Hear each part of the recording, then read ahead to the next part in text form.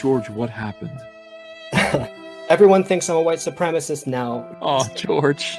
You either disappear or you join Comicsgate and kind of stand up to these people. And you have a lot of friends if you join Comicsgate. I would be delighted. I've actually been trying to. I don't know how.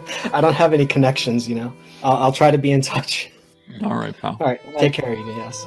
A few moments later.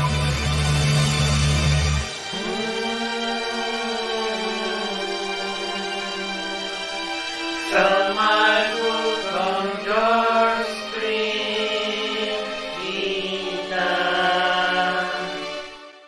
I'm begging.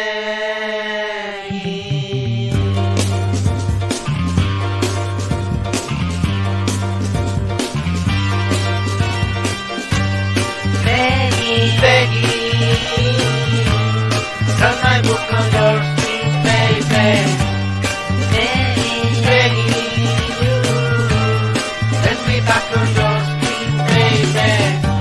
Show my book, a great big hook. I saw a lot that made me feel much secure. I walk away, thinking then your others will follow my little step. I'm begging you, sell my book on your screen, baby. Baby, let me back to your screen, baby. I need you to understand that nobody buys and tells me Superchats. I hate your screen with all my heart, and I need the cash so I don't lose my heart. Well, you know, look. I just gotta say this. Go ahead.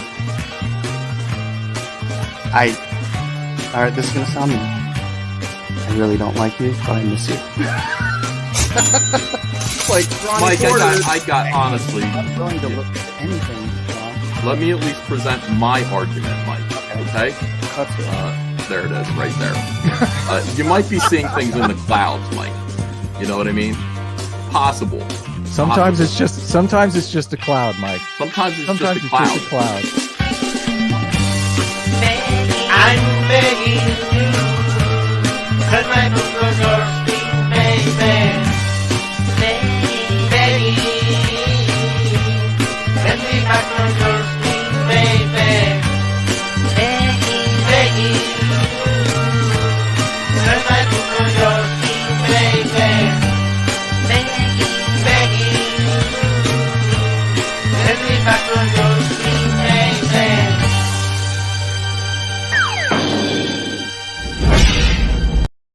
When I go behind and do the bump and grind, and it's only a matter of time because they call me the Big Bad Booty Daddy.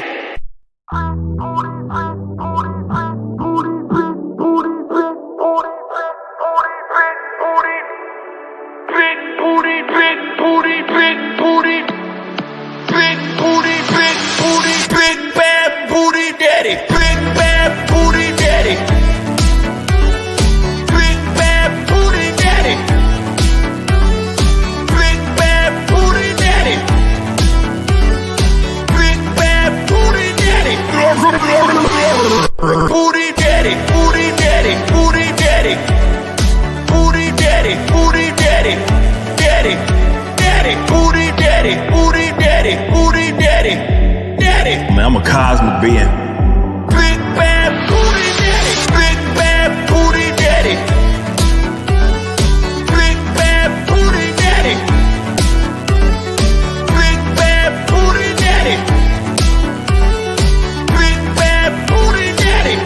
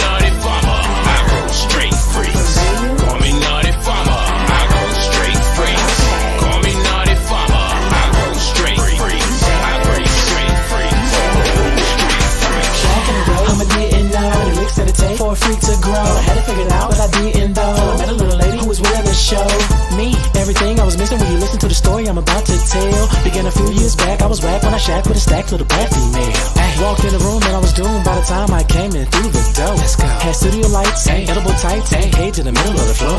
It was a fortress of sexual courses. For this, I was glad my pistol had a full clip. By the end of the day, my whole body was drained. If you wanted this man, come, I couldn't give a girl a trip. Boot camp for nymphos. And I looked at her as a Navy SEAL. She had me hung from my tongue on the chandelier sprung for the year. She even made me squeal. Graduated to beasthood, smanging ladies on a daily, week after week. Illinois is home of my cross. No, there's no other naughty farmer. Look at me as the incredible freak. Oh, call me naughty farmer. I roll straight freaks.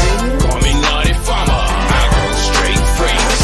Call me naughty farmer. I roll straight freaks. I roll straight. I roll straight freaks. Oh, call me naughty farmer. I roll straight freaks. Call me naughty farmer. I roll straight freaks. Call me naughty farmer. I roll straight freaks. I roll straight freaks. I roll straight freaks.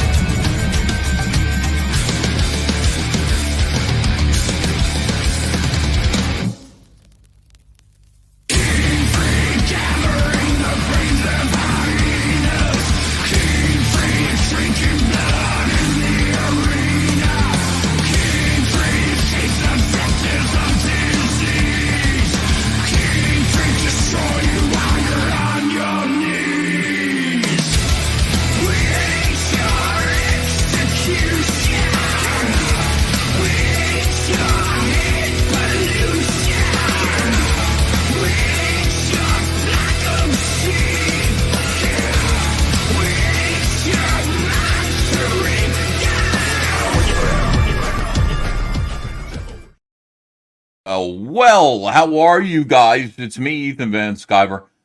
You miss me? Did you miss me? If you miss me, let's get some chickens in the chat just to say hello. I missed you guys too. It's hard to not do Trashcast for a few days.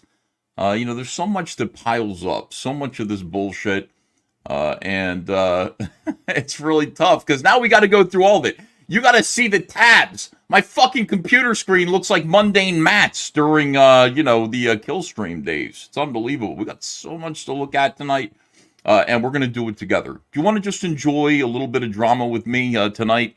You want to just farm a little drama? You want to just, harvest it a little bit? Harvest goodness. Horn of plenty here on the incredible, incredible show, Trashcast. Right here with you guys. Great to see all of you. Yeah, nice. Let me see. We've got a couple of super chats to start. I appreciate it. Bearded Doog, who has been a member for 54 months. Are you kidding me? Have we been doing this for 54 months? What the hell? He says, I'm in the minority, but I don't like theater kid drama.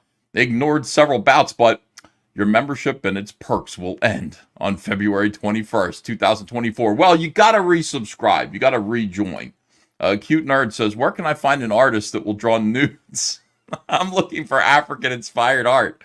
Will you be creating another IP? Yes, I will be drawing naked black people. That is, actually, that's the name of the book, Cute Nerd. So look out for that. Listen, I'm sure there are lots of people out there. Whenever I put it out on Twitter, I'm like, I'm looking for an artist to help me do... my entire inbox gets spammed with like these manga chicks who are just like, can you please tell me a little bit about your idea? I'm like, the fuck are you? So I think you could do that. If you say, I'm looking for somebody who specializes in drawing naked black people, you will find a ton of volunteers. And yes, I will be creating another IP. I got stuff going on right now. You won't believe the amazingness that goes on behind the scenes. Talent is everywhere. You do have to find it, recognize it, nurture it. That's what I do for All Caps Comics. Daydreamer, wow, $20. That is incredible. Thank you so much. Hold on a second. We got to do this right. Oh my God, Daydreamer. Woo! $20. Wow. In the club. Yeah, guys, $20 super chat from Daydreamer. Really appreciate it. All right, to start off our Tuesday. And yeah, I feel it. I feel what you're saying, man. It says all these conflict-avoiding gammas. That's some Box Day language right there. Gammas who say, oh no, he's fighting back for what he believes in. That's bad. Conflict is bad, so Ethan is bad for fighting back. It's gross. Gammas don't fathom the alpha's burden. Yeah, it's true. You don't know how hard it is to be an alpha and to have to make drama videos. That's what alphas do, is they make drama videos. Gray Fox says, why you move the stream start time, Pie Man? No, 8 o'clock, 8 p.m. 8 p.m. Eastern Standard Time is Trashcast. And really, it's going to be like every day. I mean, it's every day, bro. A great man once said, it's every day, bro, with the Disney Channel flow. And that is, that's the way we're doing it. So, 8 p.m. Here's Snafu says, I blame Shane. Hey, God bless Shane. Let me just shout out Shane Davis, our friend, comic skater, dear man, very good artist. Shane Davis right now is recovering from his surgery to become a woman, and it seems like it went well. Shane is in the hospital right now. His penis came right off just with a flick of the wrist. Doctor just said, I took a scalpel, just cut off his peen, and he's on his way to becoming a woman. To quote Tim Burton's great film Ed Wood, goodbye, penis. So congratulations to Shane Davis.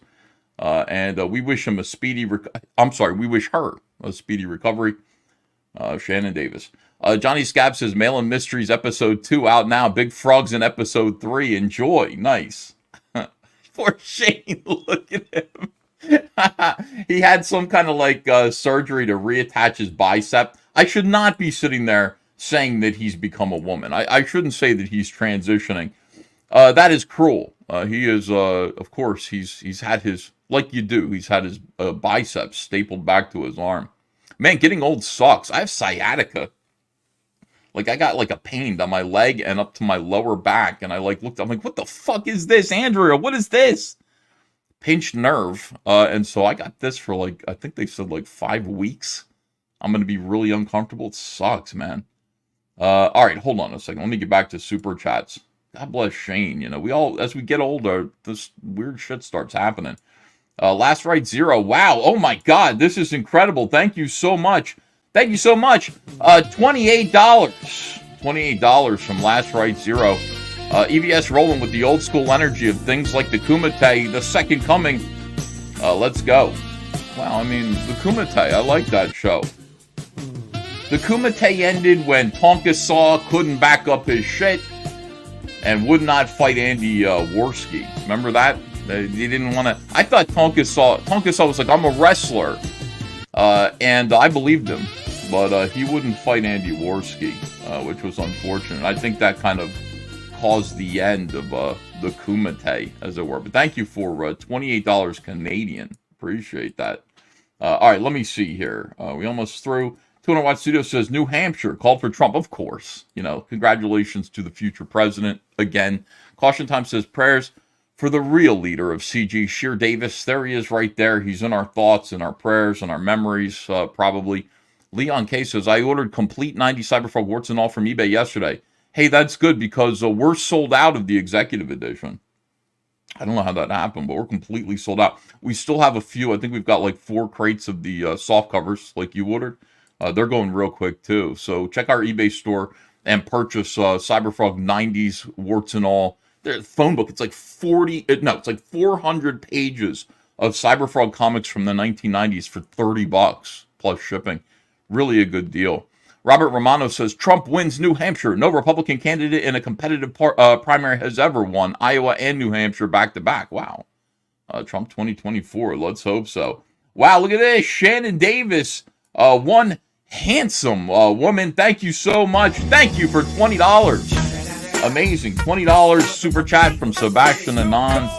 Amazing. We appreciate that. Thank you. Koran Zenith. Eric July deleted my comment. Hold on. What is this? Deleted your comment. That's Eric July. His reply and my reply to him on his response to the debate. Funny thing is, I was talking about transparency. He deleted the whole thing. Interesting. Yeah, he's getting to be testy in his old age. Eric July. Oh, he's just 33. He only looks like he's older than me. People say, Ethan, you look like you're 180. I mean, I guess, but I think Eric looks older than me. I'm 49. He's 33, and he looks rough lately, man. Pain's what drugs are for, says James Gardner. Thank you. Yeah, I just Tylenol. I'm taking it. But I was like, for a while, I was like, I don't know if I'm going to be able to do this. Like, it hurts, man. My lower back hurts. Say Brav says, thanks for the entertainment. Any new stretch goals for Rainbow the Brute? Hail CG. That's an idea. Let me think about that. Thank you for being a member for this long. Appreciate it. Okay, so guys, got a lot going on right now. I don't know if you saw this. Let me catch you guys up. Hold on. Let's get Shane off the screen here. As much as we love Shane. Shane, get better, get well soon. Last week, okay, and many of you will remember this. Last week, I was invited. Actually, I asked. I said, "Can I come on the Alex Stein show?" I'm a big fan of his, and I'm starting to become his friend. He called me his friend twice. He said, listen, Ethan Van Sciver's my friend. I want him to come on the show. I appreciate that. Thank you, Alex. Anyway, they said, yeah, come on the show Tuesday. I asked Friday. I'm there Tuesday. Okay. But what I didn't know, if you guys remember this, Eric July was also scheduled to be on the show, or they asked him to be on the show. What they did was the producer, maybe Alex, maybe this was his idea, I'll bet it was, reached out to Eric July, and they kind of said, hey, we're going to have Ethan on, and we're going to hit him with all these questions about you, because he's been making videos, he's talking about you, he's saying these things about how your comics are made up of 3D assets, they're not real artwork, they don't read well as comics. We did reviews of the comics, I stand by those reviews. The comics are just not very good, and, they use 3D assets. Which, by the way, we'll get into that too. Eric's gaslighting people about that. Like, I've got, how many lies have I caught Eric July in across this screen here? You should see all these lies I've got him caught in on my all these tabs that I have open. Double talk, fucking lies. Anyway, they reached out to Eric July and said, we'd like you to come on here and, you can counter what he's saying about you. And I didn't know this. I didn't know that I thought it was the Ethan Van Sciver show. I didn't know it was the Ethan Van Sciver versus Eric July show. This was not what I wanted. This was not my mission. This was nothing that I was looking for. Baby Josh says, I can't see, Ethan. What do you mean you can't see? Oh, you can't see the tabs. Well, I know. Oh, you want to see the tabs, though? Hold on a second. You see all the tabs? These are all the lies. You see? Look at this. Fucking lies. All the way. Let me turn the camera back around. Fucking lies. Tons of them. We got a lot to look at tonight. Guys, settle in. Get some popcorn. Just really enjoy yourself here. All right. So, anyway, I didn't know. I had no idea that I was invited on the show. This caused quite a scandal. Eric July thought that I was sandbagging him. He thought the Alex Stein show was sandbagging him. All they wanted us to do was show up and have a debate. That's all. It's nothing that either of us haven't done a million times, okay? You invite us on the show. We have some disagreements. We're going to have a little bit of a debate. That's all. We're going to talk about independent comics. Not the end of the world. We're not going to be talking about abortion or gun rights. We're not going to be talking about any... By the way, we probably agree on all those things. We're not going to be talking about anything that's going to cause, that should cause any disharmony or anything like that. We're talking about, the state of independent comics. What's more important, the business or the art, creative, or running a warehouse? What is more important to the future of independent comic books? And also, should artists be using 3D assets? Should you be taking millions of dollars from your backers and then using it to pay Brazilian sweatshop artists who come in and basically don't draw shit, just throw together a slapdash package of 3D bullshit and call it a comic book? Should you be doing that? I say no. My opinion is you shouldn't be doing that. So that's what the debate would have been. But I didn't even want to debate him. I wasn't looking for a debate, but I will. Okay, I will talk about this. I will debate this guy. Anyway, Eric July had a nervous breakdown over this. First, he agreed to do it. He said, I'm only going to show up because this guy's going to be on here lying on my name. This new thing, lying on my... Eric has some great, verbiage. I enjoy the way he talks. He's going to be there lying on my name. Once again, I did not say that I was going to do this. Okay, this was not my idea. This was their idea. Your friends at the Blaze. Not my friends at the Blaze, even though I like Alex Stein. I don't know those people. I don't know Glenn Beck. Hey, Glenn Beck, why aren't you on my side? Hey, I grew up LDS. You're Mormon too. What are you doing over there? So anyway... all right, so how this all went down, as you remember, Eric July first agreed to appear on the show, and then when he saw a thumbnail, and I was sleeping. I woke up at like 6 p.m., 5:30, 6 p.m., sometime in there, and I turned on the computer looking for, how am I going to be on the Alex Stein show? Where's the link, or, where are the directions? And I see this thumbnail that says, Eric July versus Ethan Van Sciver debate live on the Alex Stein show. I said... okay, game on, I guess. Let's do it. Surprise to me. I didn't have to prepare, make notes or anything like that. Let's have a conversation on the show. Anyway, Eric July saw that debate. He saw the word debate, and he flipped out. And the reason why he flipped out was that Eric, more and more as time goes on, I'm starting to feel like Eric is kind of a leftist in his instincts. I hate to say that. I don't like saying that. I hate when people, say, oh, you're an SJW, when they're just saying, I disagree with you. No, social justice warriors are very, very specific things, right? But, leftists, what they do, and I am not that, not at all. I am far right and getting further right every single fucking day. Let me tell you something, becoming extreme right as time goes on. But leftists have a thing where they kind of like to control words and what words mean. And you can kind of counter that by also going along with that. And Eric July's I'll do it. I will argue with Ethan about things that he believes. I will argue with him, but I will not debate him. And it's that's a debate, Eric. No. I'm not going to debate him. And so you could just say, this could have happened, this whole thing could have happened, if only that thumbnail didn't say the word debate on it. The word debate is what pissed Eric off and made him flip the fuck out and refuse to go on the show and cancel the whole thing. Possibly, I believe, in my opinion, contacted the Muckety Mucks over at the Blaze, got the thing canceled on his behalf, and so on and so forth. And by the way, that meant that I was left out in the cold. Hold on a second. Let me find some sad music here for myself. That meant that I was left out in the cold. Without a place to promote Rainbow the Brute, Cyberfrog. All I wanted to do was go on the show and talk about my comics. And for some reason, Eric July fucked that up for me. Fortunately, I have you. Fortunately, I have this audience. What a blessing from God. Thank you, all of you, for that. Okay, enough of this. I got canceled. I got canceled off of the show. So anyway, this became a big thing. We talked about it. We had to dissect it completely. We had to kind of go, okay, what actually happened here?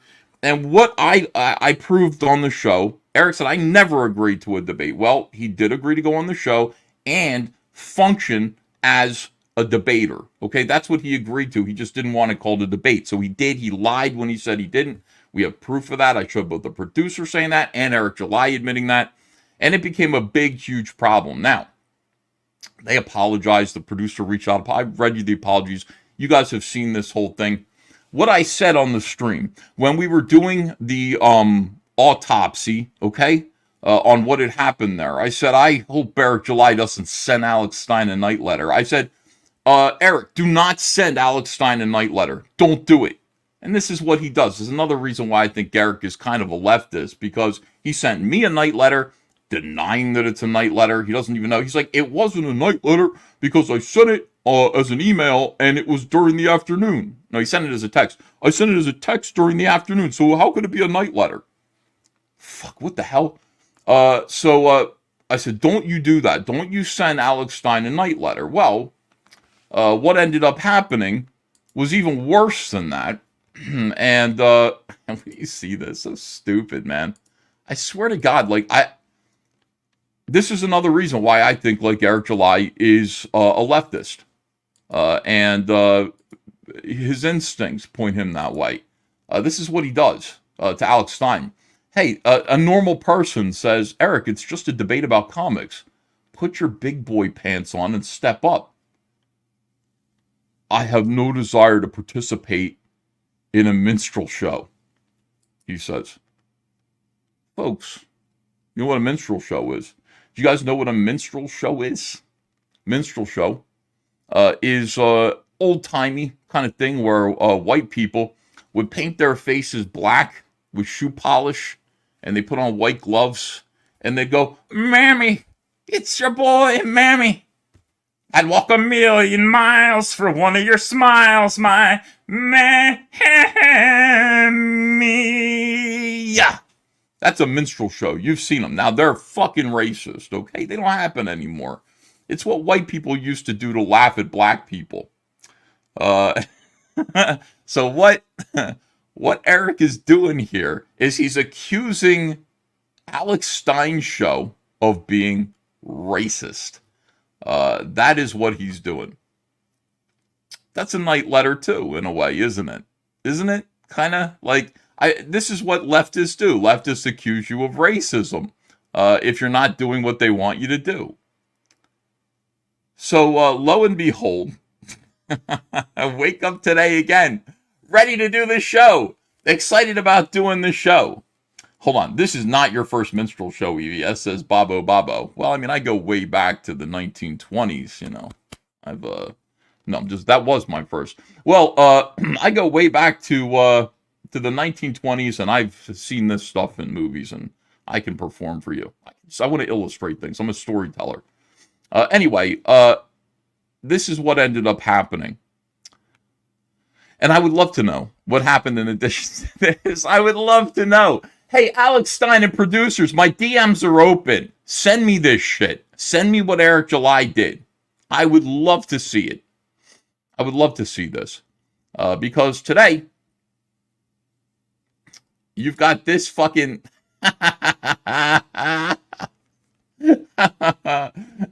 Eric and I had a great conversation today in Squash the Beef. There's no beef. Oh, hold on a second here. I forgot to share it. Share this tab instead. Eric and I had a great conversation today in Squash the Beef. There is no beef, my friends.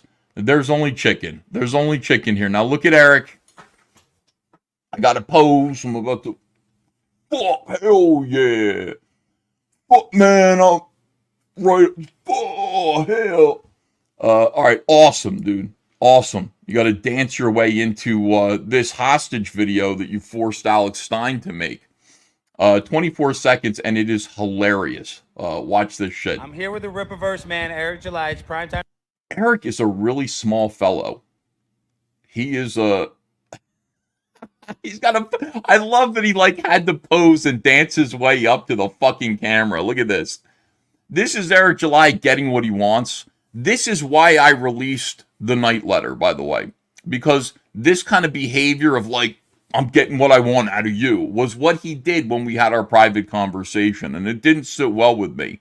I said to him, after talking to him, I said, I don't know, it'd probably be bad for business for me to be fighting with you. So even though I disagree with all this stuff, I'm probably just going to let it lay. And he went, Great. Yeah. And I thought about like his big toothy smile, like when he was happy that I wasn't gonna, that I was like, all right, yeah, I see. Yeah, it's gonna cost me money to fight with you. So, you know, for the sake of my family, I'm probably just gonna let this fucking lay. And that's not something that I do. I sat with that for 2 months and I was like, fuck this guy, dude. Fuck him. But this is look at this little celebration. He got Alex Stein to fucking do a little video. Like, no, we're cool. All right, here we 99, we squashed the beef. There's no beef. It was just a misunderstanding. Yeah. So all the haters, just shut up. What do you want to tell them, Eric? Yeah, we got it. Look at little Eric. Yeah, we like, yeah, we got it all figured out. Basically, like, you know, I worked it so that, like, I didn't have to appear on your show and sort of stand up for my beliefs on the shit that I've been saying on Twitter. Yeah, we kind of worked it out, so there's no beef anymore. Like, you know, it's cool. Like, I completely got my way like a big child. And now, you know, I got Alex Stein, because people were like, maybe Alex Stein doesn't like Eric July. So I'm getting that smoothed over right now with this 24-second video. You know, once again, I got my way like a big baby, et cetera, et cetera. It is what it is, what it is. Okay. Figured out we had a nice discussion right outside. Or the Blaze. The Blaze at the building. And as you could see, I got, you know, we both work for the Blaze. Let me point out that we're here at the Blaze. So we had a nice discussion at the Blaze that employs both of us. They pulled Alex Stein back into line. Alex wanted to fuck with me, but what he doesn't understand is that he's a newbie at the Blaze, and I've been here a little bit longer than him. So basically, you know, I've got Alex Stein by the balls here, and you know, now he's got to make this kind of concession to my followers and my fans, et cetera, et cetera. It be whatever it is. It is. That's what it is. Okay. All right. and all is good. So, We're A-okay, guys. And go get the Ripperverse today. Ice him too. yeah. Ice on 2. Al, look at that. Yeah, Ice on 2. That's like, that's not the book. I mean, the book right now is Alpha Core. Like, Ice on 2 is, that was like last year, man. Coming out. Yeah. My man Eric's the man. We're all good in the hood. All right, people. We're all good in the hood. Alex, I fucking love you, dude. That was hilarious. Great stuff. So that's the new video that's out right now. That's the I guess that's the punchline to all of this shit. You know, what happens? You know, it's like, okay, so now we gotta tie it all up as best as we can. Alex Stein, that was hilarious. That was great. You can see the contempt on yeah, he basically Eric called you racist. He said that, like, having you put him on the show to debate me was akin to a minstrel show. He called you racist, and he pulled the Blaze into line in that way, and had you guys kind of essentially apologize and all this stuff. It is, like I said, it is what it is, and that is what it is. Okay? It is. It is, it is. All right, let me look at these super chats and see what you guys are thinking about this. I don't even know what to say except, ha ha ha. It's just funny, man. Let me see. EJ looks startlingly like Mr. Potato Head, says caution time. Maybe, I don't know. Chris Cola says, EVS referencing a Jake Paul song aged me 5 years. What's next? Calling someone a Rizzler or a Blood? Lol. What's a Rizzler? What's a Blood? I missed those. I didn't know those. I did used to, what was I used to watch H3 before they became cucks. And they would always make fun of Jake Paul in that song. So that's how I learned about the Jake Paul song.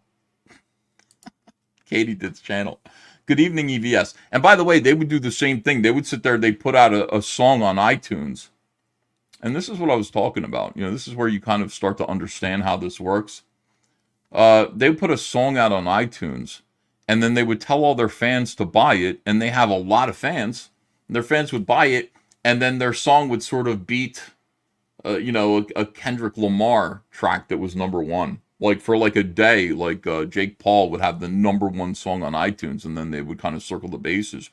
And it would disappear because those guys have no talent when it comes to making music. What they have is they have an army of fans who are willing to buy pretty much whatever they do.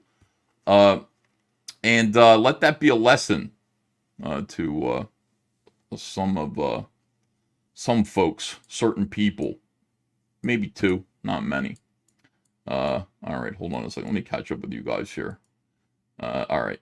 Katie did says, good evening, EVS. Hail chat, hail Comicsgate. Thanks for $2. Eric Huffle says, ultra wide monitor for an ultra wide man. Oh my God, Sheila Aliens, who is a master of AI, mistress of AI. She's been working on kind of duplicating me with AI, my voice, my look. She's never gotten it right. It never looks good. It's starting to work. This is Sheila Aliens using AI to make me. And I guess this is me. What would I be doing here? I'm not sure. I've got a nice cup of juice, and it looks like I'm carving a pizza or something. I'm not sure what it is. This would be me at like signing at a convention. Yeah, this is me on a Rascal, a hover round. Oh my God, it's getting at a convention. It's getting pretty close. Sheila, the hell with you. What is the matter with you? It looks a little too close for comfort for me. Damn this AI. Incredible technology. Made Ethan look like Fit Cecil. This is the real mate. Sheila says, the hell with that, fat. Thank you, Sheila. It's good to have you back. I missed you. You were like gone for a few months, I think. Felt like it. All right, let me see. More of these incredible super chats. Laser Pants says, Eric July. Last Right Zero says, Eric July scared because EVS is an actual pro. Harmful to a certain individual's grift. Possibly. Bake It Tarted Balls HD says, Alex's apology feels more like mockery. Yes. At the end of the video, he says ISOM 2 is coming out, and then you see Eric's face just kind of go, yo, like he doesn't want to go, no, it's Alpha Core, and then we've got, this other thing coming out after that. He doesn't even care about Eric's campaign. That is correct and very funny. Jason Pirtle, thank you for joining the channel. I appreciate it. Thank you. Shaggy Bear, thanks for $2 and a little cheers. Appreciate you. I Draw Local Mom says, new comics channel, subs appreciated. EVS rocks. We got so much to do. We're going to EFAP a 45-minute crazy Eric July video that's all about me, from what I understand. How can it be about me? Noxus says, let's get this Trashcast going. Here's Jimmy Owens. Thank you for a $2, a little heart there. Dickington Post for $5 says, Eric is a college-trained communist who has developed his behavior in response to racist whites being afraid of him. All inferred, not learned. Well, we're not afraid of him here. And, when he acts like that, we're going to call him out. Listen, if Eric July wants to be a conservative or is a conservative, his behavior is going to reflect that. When he behaves like that, he's being a leftist. If those are his true colors, he is a leftist. We're going to have to say so because that's fucking gay. And listen, we can't have that. We can't have that. We cannot just wander. We can't walk around and walk alongside people who are going to accuse us of racism every time they're having a temper tantrum over a disagreement. Can't do it. No. Here's V. Marie. Says, I don't know. For $10, I don't know if Eric July is just gaslighting everyone or if he truly believes he handles criticism well. He's done nothing but throw tantrums at the most mild critiques from the start. 100% true. And here's Corin Zenith with another $10. Thank you. I replied on the 3D assets and pointed out not only did they use background, but also mannequins for ISOM. He replied that I loved the artist and they draw everything. That is not true. Killian Max says Eric July made Alex dance. Yes. Norman says, EVS, Alex might be trolling you or provoking. That's how he works. I think, is he trolling me? I don't think so. I don't think he's even thinking about me. Coron Zena says, not kidding. That's what he said. I responded with lol. I never said that. Please explain yourself. And then he went ahead and deleted the thread. Well, I've got a couple of examples of weird shit like this. Soylent Grenier says, I got Larry Shungitis. Shungite #1 when? Well, I mean, there are things to get excited about. One of those things is stuff that Eric has prepared. Shrebbles says, EVS is getting fatter by each stream. That is true. Eric July is short as Peter Dinklage. I hope Shane's race changed to Gara Works out for Yanzi Lynn. That's his wife. Johnny Rocket, thanks for $5. Stein pointing out they're both at the blaze. Is Alex hinting that Glenn Beck's gun to the back of his head while filming this? Yeah, 100%. Storm D says, Alex Stein, certain person is no longer invited. Here's Stephanie Janacek. Wow. Old-time fandom menace, sir. Nice to see you. Hey, Ethan, only YouTuber I respect anymore. Stephanie, what can I say? There was a moment in time, right, where the fandom menace was, like, pretty fun. Boy, it's something else now. Cage Superman says, EVS, I want to make you a custom knife pick out a desk. Wait, I want to make you a custom knife. Pick out a desk. Pick out a desk. Custom knife. Pick out a desk. I don't know what you mean, Cage Superman, but I would like a custom knife. Maticus Finch. Hail Ethan Santoro. How's it feel to wipe the floor with the zeros this past week? Trashcast ain't going nowhere. We make chicken pot pie out of Ripitards. Well, it's up to you guys. Listen, I like it. I'm having fun doing this. And we'll continue to do so as long as I've got stuff to say. And that is all in thanks to you guys. So I wanted to say, there's a guy who's really cool. He has his own like Substack. Do you guys know what Substack is? He's got his own Substack. He's called Jabai, and Jabai has done an amazing thing. And I read this on one of my, here it is, Jabai's Manifesto. What does this say? No thanks. I'm already subscribed. Here it is, Jabai's Manifesto, ISOM number 1, edited edition, part 1. Now, I found this, and I was fascinated by it, what this guy did.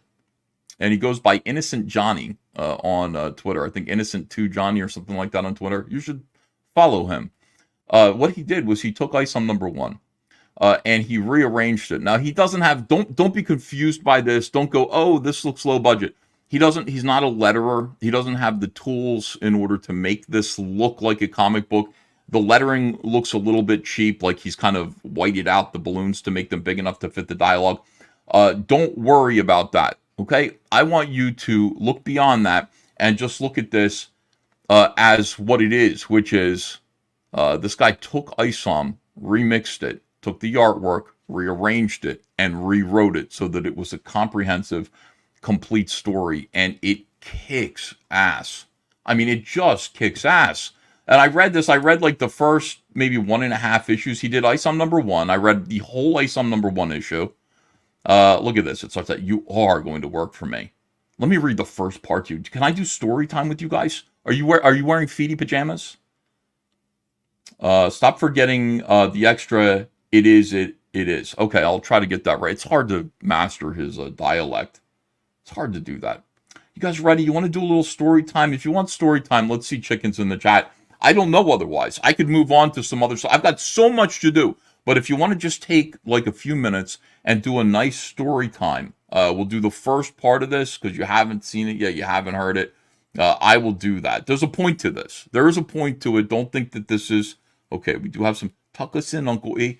That's right. Force Goes Fabio says, hell, I'm taking my pants off. Let's go.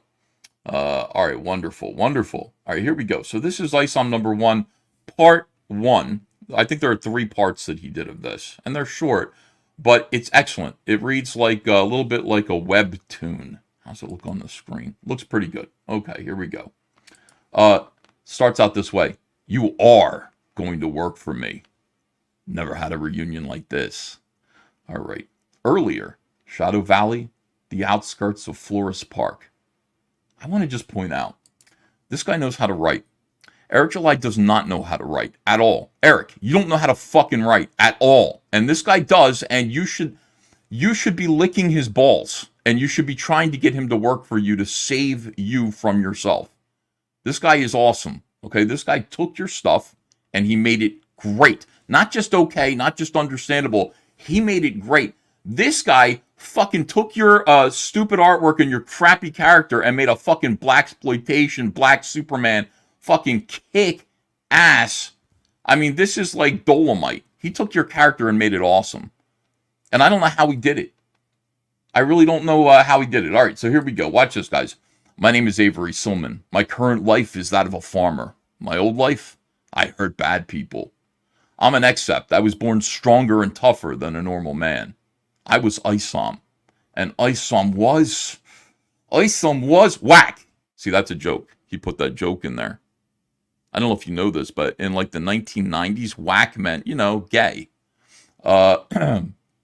Isom was the baddest man alive. Pimps, mobsters, bad cops, and bad scientists feared my fists. Isom kept the streets clean, too clean for some people. They made new rules. If you're an accept, you can't use your powers unless it's on behalf of Alpha Corps. Oh, he just defined what Alpha Corps does. I declined. I got no love for cops. They said I wasn't a team player. I should have kicked their asses. I touched the untouchable, so they lied about me. Every day there was new bullshit. You couldn't throw a stone in Flores Park without hitting something that was my fault. Hey, you're that asshole that caused that train crash, right? Keep your hands to yourself. I didn't blame them at first. Can't expect the average person to understand the ties between those who were supposed to inform them and those who wished to rule them. The last straw was when some jackass ran me over. I was returning a purse to an old lady. Small time for me. He thought I was the mugger I just beat the piss out of. Cops wouldn't arrest either of them. The people cheered. I washed my hands of that damn city. You won, Alpha Corps. That shithole filled with morons is all yours. They don't want real heroes no more. Isom is dead and buried. And then the phone rings. Franklin Finder? Anything? Or should I cut him loose? Altona, my wonderful sister. Her daughter Jasmine is missing. I can't imagine it. Avery, I don't know how to put this gently. Franklin is dead. Franklin was a good man. When Flores Park got dirtier, he left the force to be a PI. I am a piss-poor detective. Whenever things weren't black and white, I'd hire old Franklin to tell me which skulls to crack. He was a brother to me. Avery, are you there? I'm so sorry. I loved him too. I want names. They found his body in the harbor. It's awful. He talked to me before he disappeared.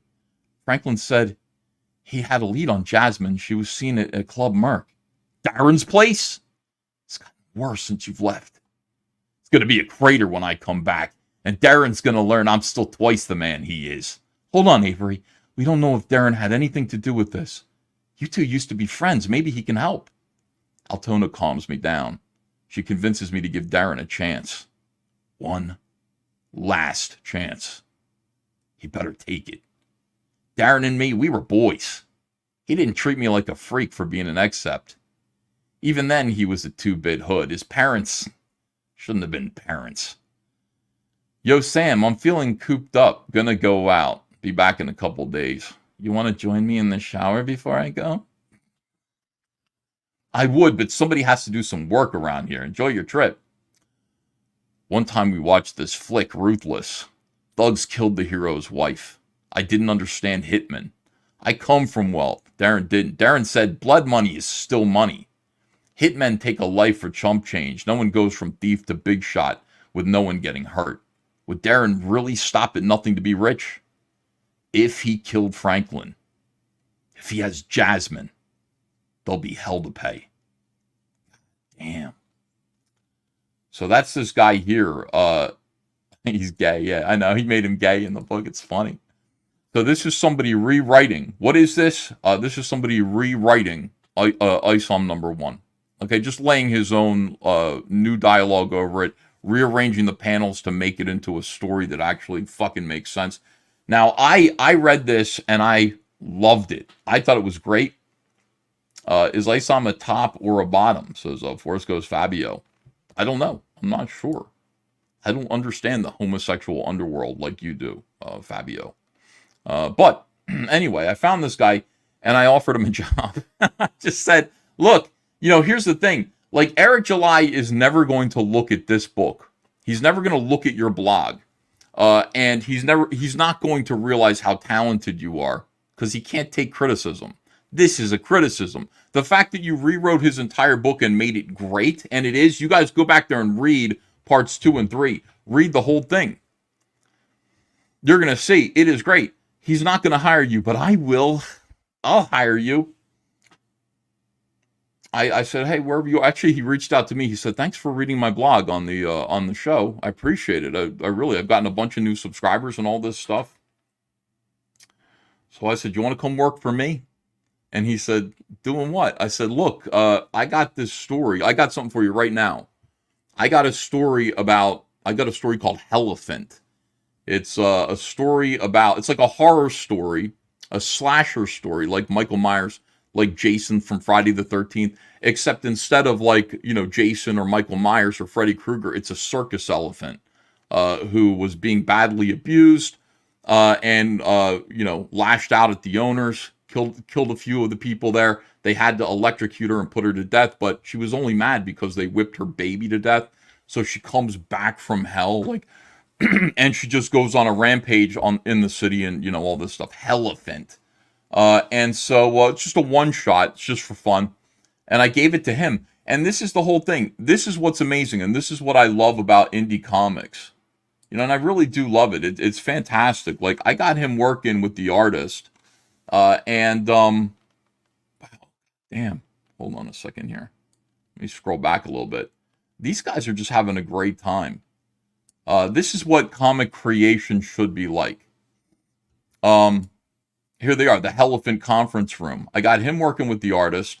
They're putting things together here, writing dialogue, fixing it up. I mean, look at this. The elephant's bite is difficult to see. Wait, the guy should get bit by Daisy. I don't think we did that yet. Take off his entire head. The elephant's bite is difficult to see. I don't think they have normal teeth, but I suppose it's possible. All right, this is the writer that we just saw. I'm looking at them now. Maybe it could crack the skull. That one in Hawaii tried biting a guy, but it seemed to struggle to do so. The jaw power could do it. His head could come out of her mouth all misshapen and mangled. That's better if you make the head really messed up, like a mashed apple. Yeah, fuck up only one of the eyes, though. That's worse somehow. These guys are writing the most kick-ass, going scene by scene, talking to the artist, creating a kick-ass story about this fucking elephant. And I just check in every now and then. I wrote the plot for them and said, just take the plot, make it your own. These guys are bringing like supernatural. Look at this. They're writing dialogue. He's writing dialogue. Wherever possible, I think the story could use a boost when it comes to the supernatural element of play. Scene suggestion. A couple of low-level mob clowns are hiding while the elephant rampages the circus. They have watched many of their fellow mob henchmen get killed horribly by the elephant. One of them has a moment of clarity. Mob clown number 1. What are we going to do? If we make a run for it, that thing's going to kill us just like all the other guys. This is the worst shit I've ever seen. Mob clown number 2. My mother passed away last week. I had to tell her the truth before she went. I had to tell her I joined up with the outfit. She warned me for years not to do it, but I didn't listen. She cursed me when I told her. She said she was ashamed of me. My father would be too, rest his soul. That was the worst shit ever. That was the worst shit ever. We got to think of some way out of this, man. Sorry about your mom and pop, but we got bigger problems. She said that God was going to punish me. She said that God would let all of hell attack me and do nothing to stop it. That was the last thing. The last thing she said was, and then he quotes Leviticus, are you going to go all religious on me? We deserve this. We're being punished. It's Judgment Day. Judgment of the fucking satanic circus elephant. That's what it's all about. I love making comics with these guys. I love it. You find talented people like that. You give them an idea, and then they just go for it. You got a great artist who's great at drawing elephants. You got Johnny, who rewrote Isom and made it great. Put these guys to work. You don't need to scout for old time. It's great to work with Chuck Dixon. It's great to work with Mike Barron. But you see, there's real talent that has yet to be discovered, and they're just waiting to be discovered. They're just waiting for their opportunity. And you go and do something like that, and somebody like me is going to see it. They're going to think it's great, especially if it is great. They're going to think it's funny. And I'm probably going to give you a job. So Hellephant with 2 3s, like for the E and the other A, because she came from Pen 33. Yeah, vengeance never forgets. They bought her soul for peanuts. It's going to be awesome. So we're going to crowdfund that. As soon as these guys get some pages done, we're going to get that thing moving. And that's how it works. That's how we make comics around here. Just fun stuff, man. It really is fun. All right. So what else is going on? All right. Let me see here. Weird stuff here. Minstrel show. Ridiculous. Alex Stein. Ridiculous. Eric July doesn't even... See, here's the thing about Hellephant. Hellephant is mine. Like, I created it. Okay, it's my idea. But I put other people in charge of it. I delegated it so that I could work on Rainbow the Brute and Cyberfrog and still have other books to put out. And I only want the best talent. That book's going to be rated R. It's not for kids. It's going to have the F word in it. It's going to have gore. Obviously, they're sitting there talking about crushing a human being's head in Elephant's jaws like a mushy apple. That book's going to be based. It's going to be badass. It's not for kids, but it's going to be for you. That's for sure. Meanwhile, you got Eric July, who's not even really sure. Like, he's gaslighting people. God, this is a weird thing to say. Some basic information that you got incorrect. Though not a promoter, this drives me nuts here. Remember the first, I don't know if you were here for my review of Ice on number 2. Like, the first line in the book, somebody gets into the elevator and goes, "Though I've never seen you this way, I know what stress looks like." I said, that is the most convoluted, fucked up line. Like, "Though I've never seen you this way, I know what stress looks like." Wait, which F word, Ethan? Well, I'm probably both of them, Louis. Lewis. It's Lewis, right? Probably both of them. But I definitely the fuck word. Definitely that's going to be in there. The main F word. The F slur is allowed to be in there. You know, I'm cool with the F slur being in there as well. We'll see how it goes. If they want to use it, they will. They've got my permission. Darth Service, thanks for $10 or $20, 20 pounds. If the elephant comes back from hell, can it have minigun tusks? I think they're thinking more like it's black magic, kind of zombie voodoo kind of thing. Which is not something that I wrote. I didn't specify how the elephant comes back. Like, I just said that she's in the crematorium and she hears the guys laughing, and the guys that are like burning her body after she's been electrocuted are the ones that killed her baby. So she just, her eyes open, you know. It doesn't matter. You don't need to explain stuff like that. They can if they want to, but they don't need to do that. Minigun tusks, that might be that's an option. That's something for like maybe the sequel. And the thing is, this could have many sequels, you know. You want to end it the way that you end one of these movies, but it could have a sequel, you know. That's the whole thing. Here's Plush for $10. Says, Eric's at the point where it's hard to separate art from the creator. Sad to see.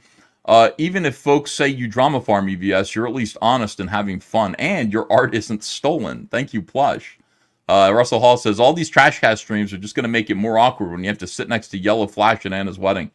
Yellow Flash can't go to Anna's wedding, and I told Anna that I can't go either today. It sucked. It's like, I can't go. I can't get away. I'm sorry. I've got too much responsibility at home. If I can't take my wife, then that's one thing. And she can't go because she's got to stay home. We can't take our autistic daughter on the plane. We can't fly her to California. And so I would be going to California by myself and leaving her at home with all those responsibilities. I told her, my wife said yes, because she's cool like that, but I can't do that to her. I just can't. It's not right. It's just not right. Let me see. So, I would have gone if Yellow Flash was there. I think I might have just gone. But I asked, and Anna said he's not gone. Rockin' Reploid says, EVS hiring detractors. I got to step up my game. Hey, listen, detractors are smart and have talent. It's true. Psalm Take says, Eric July, debate EVS, but I only debate retards. Yeah, I know. It's the whole thing about Eric July debating, by the way, is he stopped. So much Eric July content. I'm just looking at this, so much retarded. He stopped because Nick Rekieta made him look like a fool. And, you know, I think that really shook his confidence, his self-confidence. He called Nick Rekieta all kinds of names, like, and he was asking for it. He called Nick. He picked a fight with Nick. I wish I could find that video. And he was really just denigrating Nick and all this stuff. And then Nick was like, I make videos every night. So tonight we're going to answer Eric July's video where he denigrates me and calls me names. And he started talking about it. And then Eric was in the chat like, bring me in. Nick went, okay, brought him in. And then debated him about all the things that Eric was saying, you know, with regards to Riley coming to his warehouse and all this stuff. And, I mean, demolished, annihilated Eric July. Annihilated him. made him look extremely low IQ, which is what high IQ people can do to people who think they have IQs but don't have high IQs. That is what Nick Rekieta did. And Nick Rekieta did it while he was intoxicated, and he still was able to run rings around Eric. And I truly believe there has not been another Monetize My Haters stream after that, because I think that really shook Eric. I mean, it was Nick made him look. It appeared, according to the debate, according to Nick's work with Eric. First of all, Nick made Eric look like a liar, which Eric, in my opinion, is a liar. And then also, he made him look like, through Eric's own words, that he committed charity fraud. That's what it looked like to everybody watching. He said, so you charge $17.50. Do you remember this? Eric was saying, hey, if you buy one of my books, we'll send these books to sick kids in the hospital. We'll send ISOM number 1 or 2 to sick kids in the hospital. And because it's charity, you only have to pay half price. That's our cost, $17.50. Do you remember this?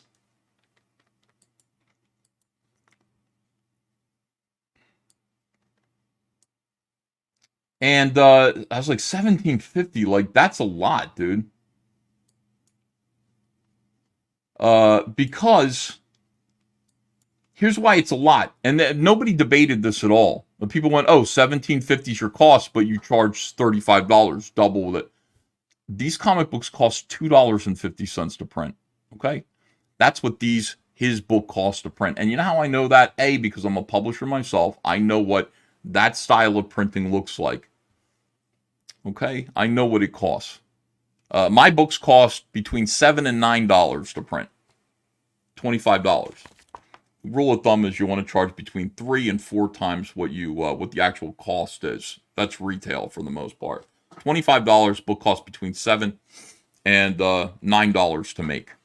But I know that his books cost $2.50, and he said so because he early on, like, one of the things that Eric said he wanted to do was transparency. He said, I want transparency. I said, you don't have to tell people what things cost, dude. You don't.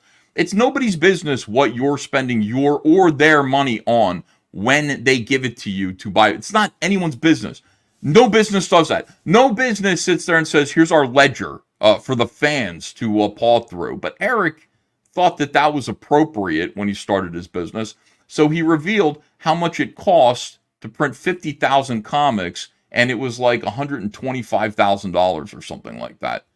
I can't do the math in my head. Anyway, you do the math, you break it down. The books cost $2.50 to print. So he's saying his cost to give one of those books to charity is $17.50. Now you could say, well, what about shipping? What about, warehouse fees? Whatever. I'm not going to even argue with that. I'm saying, to me, when I heard that, I said, that is some bullshit. That is some fucking bullshit. And nobody's going to call him out on that. But, like, there's a lot of distance. There's $15 worth of distance there. And I don't know. That is bullshit. Okay. I just know that's bullshit. My opinion. It's bullshit. Anyway, what Nick did, though, was Nick said, so you're saying that, like, every time you give a book away, it costs you $17.50, right? And Eric said, wow. And Nick said, no, it costs you $17.50. He goes, wow, sometimes it's like $14. He just admitted to charity fraud. And Eric was like, no, it's all about this and that. You don't understand. Okay, whatever. It certainly looked like, and Nick was trying to steer him around this, but it certainly looked like what he was saying was, I make more money. I make money off of this charity endeavor. Even if it's just $3. I think that's charity fraud. I think it is. Could be wrong. I'm not a lawyer, but Nick is. So anyway, that really left an impression with people. It left an impression with me too. After that, I was just like, the fuck is this? And he stopped debating. So there's no more monetizing your haters. You see Eric talking about how he's got to move differently and all this stuff. Well, he's moving differently because, Nick Rekieta essentially took his back hole, as we used to say. You move differently after that. So I don't blame him. I understand that like he's doesn't want to debate me. I get it.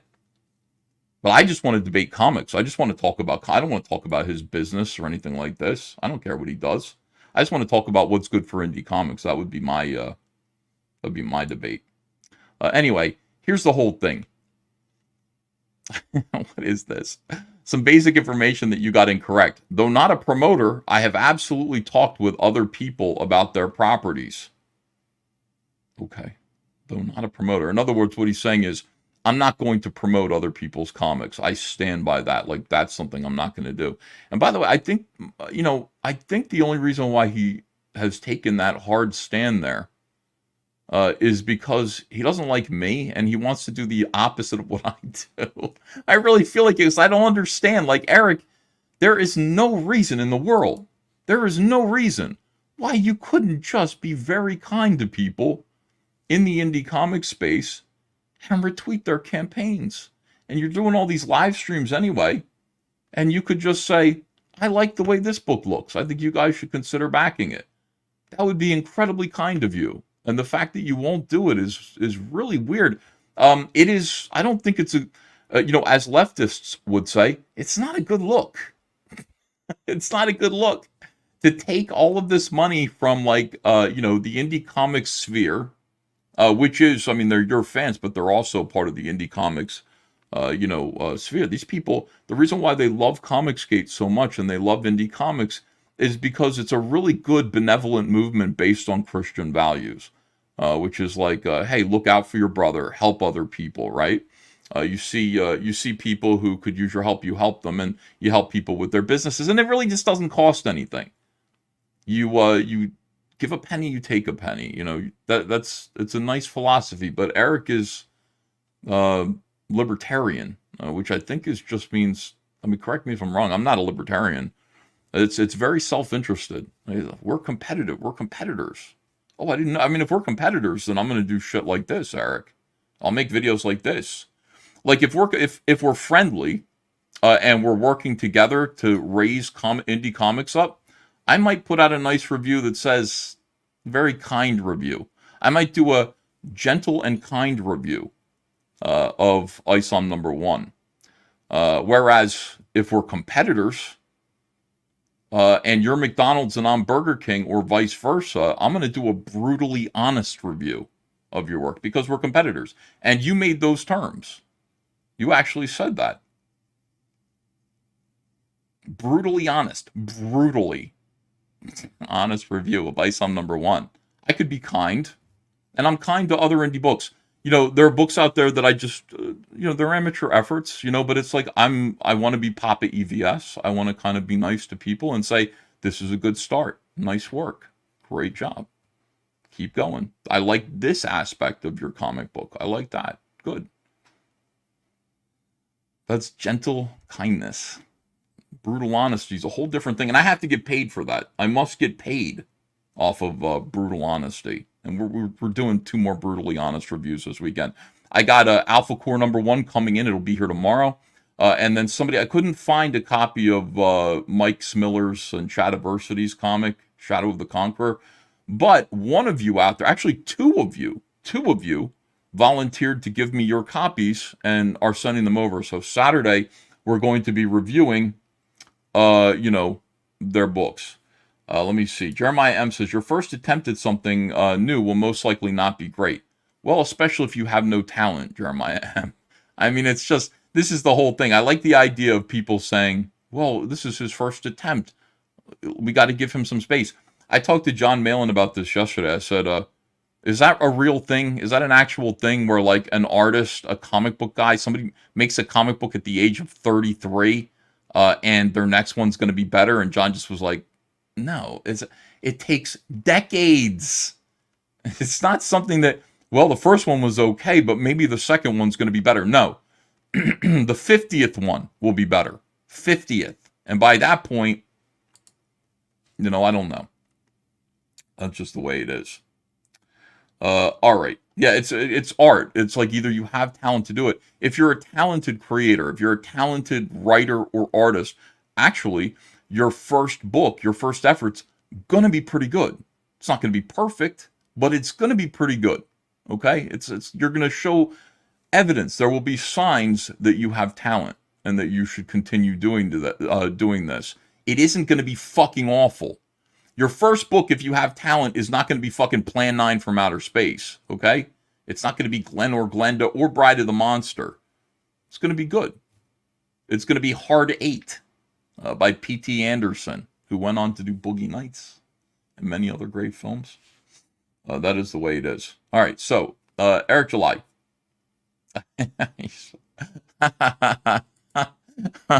Swear Nugget says, if you put Isom awesome in Cyberpunk, you should spell it awesome, like autism. That's funny. All right. Says, though not a promoter, I have absolutely talked with other people about their properties. For what reason? What do you mean by that? You mean you're going to publish them, or do you mean you're just talking to them encouragingly about their properties? The bit about publishing is a non-point. We publish people's books that I don't work on. That's what Alpha Core was. Eric.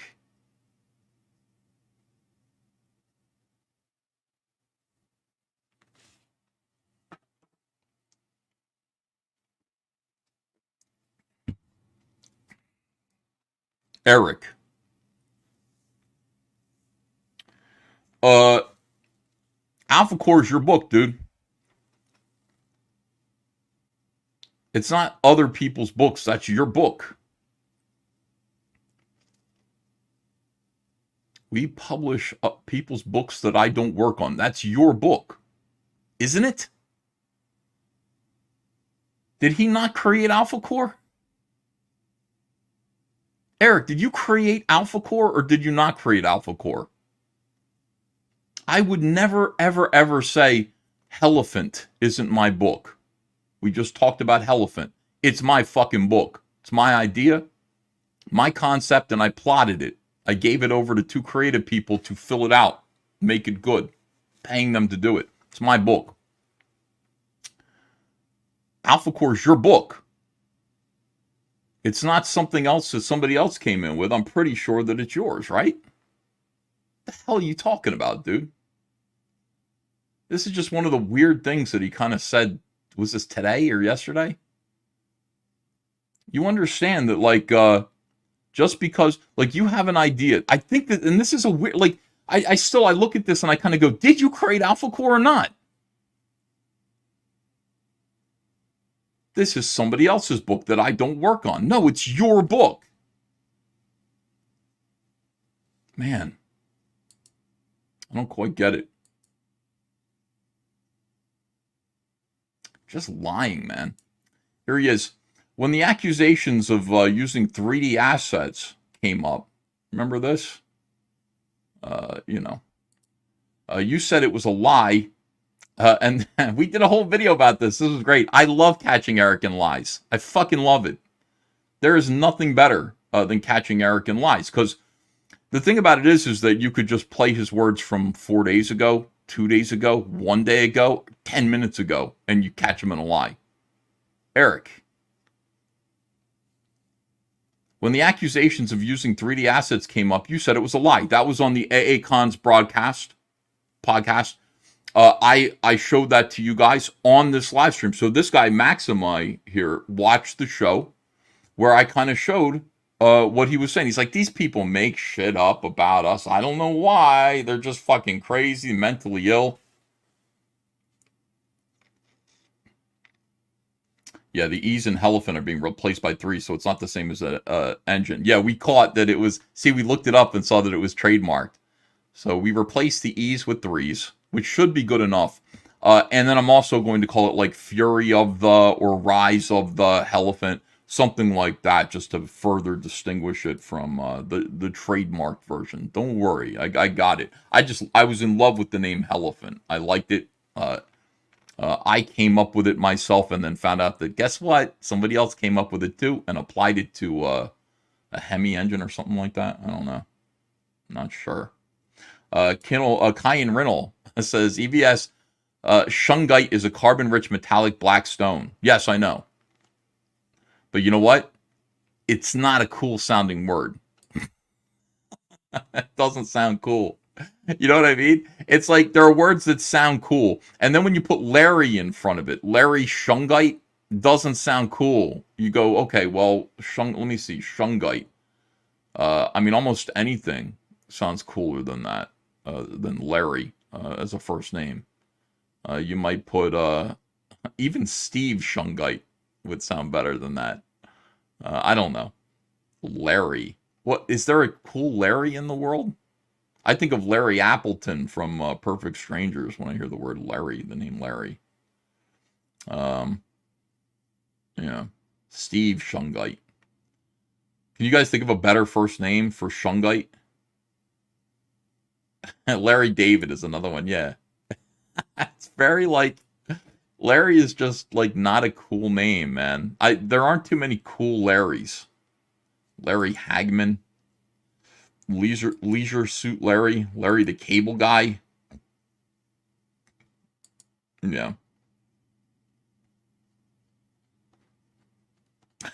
My lizard's name is Larry. Yeah, from Rainbow the Brute. All right, anyway. When accusations of using 3D assets came up, you said it was a lie.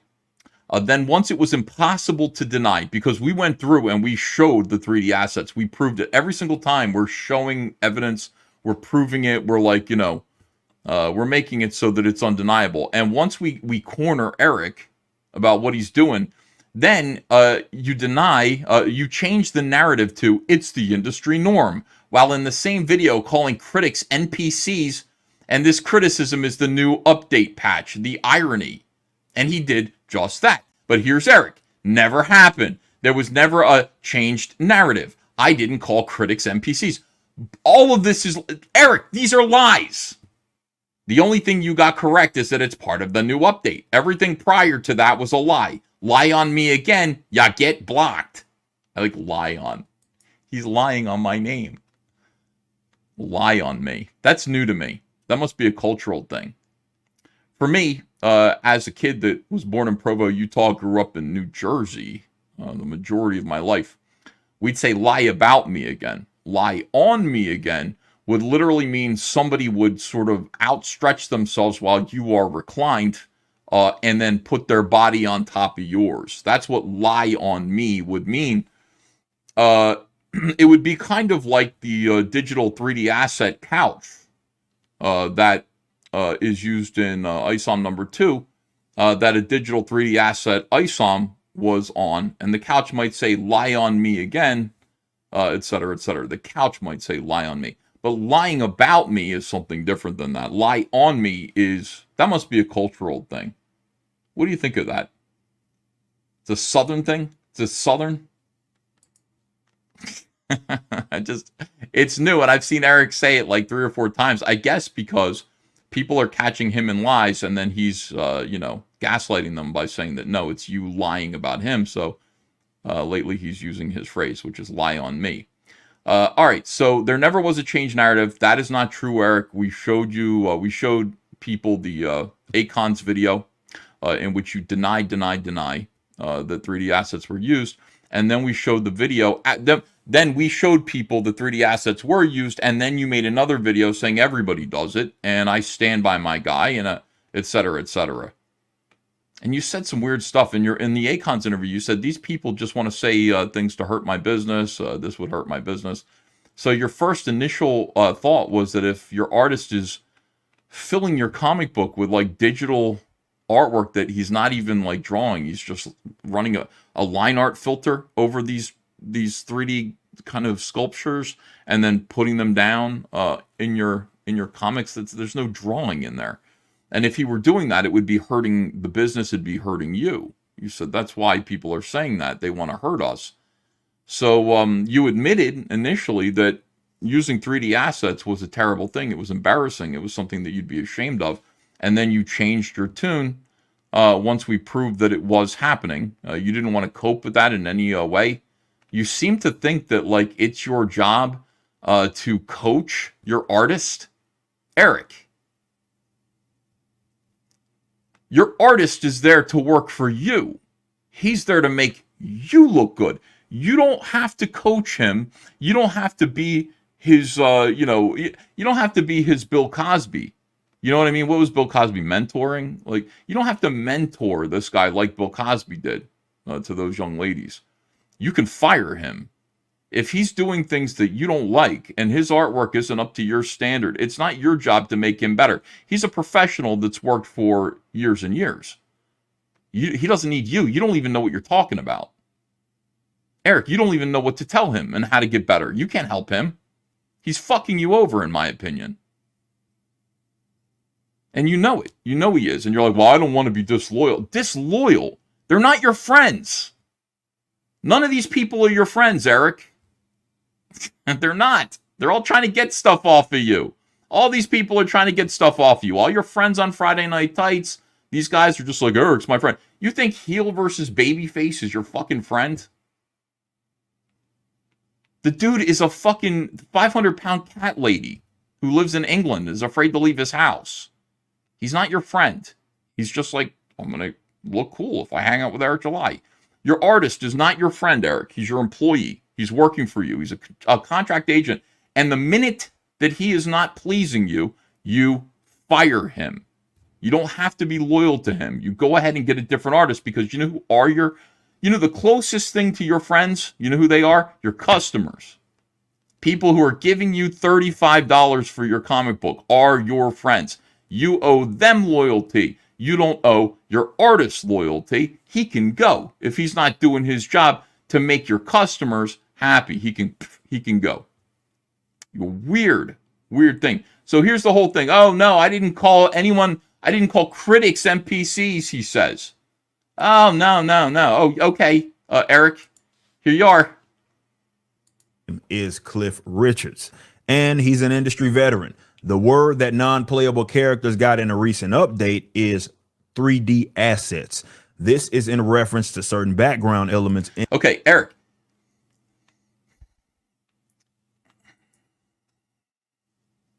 You're lying. Again. You're calling people who are pointing out that your artist is using 3D assets NPCs. And you're couching this in the same way that you always do. You put things in quotes like this. Critics in quotes. Because you never used the word critics in your video. You are a weasel, dude. And you didn't say NPCs, you said non-playable characters. I guess you're right, Eric. It never happened. Why? These are lies. These are weasel word lies that are easily proven. We could easily just prove that you're lying. Just like that. It took me 2 seconds. These people who are pointing out that your artist is using 3D assets are critics. Whether you want to call them critics, whether you want to call arguing with me a debate, doesn't make a difference. It is what it is what it is. It is.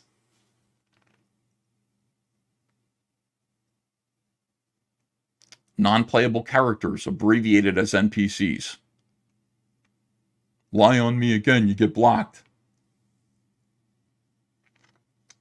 I'm stunned by this. I honestly, it's really frustrating. You understand? Is this just me? Am I the only one who's annoyed by this? I'm really annoyed by this dishonesty.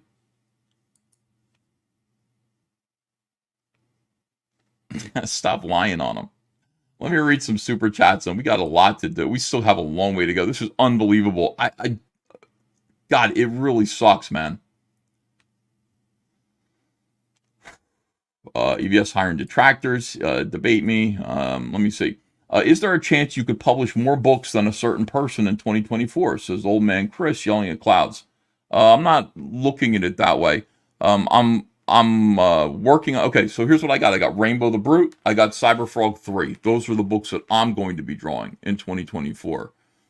I've got Elephant underway by another creative team. So that's 3. I've got Heather Swain, Earth is for Everyone by Jim Fern underway right now. And I've got Dale Keown drawing Salamandroid #1.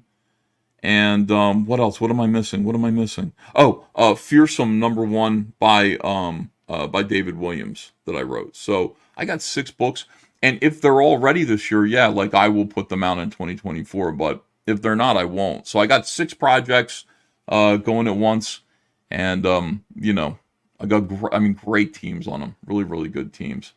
Is he going to do more than 6? I don't know. And I've got a Rainbow the Brood action figure, which I'm also going to crowdfund. I'm going to try to crowdfund it. Rainbow the Brood action figure, etc., etc. I don't care. It's not about more, even though I do want to publish more things. It's about better. It's always about better. You know, I believe that you know, money might not come in the short term, it comes in the long term, in the long run, when you actually produce work that is great. And that's what I'm trying to do. I'm trying to produce great comics. People see my stuff. They see what we're doing here and they like it. Some partisan individuals, maybe 2, not many, are holding Cyberfrog to scrutiny in retaliation for the reviews fans paid me to do a Vice. I'm cool. Maybe they'll learn something. I stand by my Cyberfrog books with all my heart. Yeah, I want all of this stuff to be top notch. It's all my best work all the way through. And I will never stop making great comics. This is Cyberfrog 2, Wreck Planet. Cyberfrog 3, Red Extermination is live right now. Go over there and back it, and let's get it to 578. Look, it's like right at the edge of 5. We're almost there. 578. Next backer will probably get us there. Cyberfrog Dark Harvest is very close to 300,000. Rainbow the Brute is absolutely taken off. Let me see. I just lost it. Rainbow the Brute is taking off right now. It is really terrific. I'm showing pages. People are very excited about the book. Here's the video. New from All Caps Comics. Rainbow the Brute, the last real man in fairyland. A tale of prismatic pain, a spectrum of brutality, and a pretty good dad. Choke slam a unicorn by backing it today, only on Indiegogo. There you go. So please back Rainbow the Brute. I appreciate you. And then also we've got Dale Keown's Pit poster campaign, which ends tonight. This is your last chance to, and it's pinned to the top of the chat, your last chance to back Dale Keown's Pit posters. We're publishing them. We're putting them out. I'm going to close it out tonight. Dale Keown's a legend. He's amazing. He's one of the best Hulk artists of all time. In fact, I think he is the best Hulk artist of all time. This is his property, Pit. And one of these posters would look pretty nice in your den or in your basement or in your garage. So order one today. I appreciate it. All right, let's get back to you guys here. David L.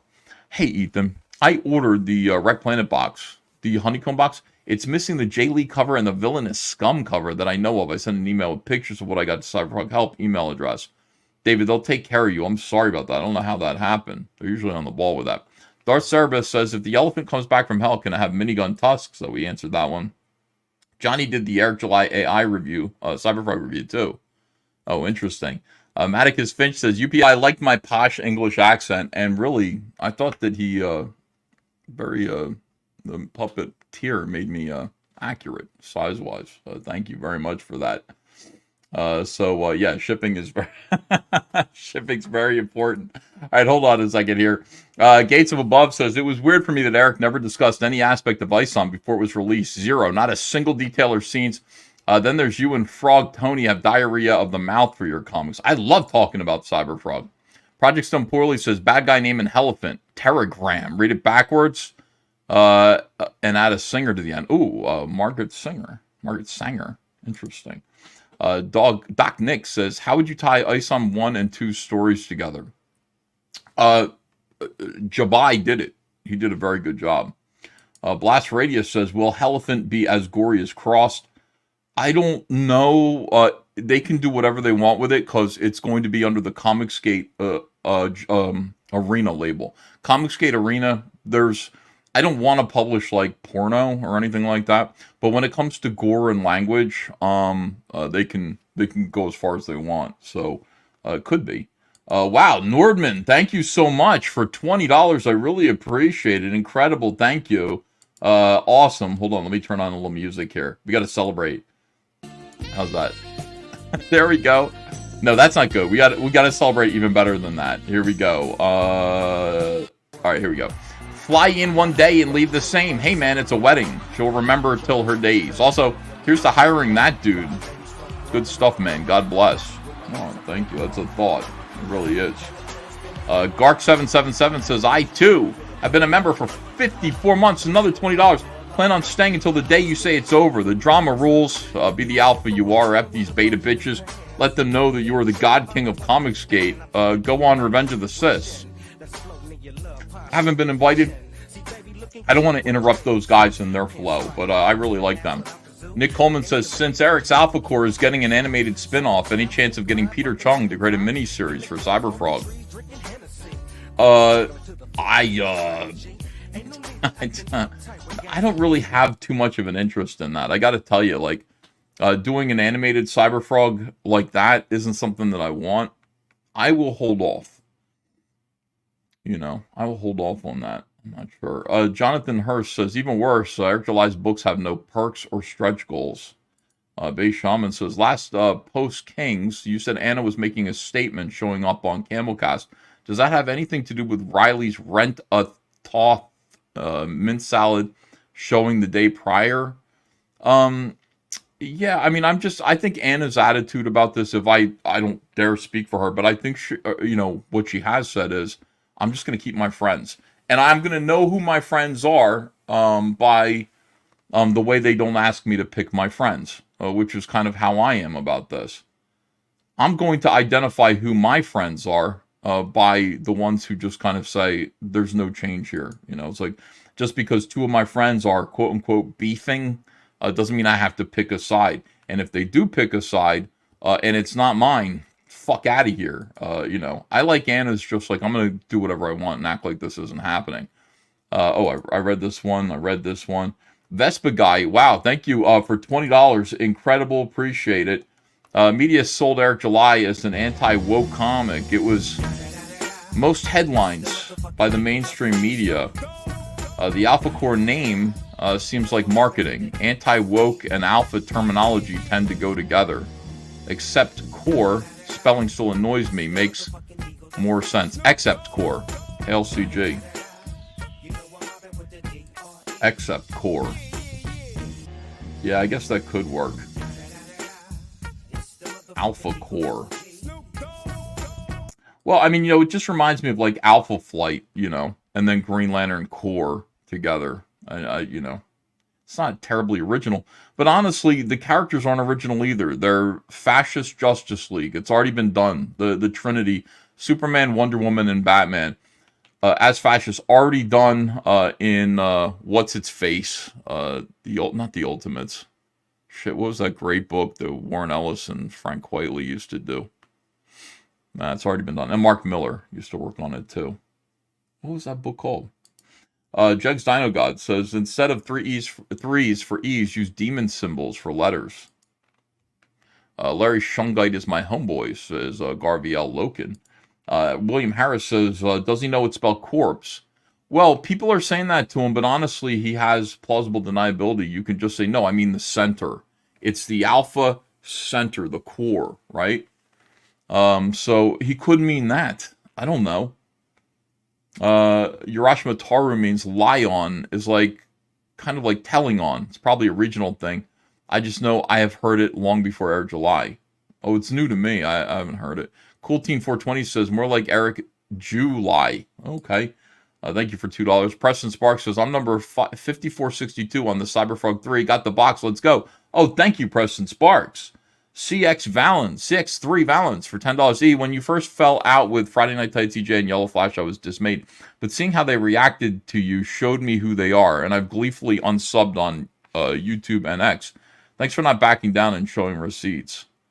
Yeah, I kind of feel like these guys like to bully people who they push out of their orbit, people who are inconvenient to them. I'm not convenient to them. I don't like what they're doing. I haven't liked what they're doing for a while, since the Zack Snyder incident. I was just like, you guys aren't for real. Like, you know, we represent the fandom. I yelled at Quartering about this too. Quartering sold out gamers for fucking Frost. And maybe he was drunk when he did it. But Frost sat there and said that, like, gamers are fucking, like, sexist pigs or whatever it is. They hate women. They're misogynists. And the quartering agreed with her.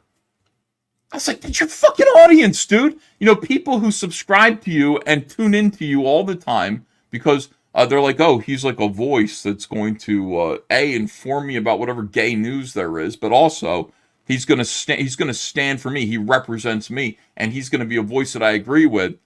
And it's like the second a social justice warrior who seems to have some clout comes out and says and kind of points the finger at us and accuses us, you immediately sell your audience out. Yeah, well, look, I mean, you know, she's right about gamers. Fuck you. What are you talking about? And then I got the whole, like, Zack Snyder thing. Zack Snyder shows up on Geeks and Gamers for a charity that they weren't even supposed to be involved in. They asked him not to be involved in. And he sits there and just, calls out the fandom. And he says, yeah, you know, like I don't like you guys. I don't like the videos that you make. They're hateful. And my movies, they stand against hatred, like the kind of hatred that ended up killing Asian people, the Asian violence that was going on back then, quote unquote, that I don't even think really was going on. Just bullshit. Fucking just bullshit. And then you've got this guy right there on your show, and he's sitting there accusing your fans of being in a hate group, and you just sit there and take it. And I lost my fucking mind. You've got him there. You have an opportunity now to tell him and make a stand. Stand up to Hollywood. You've literally got a Hollywood guy on your show. Somebody who only exists, somebody whose thing on HBO only exists because of the efforts of his fans. He's now selling out his fans and calling them part of a hate group. And now is the fucking time to stand up to him. Now is the time to stand up to him and tell him what's what. He literally came in there and embarrassed you all and embarrassed your fans. And they just sat there mute. Why? Because they didn't want to be called bad guys. Because they thought it was the appropriate thing to do in that moment. No. Do you know who you are? You're activists. That's who you are. Whether you want to understand that or just come to terms with that or not, you are activists, anti-SJW, anti-woke activists. You stand for the fans who are being run over, neglected, and spit upon by Hollywood. That's who you say you stand for. They're in your audience all the time. Tens of thousands of them. And you won't stand up for them. You won't make a scene to stand up for them. Well, I will. I fucking will. Put me in that position and I will. And at that point, I just said, you guys are not for real. You want to be part of Hollywood. You want their acceptance. You want to be a part of their club. Your whole thing, your main gripe is actually that you feel left out and you want to be included. You want to be a part of that. Sit there and call them like woke Hollywood pedophiles, and they're sitting there within your grasp, and you just sit there and take their abuse. And I just, that was it. That was when I fell out with those guys. I mean, it was just unbelievable. It was unbelievable. And I did a live stream. I was like losing my mind, yelling about that whole scene. I got Gary Nerdrotic up in my DMs going, I'm on your side about this. I agree with you. I said, I thought so. I thought maybe you were real. I thought maybe you meant what you said about all this stuff. And Gary Nerdrotic 2 days later changed his tune. Why? Because my channel's small. Relatively small. What do I have to offer? Well, I mean, if you go my way, the Superchats are going to dry up. If you go my way, that means that you have to boycott Marvel. You have to boycott Disney. What are you going to talk about if you can't go to these movies and spend money there and criticize these guys? How are you going to do the MCU? You won't even know you don't know. You have no opinion about the MCU because you boycotted them because you should be telling your fans that they should not be giving money to these people. That's not convenient for them. That isn't convenient. They can't go my way. I understand. I completely get it. But that is what it is. If you go my way, you're going to have to talk about something other than the fact that you're supporting these companies that you call woke, these companies that disrespect you, that according to you hate you. Without respect, we reject. I thought that was the whole thing. Yeah, maybe not. I don't know. Yeah, team like Doomcock. I don't know if Doomcock watches this stuff or not, but I mean, I just see evidence of them like, oh, we got access to the third season of Picard, and now suddenly we love Picard. You guys just want to be included. I get it. I understand, but that's not what I'm here to do. That's just not what I'm here to do. By the way, speaking of this kind of a thing where it's fucking, I mean, this is something else right here. Eric July, big shout out to your boy Zach. 3 weeks ago, he did a video saying he was going to get off YouTube so we could focus up on undelivered products. Go watch his video on it. He's sticking to his guns on that, it seems. That is for sure not an easy thing to do. Social media YouTube is a time sink, and you have to properly manage it or you'll never catch up. Good on him. So here's your boy Zach 2 weeks ago. Saying, look, I'm getting off of YouTube. Here's the thing. I don't know where Zach lives. Nobody does. Nobody knows how to contact this guy. You don't tell Zach to disappear because he will. Eric.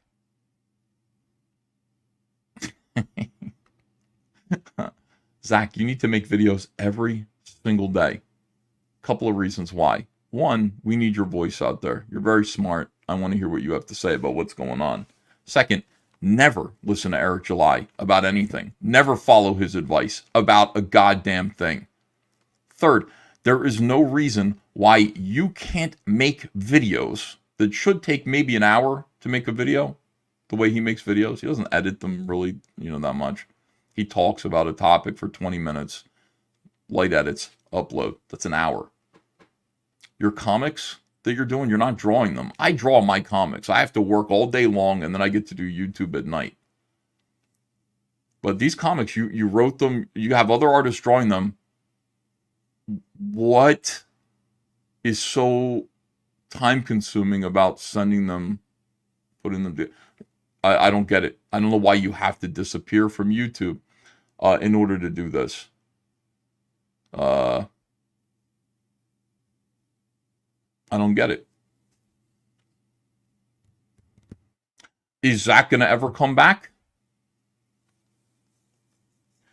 I'm a backer. Zach owes me some of these books. One of them, Zach, you owe me $1,000 copy of the autograph Sylvester Stallone Expendables. I was one of I think 20 of those were supposed to exist. I don't have one. Where is it? Where are you? Get back to work. People need to see you. Do not listen to Eric July about anything. People need to see you. Can you imagine? I've got Rainbow the Brood Outstanding, Snowman, Cyberfrog 3. I'm just going to disappear from the fucking internet? People need to see me. I'm holding their money. I've got their money. Jesus Christ. Zach, get back to work. And by work, I mean YouTube. And stop listening to Eric July. And stop sitting there thinking, like Eric July is saying all this stuff, you need to have your books done before you crowdfund. That doesn't work for anyone except for Eric July. Don't listen to him. Eric July is saying, get off of the internet and work on your books. No, that doesn't work either. Your backers need to see who you are, and you need to be promoting your work. You need to actually tell people to buy your books. You can't disappear from the internet. And when you do disappear from the internet, the people who backed all these projects we're looking at here are going to feel pretty queasy. Fucking hell, dude. Pissed off, man. Good on him. What do you mean, good on him? Where is he? For the first time in like 8 years, Zach hasn't made a video in 2 weeks. Where is he? And he better show up.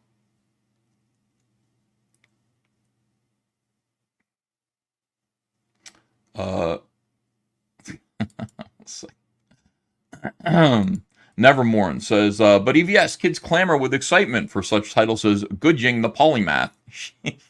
That's going to be, in my opinion, and God bless Mike Barron, in my opinion, Goodjing the Polymath is going to be the first book that doesn't even make $500,000. what the hell? And then Larry Shungite. It's going to be a pretty steep decline. Those books should not exist. Eric's got this interesting theory about comics where he thinks that like his fans have wide and varied tastes, and so like, you know, for some people it's going to be Isom, other people are going to prefer Alpha Core, people are going to buy, and he's doing that to explain the precipitous decline of backers and sales. It's not what's going on, Eric. It's not that some people like Alpha Core, they don't know anything about Alpha Core. Some people like Alpha Core, other people like, no, they're not. They're just, it doesn't matter. Whatever you put out, your fans are going to buy. Your base is going to buy. Your hardcore base. But as time goes on, that's going to shrink because your books already are being shown to have no resale value at all. You put them on sale for like $5 after people paid $35. Like, they have no resale value. People know you overprint them. You don't use crowdfunding, Eric. You don't use crowdfunding. You print you guess how many copies you should print, and you print that number, and you've got back stock in your warehouse that you're eventually going to have to liquidate. That's why people use crowdfunding, because I know, like, I go, Rainbow the Brute, it's pretty easy. All right, Rainbow the Brute, how many copies do I need to print? I can just go over to items report here, and I can just kind of say, all right, let me see. How many copies of Rainbow the Brute, the regular edition? All right, so far we've sold 3,124 copies of the regular edition of Rainbow the Brute. Okay, I'm going to print 4,000 of them. That sounds about right. That's why crowdfunding is important. That's why it works. Oh my God, dude. Holy shit. Low Watermark is here. Oh my God, amazing. Thank you so much. $100 super chat. Gonna celebrate $100 super chat. Gee whiz. Cheers.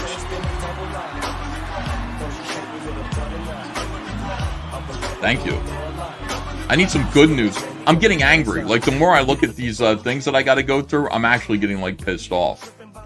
Low Watermark for $100 is very good summary of how this all came about on the stream tonight. Loving the Trashcast streams. You deserve all the super chats and then some. We're going late tonight. I told Andrew I'm going late because I got too much stuff. I got way too much content. Thank you for $100. I really appreciate you. Amazing.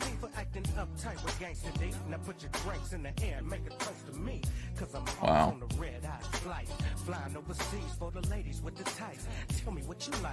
Yeah. I'm just like, I'm like, there we go. Fed up, man. Jugs Dino God says, I get it now. The oversized unkempt beard, the short stature, the lack of muscle despite what his artist draw, and lying. Eric July is a soy-based boy. Sport Nugget says, oh no, it's the racist puppets.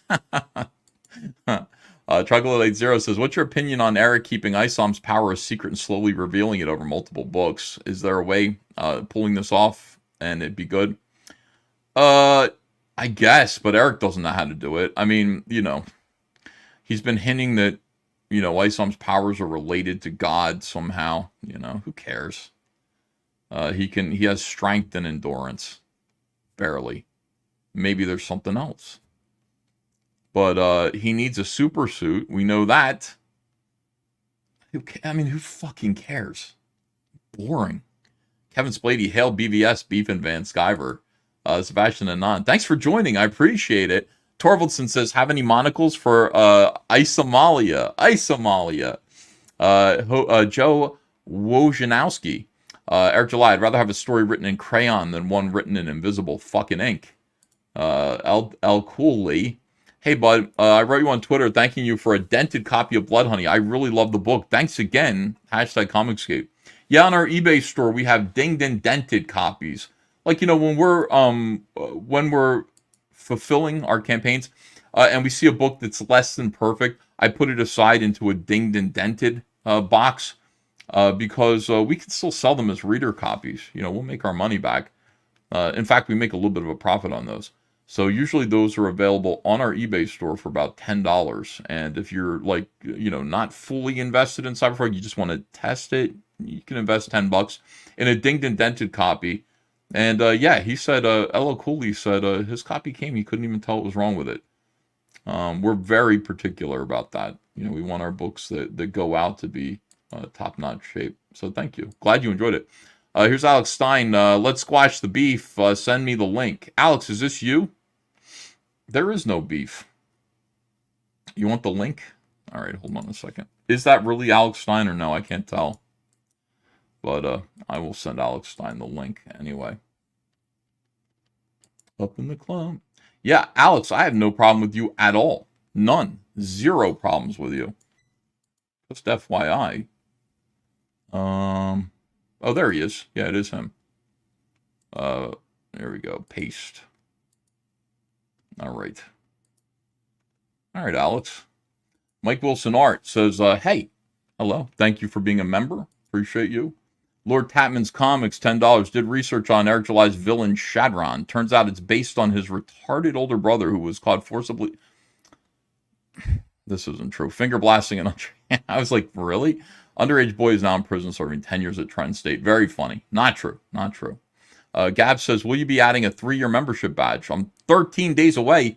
Alternatively, in the physical world, special card for big milestones. 3, 6, 9 years sign. These are good ideas. You know, YouTube doesn't really let you do. It's last time I looked, they don't let you do a 3-year badge. So I wish they did, but yeah, I'll check again and see if they changed that. They should by now. Kanye West is the GOAT says, Batman or Spider-Man, who's the greatest in your opinion? Batman. I got Batman, you can pull the chat for fun. Does Cyberfrog have a wiener? Let's not think too hard about that. Cyberfrog is a frog, so, you know. Spike and Manus says, I hated this juvenile drama when it started, but getting the full story now. I'm with you, E. Hail EVS, the last honest fat man in Fairyland. Can you explain why you hated the Elvis movie? Can't find your video again, says Leon K. Where's my video about Elvis? It was doing really well. I can't explain it. I thought it was... let me watch it again. When I watched it with my wife, we both hated it. We found it to be really deeply unpleasant. And... didn't feel like Elvis. I didn't like the modern music that was in it. Yeah, it just wasn't my thing. Ladies and gentlemen, Alex Stein. What's up, man? So, yeah, dude, you got me famous on the internet, and I see that you have 3,000 live viewers, and I'm such a fame whore. I have to get on this. Dude, you got my name in there, dude. I gotta squash the... You're always welcome. Now, first of all, you should know, Alex, I have no beef with you at all. Well, and none. I know that. Okay. I know that. And I'm not mad. And to be honest, the situation, I have to... Listen, I want to sit here and talk all night about it, but let's be real.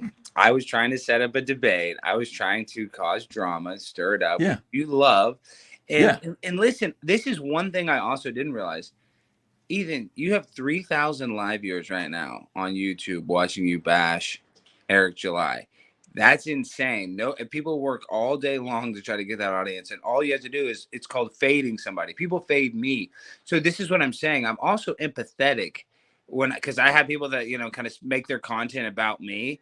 So what I'm saying is I am in the wrong. And really, I don't even think what you're doing is really that wrong, criticizing him. I'm not saying that. But me trying to stir the shit with him, who is an employee where I work. Why did you do that, dude? What were you doing? Did you realize it when you were doing it? I mean, did you realize that, like, this is going to cause some conflict here? Because the way you put it across... And you got to know who Eric July is. Eric July has zero sense of humor. Ethan, Zero. I won't let you talk. I know Eric July is 2019 Eric July when he would call people crackheads on the internet. I swear that's the content I remember. Sorry to yell. I'm not trying to yell. Remember? Well, I'm not in the comics gate. I'm friends with Cecil and Anna, but that's about my closest connection. And listen, there's a lot to be jealous of with Eric, dude. He's had instant success for people like you that's worked a lot longer in the industry. So there's a lot of real reasons why people should feel animosity towards him. And listen, he's not perfect. You don't think so? You don't think people feel animosity? No, not for the success, Alex. I think everybody was happy for his success, including myself, and I worked to promote him and to see that he did well. I think the animosity comes from his subsequent actions, which is one, the main thing is he's coming after crowdfunding. Now, I want you to understand, this is a guy who magically came up with $200,000 to make his own comics, to start out before he even sold them. There's nobody in this space who can afford to do that. Anybody who has $200,000 is not going to spend it making comics. They're going to spend it buying a house, making a life, starting a real business. This is a money and time sink. So crowdfunding is vital. This guy comes out and says, my comics are ready to go. These people who are taking your money and sitting on it while they make comics for however long it takes to make comics, he denigrated people who are using crowdfunding, and he's trying to close the door on crowdfunding, which will essentially make him the only game in town. Alex, I cannot tolerate that. That is not something that I'm going to sit and put up with.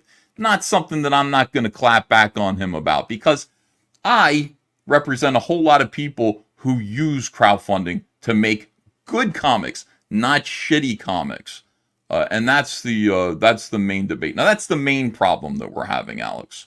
That's the main butting of heads. Ethan, listen to yourself. You're a talented artist, and you give a fuck.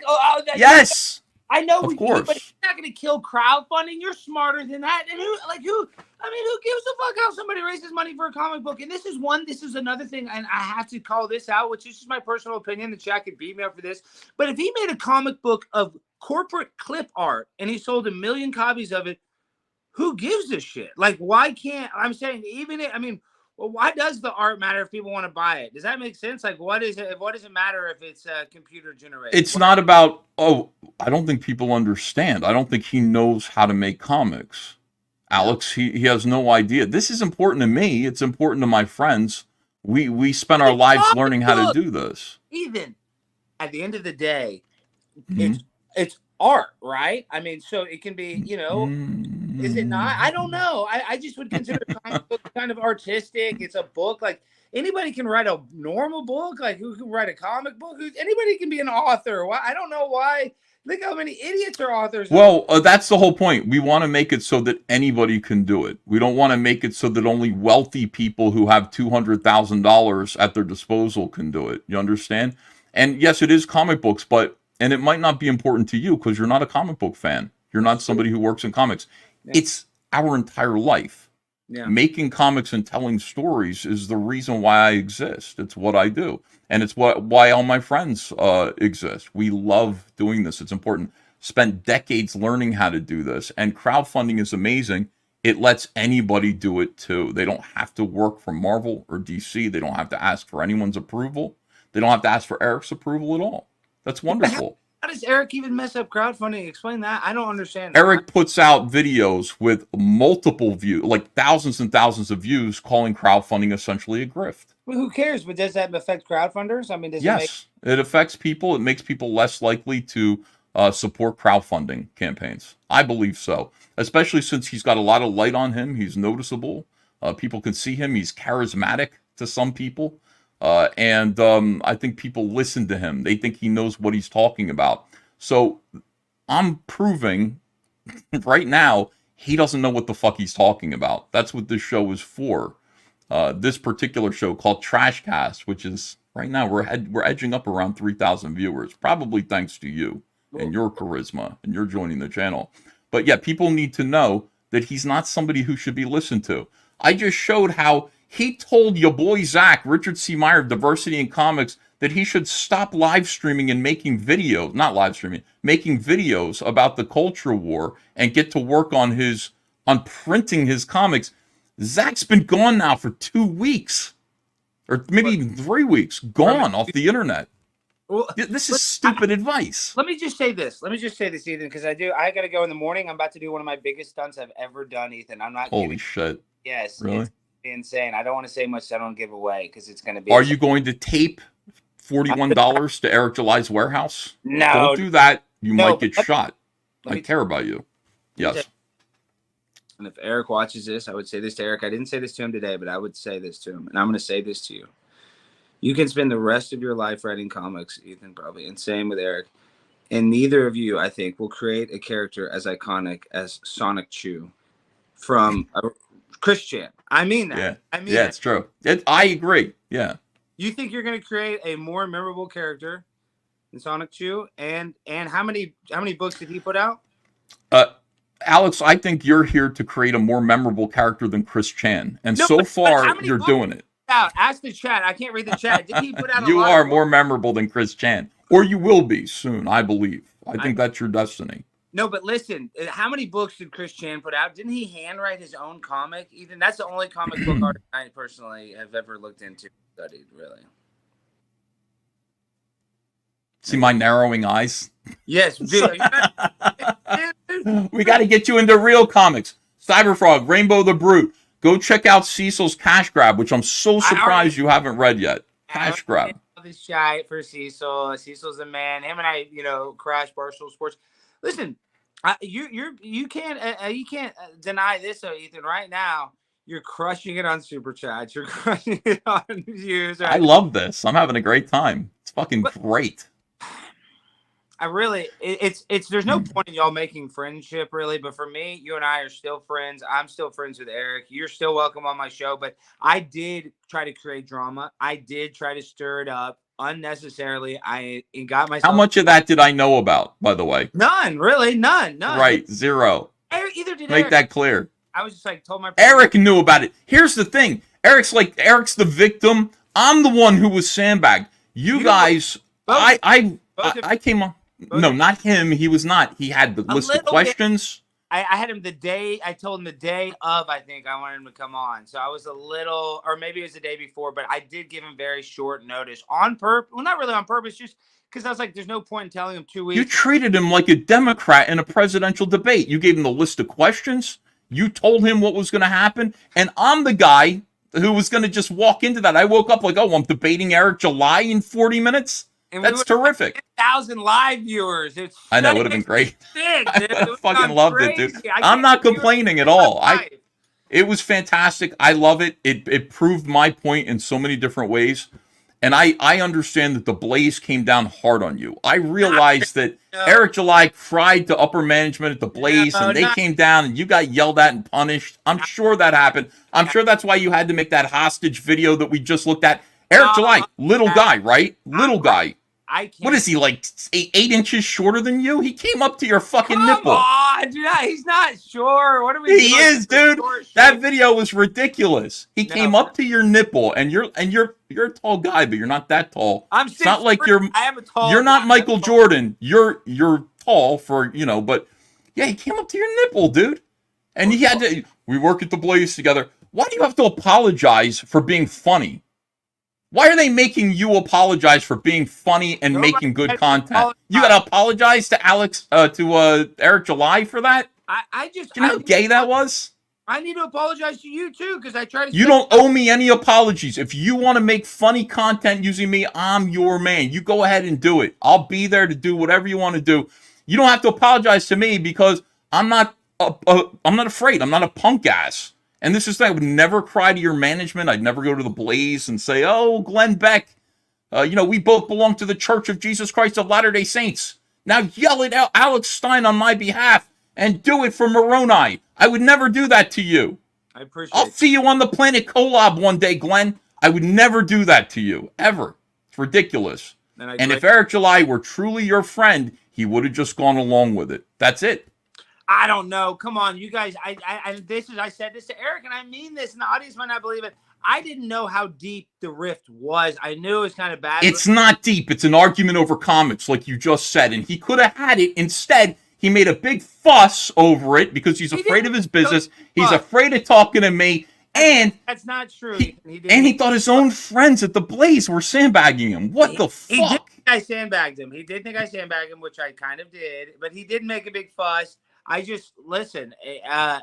He said at first he really didn't want to come on, but then he said he's had to defend himself.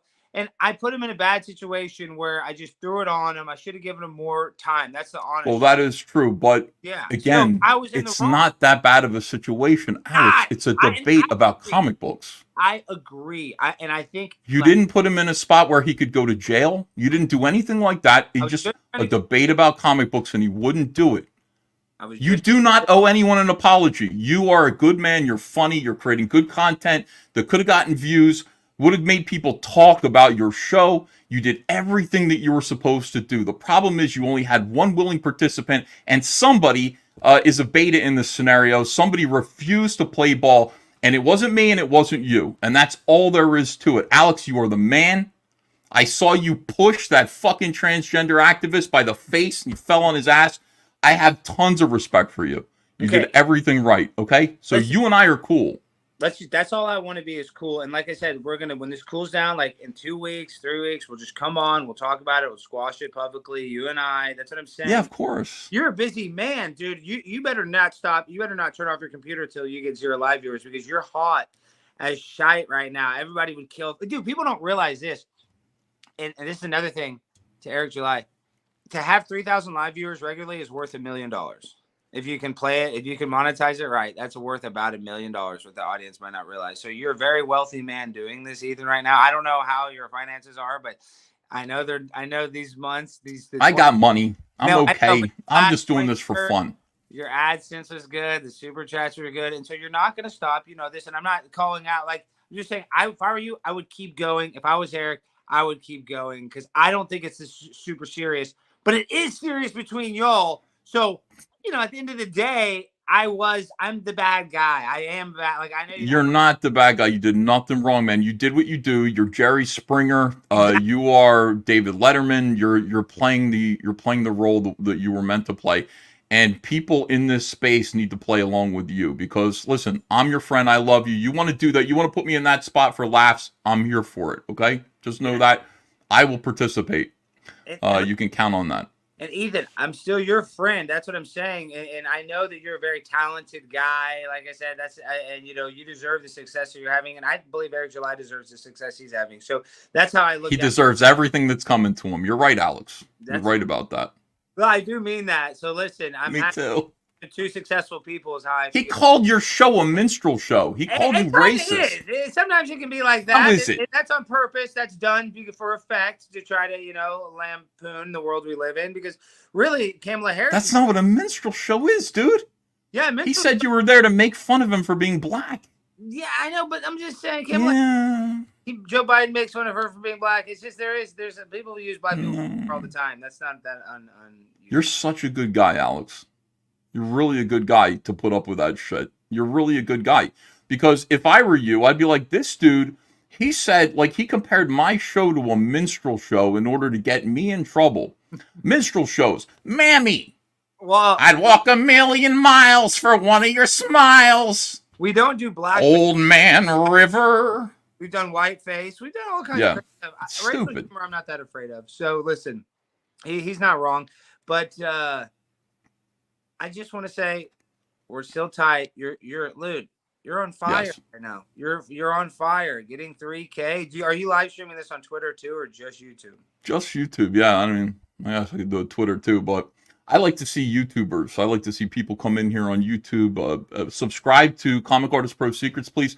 Subscribe to Alex Stein. Alex Stein, please subscribe there. And guys, I'm sure I'm going to ingratiate myself in this drama, some more. I'm probably going to not get myself out of it. I'm going to keep falling into it because I want to be friends with you, and I'm coworkers, and I want to be friends with Eric. So I feel like, but I'm not going to set up Eric on a surprise debate. That I won't do. It's the worst possible thing you could do to a guy who built his entire channel and career on debating people. That's what I thought, and I'm not saying that to hate. I just thought you'd want to. Alex, you did zero wrong. Do you understand how gay this all is? It's gay. Fucking gay. He said it was gay too. It's all gay, but it's entertaining because really there's not much going on.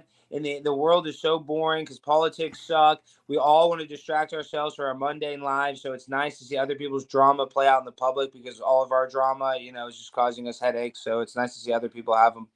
And so this is what it is. We're all adults arguing about comic books while making over 6 figures a year. So it's really kind of mentally insane. That's all I'm saying. It is insane. Now, Alex, here's the thing. Here's what I want to show you. Now, I want you to understand that, like, what I am doing, all right, is making headway. Very important. I am changing Eric July for the best. He's watching this stuff. He's listening to my advice. Here's me on Emergency Trashcast number 6, and listen to what I say to him. What I say there. Here, we just roll with it. It doesn't matter. It's the internet. That's fun. That's supposed to be fun. We got some real crybabies who take. Hey, listen. It's YouTube. This is so serious, guys. This is really important. He's spamming our chat with chickens.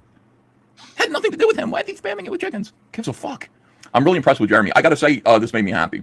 I have a little bit of respect for Jeremy after this.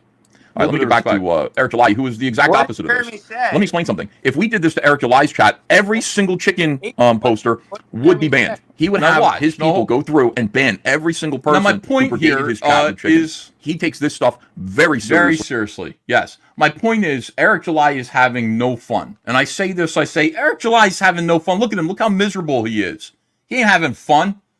And I said that over and over again. This is a guy who used to have fun on the internet. He's not having fun anymore. And by the way, he watched that video and look what he posted today. This is great. One thing we're going to do a better job of is facilitating fun with the Rippaverse. I can't make this up. Listen, he said that he was not a puppet master. Alex, I am the puppet master. This is me. Who gives a fuck who's having fun? Nobody's having fun. Life sucks, all right, dude? No, even if you get $1 billion, more money, more problems. I'm sick of you adults crying over fucking comic books. We need to fucking get our fucking minds right. He's gonna have fun, Alex. Dude. He forgot. He's making. You're gonna get me fired from my job over fucking comic books about hey, Glenn Beck. dogs and shit. Look at your guy, Glenn Beck. Alex, look at this. I said, you know what you're forgetting in your job, which is to make comic books and superhero stories. You're forgetting to have fun. And then that reminded him. And another narrative that the Blaze has anything to do with Eric's. They have no funding of his comic book.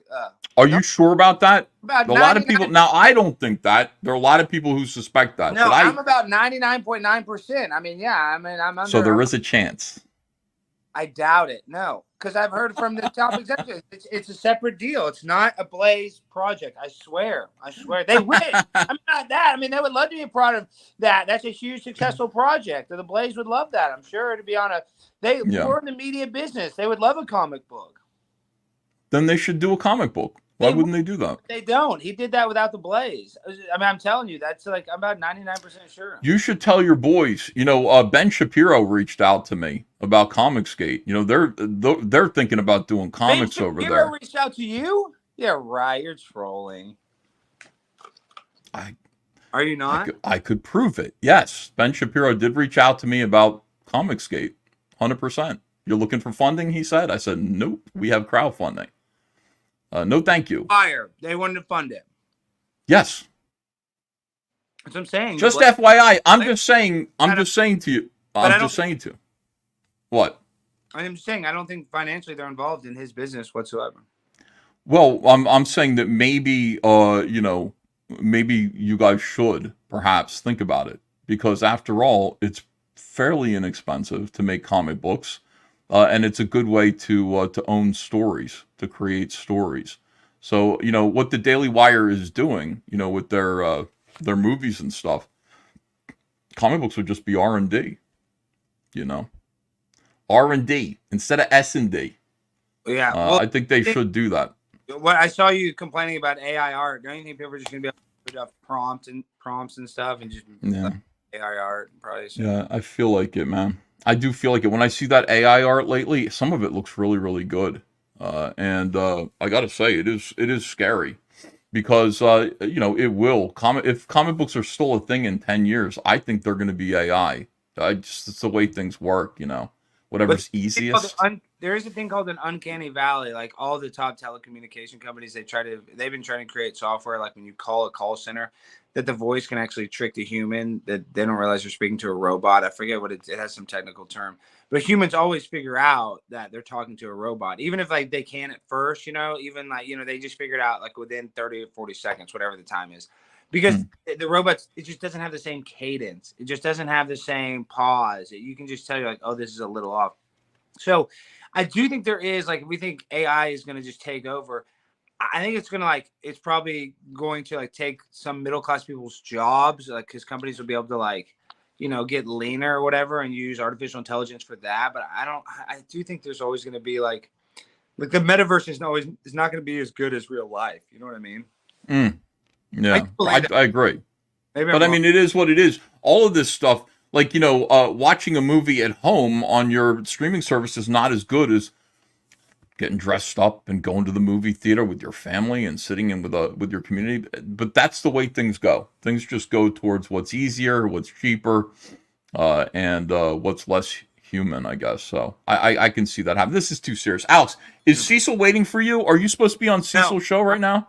Show tonight. I just want to come on yours because my name was in the thing at 3,000. I squashed the beef with Eric. I figured I should, and there's not beef with you and me, but listen, I want to have you back on. I just don't need an ambush debate. I gotta follow my sword and take the blame for that. And that's, it was me. The Blaze didn't make me cancel it. Alex, if you put me on your show, I'm gonna bring this up.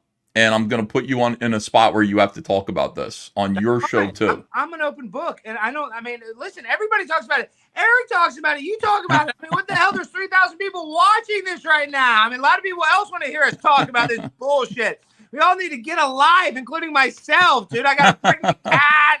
I'm going on Tim Pool's yacht on Sunday in Miami like a real pig. Are you serious? Oh, yeah. That is fucking... I love Tim Pool, man. He was so nice to me. He's a good guy, man. Really, Tim Pool's a really good guy. He's he's kind of like, at first you kind of have to warm up to him. You kind of have to hang out with him a little bit out of the side of the studio to kind of really get his personality. Because like on the show, he's different. He's different on the show than he is in real life. But he's a really good guy. I'm lucky to call him a friend. I'm lucky to call you a friend. I'm lucky to call Eric a friend. Believe it or not. And there was a one time. Yeah, you are. You're lucky. You're lucky to call him a friend after what you did to him. You ruined his whole thing, Alex. But you know what? It doesn't matter. Like I said, he really wasn't that mad when he talked about it. Like, I know he gets mad on the internet. You get mad on the internet, but like he wasn't. He didn't complain or even make me stop it. I stopped it. I'm telling you, he just was not happy. Is all I'd say. He was not mad. Didn't want to cancel it. That was all me. He didn't like he didn't appreciate it. Is what it was, and I did feel kind of guilty. And so it was all on me. It's not Eric. It's not the Blaze. And I apologize to you because then I rescheduled you. So, I mean, I am the bad guy in this. I want to be the villain, okay? Not me. Come show some hate. And click on my stuff and leave me a hate comment on my YouTube channel, Primetime with Alex Stein. Yeah, follow Alex over on YouTube, Primetime with Alex Stein. And Alex, thanks for being here, man. Yeah. Great to chat with you. Tomorrow's my biggest stunt I may ever do. Is it with Tim Pool? No, it's here. I just can't even. It's in the... I'll tell you what I'm going to do, potentially. Yeah. A primetime talk show is filming, and I might crash the set. No way. Really? That's all I'm going to say. All right, cool. We're looking forward to it, man. Can't wait. Bye. Thanks, man. Sorry about the cancellation and everything. Yeah, no problem. Have a good one, man. Take care. All right, there you go. Alex Stein, ladies and gentlemen. Yeah, he's helping to facilitate fun. Just with the internet in general, not just with Rippaverse. Let me take a look at that was a surprise. I don't usually. I basically told everybody nobody's coming on this show. It's just me because I'm gonna say what I want to say. There's nothing worse than like me being on the show and talking mad shit and then seeing that I got other people here that are gonna take the blame for it. They're uncomfortable. I don't want any of that. I want to be able to talk mad shit and do it with joy and happiness. All right, let me see. Here we go. I think Eric believes that the Rippaverse will lead to him being employed and saving Marvel. Look at his last videos with Gay Az. You think so? You think like he thinks Marvel's gonna hire him? I mean, they could hire him. I don't know. Maybe they will. Who knows? Logical Mail says, I got to get this off my chest. Thanks for $10. Eric, I wish you the same level as Gary Flash, D-Day Cobra, and Ryan RK Post because you're a man of substance and you are straightforward and honest. Did you mean to call me Eric? Or was this for him? My name's Ethan, but thank you, Logical Mail. Thank you if you meant me, I appreciate that. RS Howell, thank you for joining the channel. I'm glad you kicked the tires around here, took a look and decided to join. Gimpy Lee says, I live in California. The Asian hate thing is real. Are you serious? Are you saying all the vids of blacks attacking Asians are fake? Politicians here are afraid to act. What's the matter with California? Sport Nugget says, how dare you say his books have no resale value? A copy of ICM 2 recently sold for nearly $1,000. Oh, yeah, that was great. By the way, for those of you who don't know, we did... I did a review of ISOM number 2, and I marked it up with my pen here. I had a little big pen. And that copy went up on eBay. It sold for $935, which is the highest Any copy of Isom ever sold for $935 is crazy. So good times. I don't know what to say. Paul Blunt says Isom 2 is a great name for toilet paper. Testing 2741 says when Zach abandoned YouTube, I abandoned his books. Truth. I don't think you should have done that. I'm highly critical of your boy for listening to this idiot. Zach should not be listening. Zach, man, you're like older than me. What are you listening to this 33-year-old clown for? What are you listening to? Like, you bought into this? Seriously? You're way smarter than this. Bearwolf 13, unless you saw it as an excuse to exit stage left and depart the internet, which is something I always felt like may have been in the back of his mind. Bearwolf 13 says, I spent $50 on Isom 1, and then this some bitch turns around and sells the book for $5. Quality comics over hot and ready product. Yeah, I try to always up the price of Cyberfrog. Like, you know, every time I sell Wreck Planet, it's more expensive. So backers get it for $25, but when it goes on eBay, it'll be $40. Valdez DeFrank says, when are we getting the Fearsome preview? Pretty soon. I got to letter it. I actually paid Eric Weathers to do the lettering already, but I have to write it, so I have to be in the right mood for it. I haven't been in the right mood to sit and write Fearsome yet. Got the pages and everything. I gotta put myself in like a trance. Just put myself in that headspace. It's weird because I'm drawing Rainbow the Brute, and Rainbow the Brute is so funny and happy and like barbarian violence, and then Fearsome is really dark and scary, and it's a, you know, I get whiplash. Doug 1985 VA loves horror says, never in my life would I expect a black man to lie like this. I don't feel great. I understand, man. RBI Studio says, Liefeld selling his new 28-page comic on something called Whatnot. Have you heard anything about, have you heard of it or anything about this product? On Whatnot? No, that's the first I've heard of it. Is it a crowdfunding platform or is it digital? Tell me what it is. Shadowhawk Talk says, hail EVS in the chat. Hail CG. Same to you. J Drama fan says, never embarrass the token again, Alex. Kyle Langdon says, does ISOM stand for I shit on my fans? David L says, have you read it, Alex? Alex hasn't read it. He doesn't care. He just told you like in 800 different ways. He thinks comics are silly.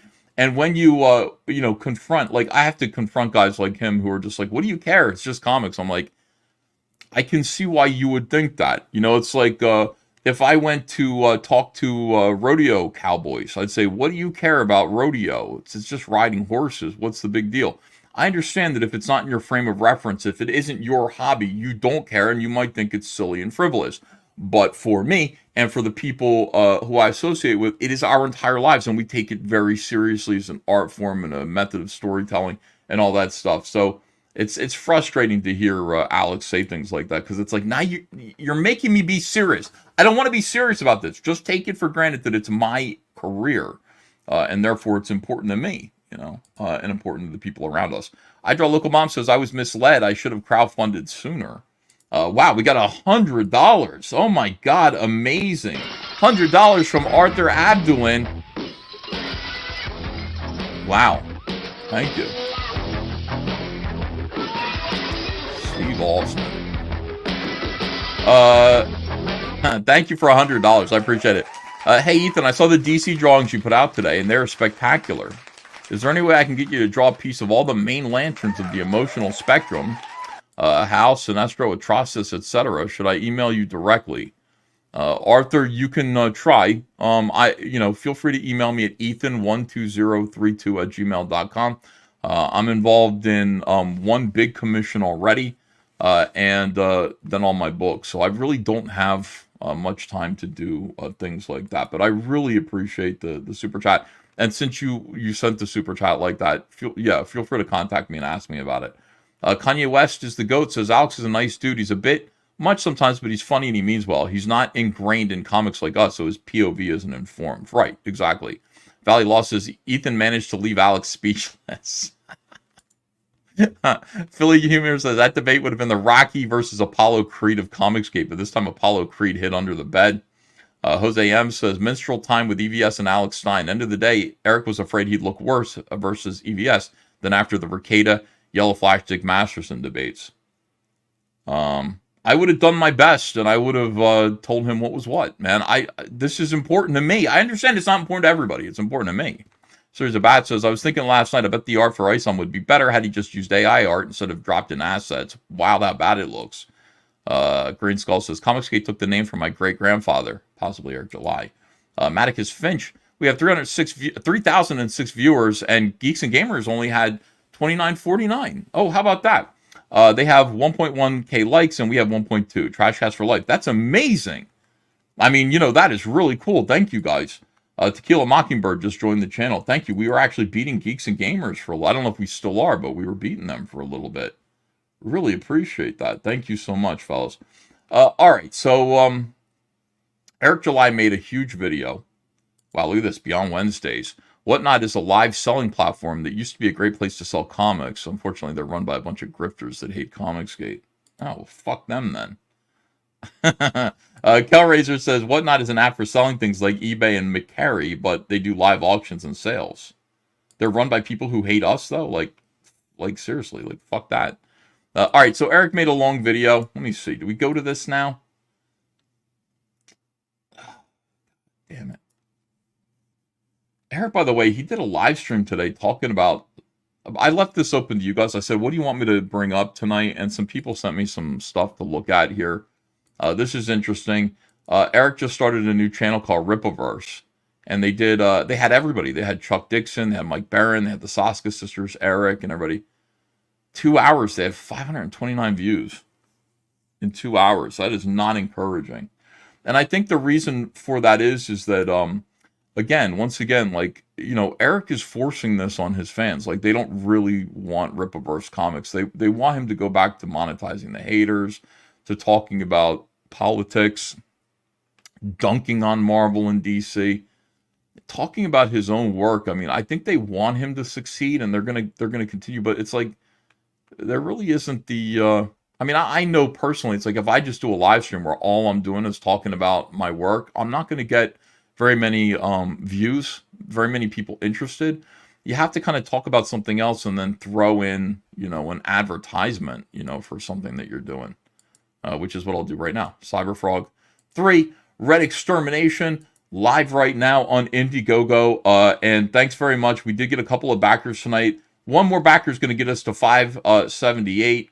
And thanks very much. Go check it out, guys. The artwork is my best. It is my best. It's a great story. And you can get issues 1 and 2 on this campaign as well. All right, so here's where we're going now. Eric July made a long video. And I guess I got to look at it. This is the EFAP portion of the show. Cheapo Team says that you joked the other day that you do the same tactic of getting 60% profit, 40% for the artist. To be honest, I'd be honored to take you up on that. I'll finish my comic book before summer. I'll never stab you in the back. Cheapo Team, it was a joke. The joke was, because Eric July said, maybe Yellow Flash, if Yellow Flash should be paying him, then the artist should be paying Yellow Flash because they're both owners. So I was saying, if I have 60% and you have 40%, I'll pay you the 40% and you pay me the 60%. And then I net 20% profit before we even get started on the comic book. The point was, it was stupid. And, that's all I was saying. I don't want that kind of arrangement. I would never do that. I would pay you a fee. I'd pay you a salary. What if Daily Wire made a Cyberfrog movie? I would not, says R.S. Howell. Well, this was a while ago. Ben Shapiro called me up, I think in 2020. And we had a nice conversation about it. And I said I wasn't interested. We don't want to be, Comicsgate doesn't want to be owned. We don't want, investors. We want backers. Tupelo Tunis says, the Blaze has real men like Stein, Whitlock, Levin, Rick and Bubba, Phil Robertson. Then there's EJ, who needs his pussy powdered. Wow. All right. That's crazy. All right, hold on a second. Let me get rid of this, and we're going to watch this video. And thank you guys for the super chats. I really appreciate it. Yeah, the whole point of Comicsgate is for us to be we want to own our own stuff, right? So, being bought and selling to anybody just seems like a bad idea. Even though it might seem nice on the short term, wow, we're going to have investment money. it's nothing compared to owning your own IPs and all that. There's really no point to it. All right, this is Eric's 45-minute rant from yesterday. I don't even know what this is, but let's go. Shout out Yellow Flash. I bought the What's Your Favorite Part shirt. Love it. Hell yeah.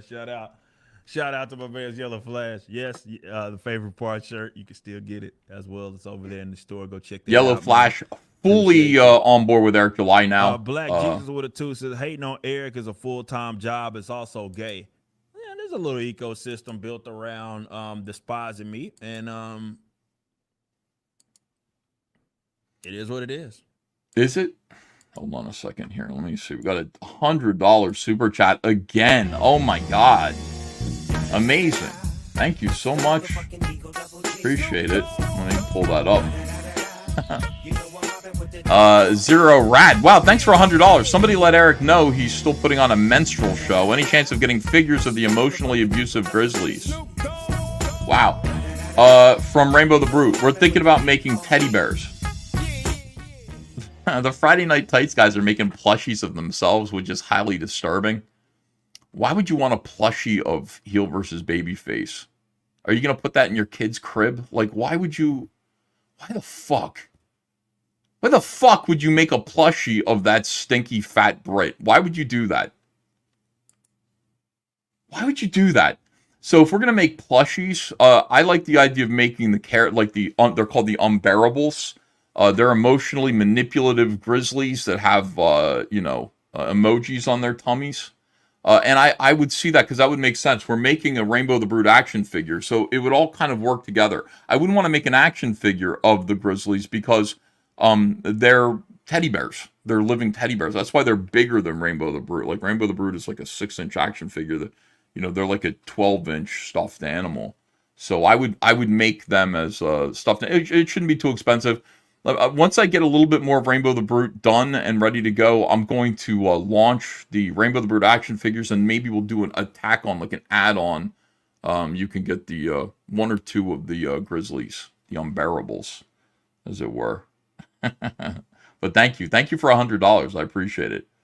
All right, back to Eric July, who is bemoaning the fact that it's now very profitable to point out his lies on YouTube. I don't hate Eric July. See, this is the thing. It's profitable. There's an ecosystem in hating me. I don't hate you, dude. It's just that, like, some of the stuff you say is highly destructive. And it's also dishonest. As we keep pointing out over and over again, like, it doesn't really pay to do this doublespeak when there's somebody holding you accountable. And it's like the doublespeak is, I know it's intentional. There are people who are like, it is not intentional. Maybe it's like some kind of autism. I don't know. I mean, sometimes I feel like there's some autism with Eric, but other times I don't. I don't know what the truth of that situation is. All I know is, I don't hate you. I don't know if anybody in the chat actually feels hatred for you. It's just that, you're fucking around, dude. I just feel like you're fucking around. I think that shows the where the Rippaverse is at. They can think that whatever lowly as they may think that we are or about us in terms of their opinion. And Fat Ethan plushie when? Yeah, let's do that. If we weren't doing shit, they would have nothing to say about us. Is that right? So, Eric, you've spent like the last 10 years making videos about Captain Marvel, Brie Larson, and all this shit. Disney, Marvel, saying terrible things about Marvel Comics.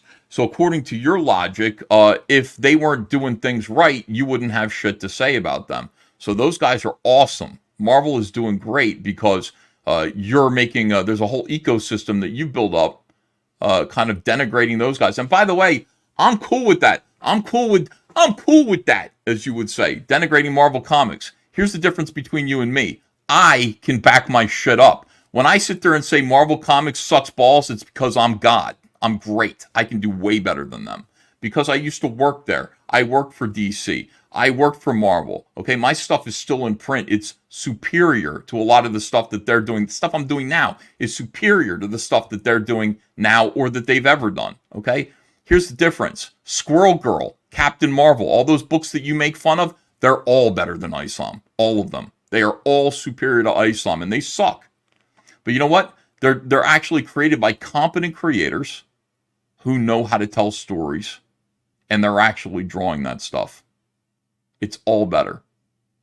So, you started this whole thing, by saying, I'm going to do better than Marvel and DC. You haven't done better than any of them. There are 0 comic books, Eric, that Marvel and DC put out that you have done better than. So, when you talk about this ecosystem, and that's why it's because, the reason why people are talking about you is because you're doing great things. The reason the reason you were talking about Marvel, Disney, everything, the MCU, same reason. They're doing great stuff all the time. Or all of it sucks. Think about that. I mean, actually run that through your filter for a second there. Maybe all of it sucks. And that's why people are talking about it the way that they are. It's not magic. Nobody's jealous. It's just it's not very good. Doesn't live up to the promise and expectations of the fans. So the way that I see it is a full-time gig for them, and they spend a lot of time and effort. I will say this. Look at this. It's going to come with a lot of disappointment. You remember what happened with ISOM too, and it lost money. For that matter. Lost money. The reason why I think it's unhealthy for some of these guys. Eric, what happened with ISOM 2 is it raised half as much as ISOM 1. What happened with Alpha Core is it raised half as much as ISOM 2. You can't be kidding yourself. Like, anybody who's running a business would look at those numbers and go, something's going wrong. Something is going wrong here. Anybody who is running a business. I look at my business. It's pretty steady. All of my stuff raises over $500,000. Every one of my books. One of them hit 1.45 million. Cyberfrog 2. Amazing. Appreciate it. Okay, that was awesome. Cyberfrog 1 with a second chance hit 1.2 million. All combined total sales. Cyberfrog 3 right now is sitting at nearly 570,000. It's pretty steady. Most of the stuff, most of my big books are pretty steady. And my audience is sticking around. Yours is dropping off by half, 50% every time. Anybody would be freaking out, dude. They'd be fucking freaking out. Because especially with the release of Yaira, I think that's our biggest property right now. Non-ISOM, right? That's based on what, dude? You haven't there. What the hell? There is no ISOM. How do you know it's your biggest property? She's not. You haven't released anything of Yaira yet. I thought ISOM was your biggest property because it raised $3.7 million, and then another 2.3. Why would you say Yaira is? When I say biggest property, what I'm meaning is that has the most hype of anything that we put out since ISOM 1. Right? And that's on the horizon. So what these people are unfortunately doing is setting themselves up for a bunch of disappointment, because to them it's like, hey, we don't like this guy, therefore his downfall is inevitable. They like that to be the case, and it's like, bro, you're gonna find out very, very soon, very quick, that that's just not how this works. We talk about this with the mainstream. I don't know how you can be so sure. Eric, you put in the Alpha Core campaign that you were expecting to possibly make $5 million on that. And you made 1.3. You didn't beat Cyberfrog 2. Cyberfrog 2 Wrecked Planet made 1.47 million. So now you're below my numbers. Why are you so sure that Yaira's going to do better? Now, to me, like, it could. I look at Yaira and I go, okay, so it's a hot chick book. There are women who are doing it, which is weird. That's another thing. Like, why are you employing feminists, dude? Why are you employing, like, radical leftists? I don't understand anything that's going on. I don't understand you. But in any case, could do well. But why are you counting your chickens like that? Like, wait till you see what we have on the horizon. Who are you, Joe Biden, the night before the election? What do you have stored up votes somewhere? You're not going to know. We'll see how it does. Stream, clicks, views, streams, and this thing that people are so addicted to, and this attention is not real life, man. You're a YouTuber. It's not. So you're setting yourself up for failure by adopting the same mistake that you're a YouTuber who picks his friends based on who has the biggest YouTube channels. Are you telling me you and Heel versus Babyface have something in common? You think you and Gary and the Zeros of Friday Night Tights are like friends? You'd be friends in real life? You're right, it's not real. But you run your business based on those fictions. I can't take it. I really can't take it. I can't take it. I got 45 minutes of this. I'm 2 minutes in.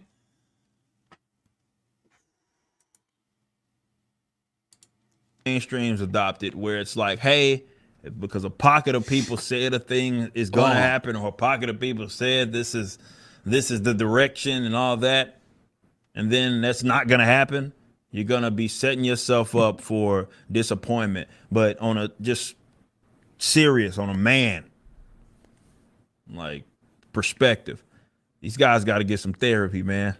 What did you say?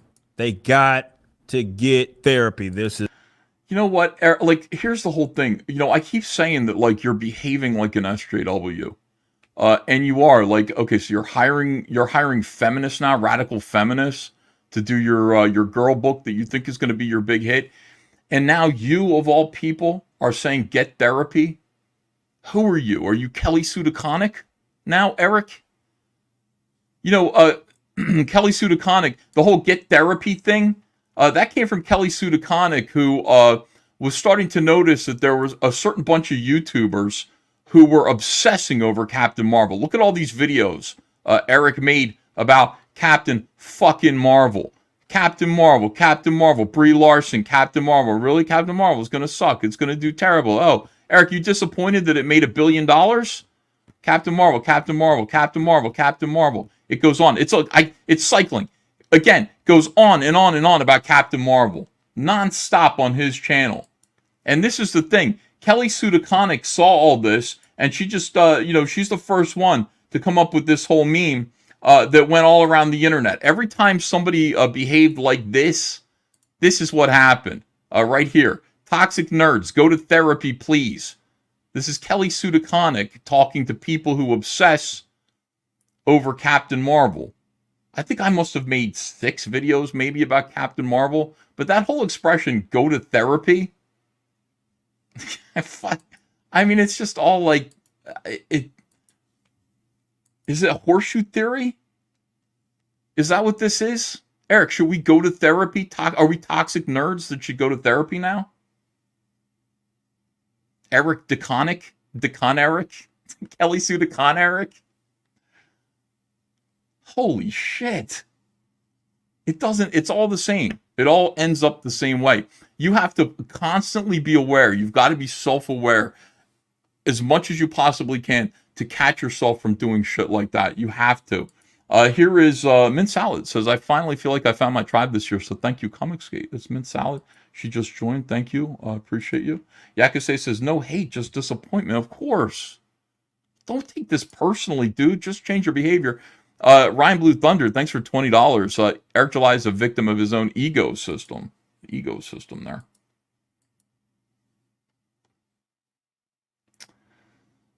Yeah, like going to therapy is, I guess, like a burn now. Go to therapy. I'm okay. I might need some therapy for my sciatica. Jesus Christ. But not for this. This is nothing.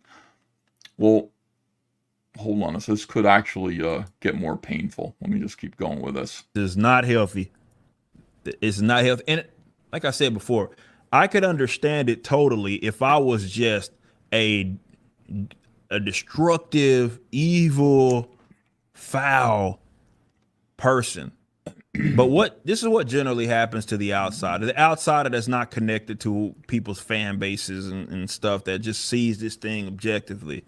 They end up looking into me, and then they find that there's nothing there, right? Exactly. So it just comes up, makes you look like the asshole, right? Y'all talk about me. Hold on a second here, please. All right, let me see. EVS, you need to update your channel emojis. You need an EJ emoji, says one slick dude. I don't know. Yeah, maybe I do. Who looked into Eric, says J Dollar Sign. Well, some people did, and they found videos of him dancing, and they're weird, man. I will say they are weird. But he was a kid. Like, he looks like he's in his 20s, and he's doing these weird dances that are really funny and very entertaining to watch. There's nothing wrong with that, that's fine. Like I'm Thanos, but there's no like crazy scandals or anything fucking that's happened in my life. Like everything retarded that I did when I was a teenager, right? Fighting and going to jail and shit. That was way back in the gap. Like now, everybody that actually knows me personally has nothing but solid things to say about me. My employees are happy. My contractors are happy. Eric, it's okay, man. I feel like you're making me feel bad. Nobody sees you that way. By the way, this is one of the things that he had to do because of the settlement with Good Shepherd Ministries. Now everything that he does, so here's his website, Ripaverse. By the way, he's no longer permitted to sell the ISOM hat. That's gone. That's off his store. So no more ISOM hats. And then he's got to put, the character ISOM is not affiliated with Good Shepherd Ministries International or the International School of Ministry. He's got to put that on everything. He's got to put that, I'm sure he's got to put that on his comics too, man. Which is a bargain. I mean, it's really just not, it's not that big of a deal, but it is funny. Like, you do want to see, like, what is the result? Because, I mean, again, for somebody who touted full transparency, I had a lot to talk about Eric, because I missed 2 days. It sounds like I'm really hammering on Eric today. I could be hammering on Eric July or the other zeros, or not Eric July, Yellow Flash or the other zeros. But I missed 2 days. I was like, I didn't get to live stream, so all this stuff kind of built up. For somebody who touted, like, transparency, like, he's like, well, what happened? We just agreed to stay in our own lanes. It's like, that's not how the settlement works. Like, you had to make agreements and concessions in order to get the ministry to stop suing you. And what were those concessions? And he doesn't want to say. He doesn't want to admit to any of them. So now we all get to sit here and wait and see, and this is one of them. And the other one is the ISOM baseball cap disappeared off of his website. So, what else? What else is up? We'll see, I guess. It's like, is the book going to be the same? It's going to be titled the same way? Maybe it will be, but, like, you see the character ISOM with, like, capital I and then lowercase SOM. Used to be all caps. I don't know. We'll see. But this is definitely part of that concession. All right, here we go. Like, if you have pride, you don't want to admit that you were kind of muscled into doing anything. But that's what a lawsuit settlement is. You settle with a lawsuit. Lawsuits are a pain in the ass. If you settle, you're getting muscled into doing something that you don't want to do because you don't want to be sued. We're going to find out what it is. And if you have, like, you're like, you don't want to admit it. Like, I don't want to admit that these guys are making me do this and that. And, I get it. There's no abuse here. There's none of that stuff goes on. You are making it's like they want me to be this person that's evil, and I'm not. And then it has a way of backfiring on them because the person that's looking third-party perspective, and they see this shit for what it is. They're like, yeah, man, these guys are Hey, by the way, if you're enjoying the show, do me a favor and just reach over. Look at this. This is important, guys. Geeks and Gamers, they have 2,653 people watching right now. We have 2,875, so we're beating them by over 200 viewers. Let me see. Also, they have 1.2K likes versus our 1.4K. Can we do better than that? Can we? Can you guys please hit that like button?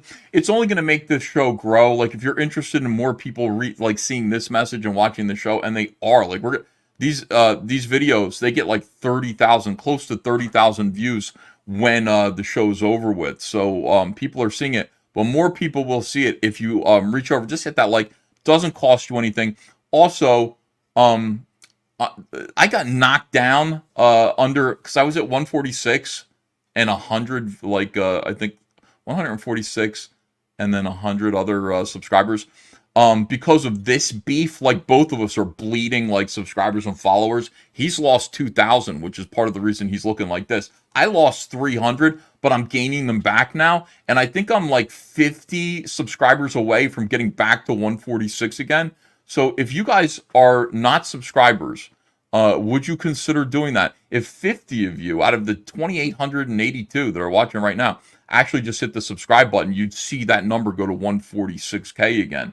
And I would very much appreciate it. I don't know how many people are watching who aren't already subscribers, but do that. Ring the bell for notifications.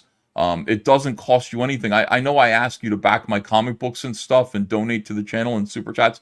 I understand all that. If you can't afford to do that, but you want to support the channel anyway, subscribe to the channel and please hit like, ring the bell for notifications.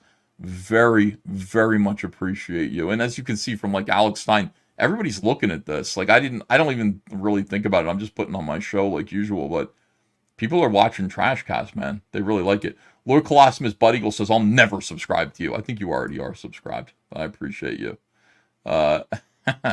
All right, here we go. Let's watch Eric July. These guys need help. You heard me say it before. Good morning, says the Green. And it's the profile picture of today's thumbnail. That's good. That's good. Blair Winston with a 10. Remember the guy who was mocking ISOM for appearing in a bargain bin? I tracked down a copy and had it shipped to me. Now I have a great condition ISOM 1 cover A. Well, shout out to you. That's $2. A steal. That's a steal of a because those are not for sale anymore. So that's a steal. So shout out to you. $2. That is a fucking steal that you, I don't know what the price was, but that's a steal. So shout out. Lover of Green with a 10 says, can you say the following? Let me read this. MCU fan is always talking about MCU fan and fucking Krista. He refuses to admit his love. I like that. I like that somebody found. Here's the thing. Cyberfrog, 90s Cyberfrog books have a lot of value. Like you can sell them. In fact, a lot of these perverts on Twitter, they'll find Cyberfrog books like in 25-cent bins because, listen, that's what they were worth before. Now they're worth something. Now you can find a Cyberfrog number 2 and you can flip it for like $40 where it was like 25 cents before. So a lot of these perverts, they find Cyberfrog books and they resell them. And then they give the profits to like gay pride. They think it bothers me, but I think it's hilarious. I just like that Cyberfrog is like the only thing out there right now that has value. Like, and none of these new comics are worth anything except for like McFarlane stuff, Liefeld stuff. My stuff, so the Cyberfrog books from the 90s right now, if you have them, they were good investments, and I never would have thought so, but they are. So if you find a Cyberfrog book in a back issue bin for $1, 25 cents, fucking buy it. Even if you already have it, and flip it on eBay. You will make a big profit on that, which is great. I don't know if you would make a profit buying a $2 ice song and flipping it. And the reason why is because Eric sold like 50 or 60,000 of them already at like $5. They're not worth anything. There are too many of them out there. People who bought them bought too many of them. They're just they're not scarce. Oh, well, please send them words of encouragement. $2 is about right on the G&G Discord. Hail the Rippaverse and the 199. Well, shout out. I'm changing this to Trashcast 199. Months. Hail the Rippaverse. My wallet is ready, sweating for next month. Also, I need that Rippaverse hat with the yellow seams. Everybody wants that. I don't even know where I put that damn thing. Blair Winston became an Ultra Mac, and I appreciate that. $90 a piece for 90 Cyberfrog? Okay, so let's talk about this real quick, if you don't mind. So, because the internet's gonna internet, that's what it is. It is what it is. Make mountains out of molehills, nothing burgers. Because one person who admittedly doesn't like the degenerate, number one, but also doesn't like comics at all, and had their critique which was lousy, dissected, and that made him very, very mad. But out of no, the critique made you very mad. You're talking about Dick Masterson, I guess. He's a degenerate. Number one of comic sales do often have larger sales. Watching Perch go through mainstream comic sale history, sales usually do drop 1 through 3. Gab, I know you think that that's true, and Eric is making you think that's true. That's only true of the direct market. And I'll tell you why that is real quick, because I don't want to bore people. The reason why is that the comic stores, using the direct market, they get a catalog 3 months ahead of time. And the catalog allows them to pre-order these comics that Marvel and DC are putting out. So let's say they have a book called Spider Baby, okay? Spider Baby #1. You order it and you go, well, it's a #1 issue. I'm going to order 100 copies of Spider Baby #1, okay? Then next month, the next catalog comes, Spider Baby #2. I don't know how #1 is going to sell with my customers because I don't have it yet. I'm not going to have it on the stands for another 2 months. So Spider Baby #2, I'm going to have my orders. I'm going to just kind of check my bets there. Half that. So now I'm ordering 50 copies. And then the next catalog comes and it's #3. And I'm like, I don't know, 40 copies now because I don't know if it's good or if people are going to stick around. And then #1 shows up. So you understand that's why with the direct market, orders collapse between issues 1 and 3 because the retailer has no way of knowing how well he's going to do selling that first copy of this new title. Eric July does not have that problem. Eric July is he's selling you the comics right away. You're buying issue 1 straight to the customers, not to a retailer, not to a middleman, straight to you. And you get #1 and you read it, and then he offers you #2. You've already read #1. Are you going to buy #2? There's no reason not to unless you didn't like it. Nobody's hedging their bets. There's no middleman who's trying to work out the business. So when Eric says, no, comics always do this. No, that's not true. Cyberfrog 1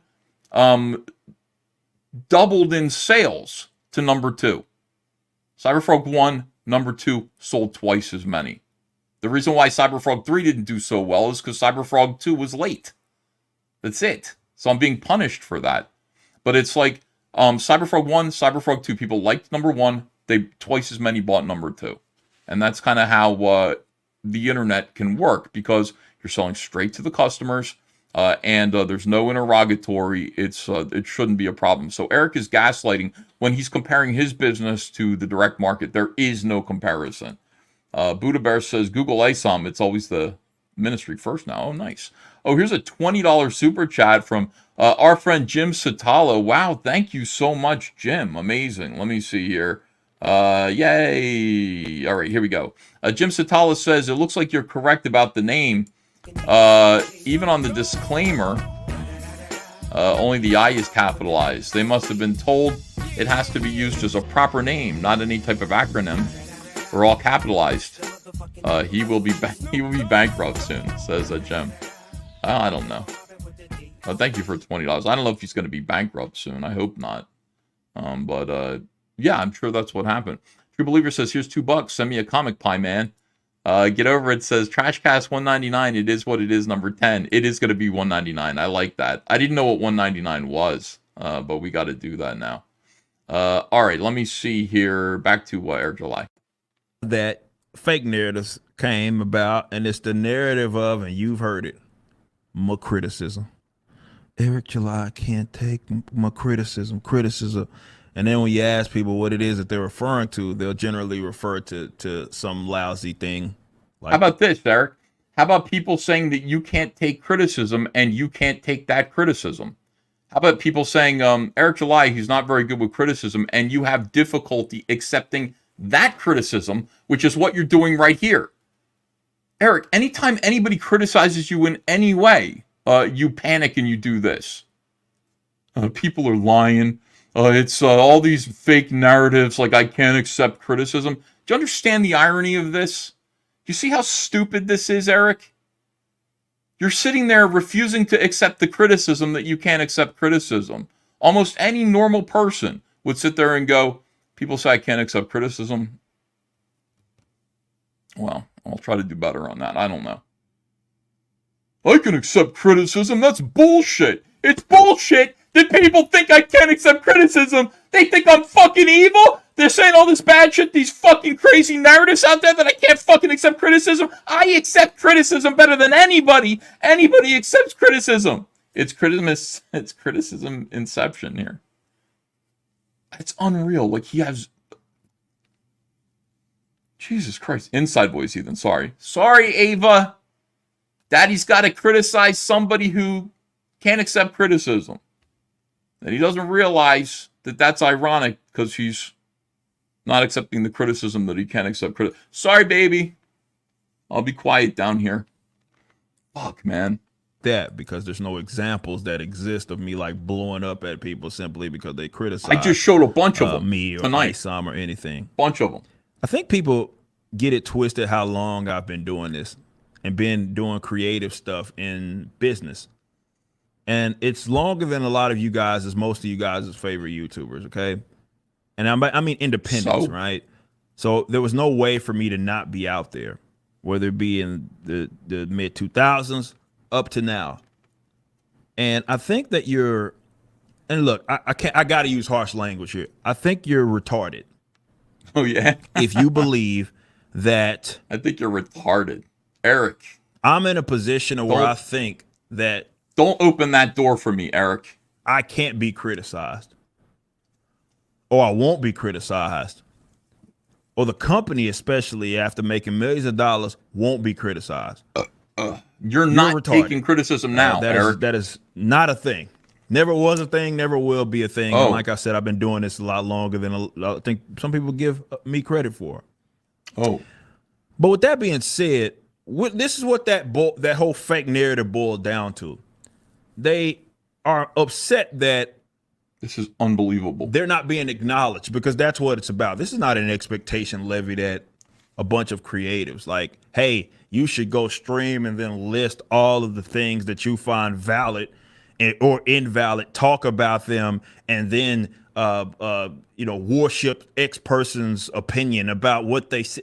Nobody does. That's not an expectation for creatives. That's never been a thing. It's only levied at me. That's cool. That's fine. I like that, like, Eric uses words that I tell him to use, because most people in comics call us creators. But I started telling Eric it was creatives. And Eric resented that. And he said, creatives are nothing. It's all about the business. And then now all he does is use the word creatives. That's called NPC programming. I do it pretty well. Eric does respond to everything I say. As I've shown you, I tell him he doesn't look like he's having fun. And the next thing he does, he puts out a tweet saying, I'm going to focus on having fun. I reprogram this guy almost every day on this show. I tell him what to think and what to say, and he does it. It's unbelievable. So, creatives. Creators. Most people say comic creators, Eric, just so you know. And, awesome. It's great. Fine, I get it. But with that being said, what it boils down to is folks really want their opinions, positions validated. And that shouldn't rest upon myself to validate your shit. You need to get some help if that's the case. I don't know if it's daddy issues, perhaps it's mommy issues or whatever it is, but you shouldn't be lashing out because I won't necessarily acknowledge you or what it is that you say. Now, again, fake narratives are fake. We've talked about people that watch my streams. We've talked about things that we can do better, places that we can improve. And I think that's obvious. And, well, the Rippaverse as an example, which is much of what this criticism is levied at with our recent book, to some people's account, opinions. Now, of course, the best thing that we've released. It's the most efficient campaign. The reason why stuff like that happens is, I don't know, because criticism's out there. Why do you think we hire more editors? Why do you think we hire? I don't know, man. I haven't read Alpha Core yet, but I'm looking forward to it. I can't wait to read Ice on number 3. Can't wait. I'm so excited about Ice on number 3. The reason why I'm excited about Ice on number 3 is I got to see how he ties this together. And he's got help now. He's got, oh, sorry, I got a comment on there. He's got help now. He's got, like, Chuck Dixon in the house. Like, he should be able to figure this out. I can't wait to to read Ice on number 3. I'm so excited about this. Eric keeps saying things like, people are going to be disappointed if I go out of business. I don't want you to ever go out of business, dude. I want to watch this forever. Well, why would I want you to go out of business? I got Trashcast now, dude. I got 3,000 viewers at one point tonight on a Tuesday night.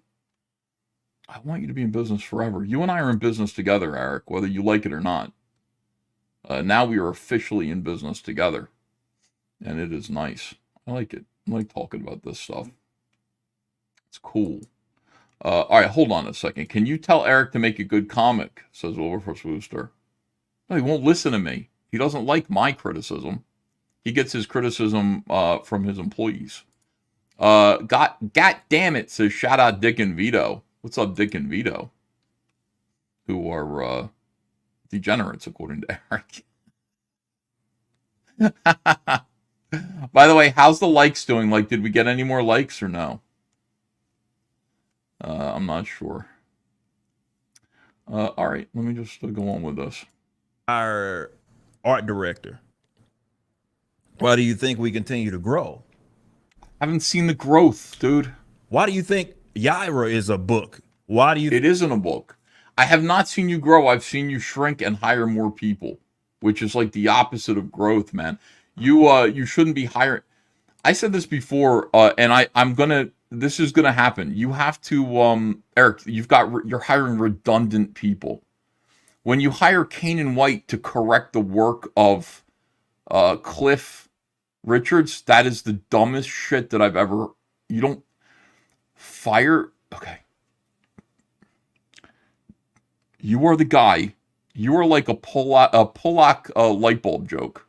You've got a Polish guy to hold the light bulb and another Polak to turn him.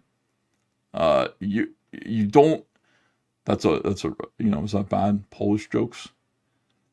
You don't need. You only need one artist. You don't need an artist and then an artist to make sure the artist is artisting. You don't need that. You just need one dude. And you're a businessman, so you're like, why do you think we're growing? You're not growing, you're shrinking. Fire both of those guys. Or just keep one of them and be satisfied with their work.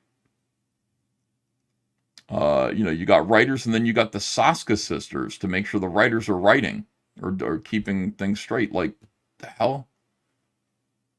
How many people do you want to have on salary? You're not making any money. Eric, you put it out a tweet saying you haven't made $1 yet. I didn't, I would have thought you made some money. It's $7 million.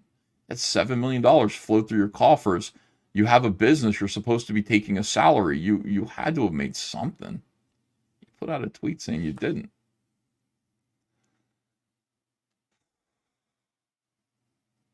I'm watching this because this video is supposed to be about me too. Supposed to talk about me. He's slamming Dick and Vito, who are. I don't know if he's going to talk about Nick Rekieta. Like, listen, the four of us, me, Dick and Vito, and fucking Nick Rekieta, we have fucking condominiums in his skull. Like,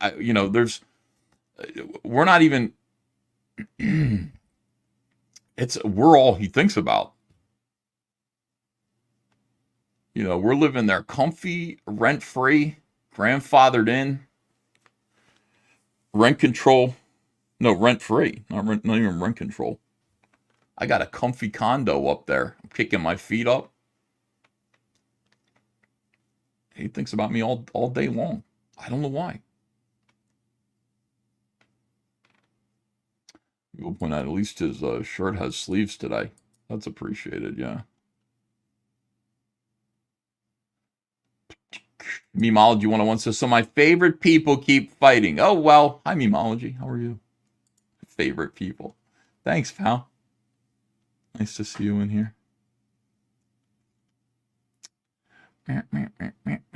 Oh, what was I doing? I was reading a $10. Oh, no, I read that one. Here's another one. Apple Pit says, after all this, would you draw Ice on 3 cover if asked? No, I wouldn't. I don't want to draw another cover for him. I'd draw a cover for me. I've got my own books to do. I would not. All right, here we go. I think they're the ones that write it. that's writing it. The Oscars. Why do you think Gooding with Mike Barron happened? It's feedback. It's information. But it's from the people that actually want to see us be great. That's who we listen to. And that's who it's important that we bring people on within the company that aren't yes men, right? I have no use for those. I put people in positions to make tough calls. Anybody who you're paying is going to be a yes man. I'm sorry. You're paying people, they're going to be yes men. I don't know if that's difficult to understand. It feels like that should be common sense. Maticus Finch says Geeks and Gamers 2475, 1.3 likes versus us. Trashcast 2754, 1.7. Oh, great. With 3 hours in. Yeah, that's amazing. We're holding a pretty good audience here. I like this. I like the comparisons here. It's good. All right, here we go. Continuing with Eric.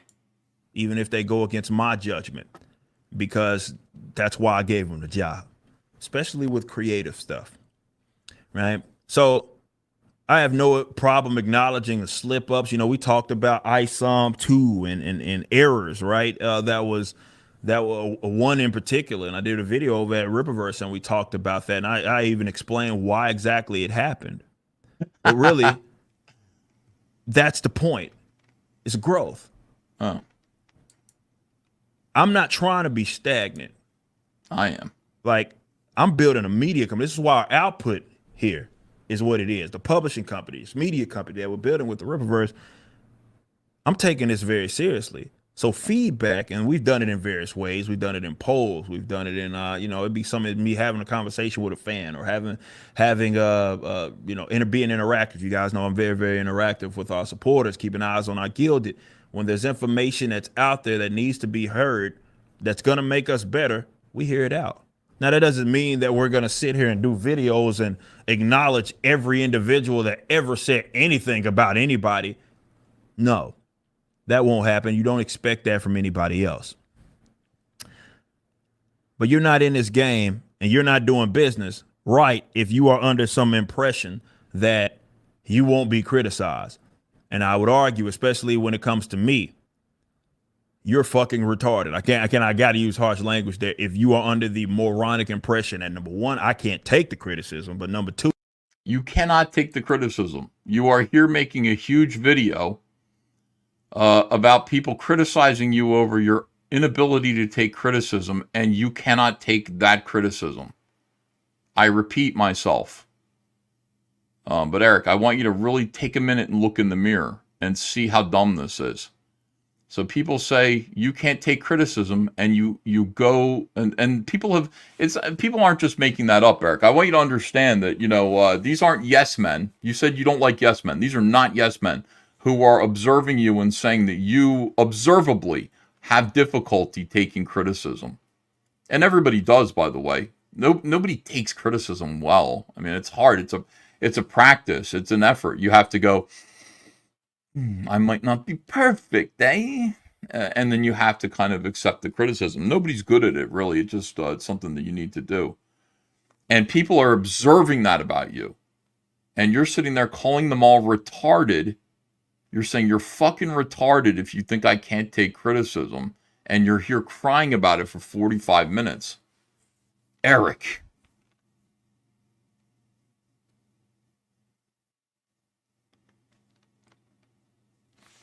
You understand what you're doing here? You see this?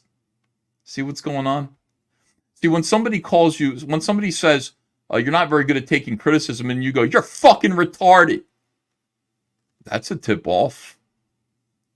That's a tip off that maybe they're right, that you can't take criticism. And this whole thing is. Now get this straight. I take criticism great. It's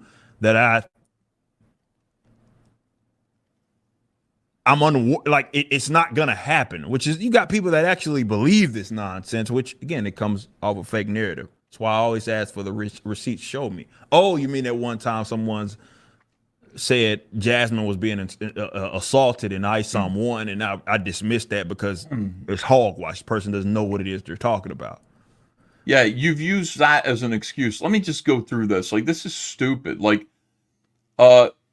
So Dick Masterson wrote a critique. While he was reading ISOM #1, he took notes as he was reading it, page by page.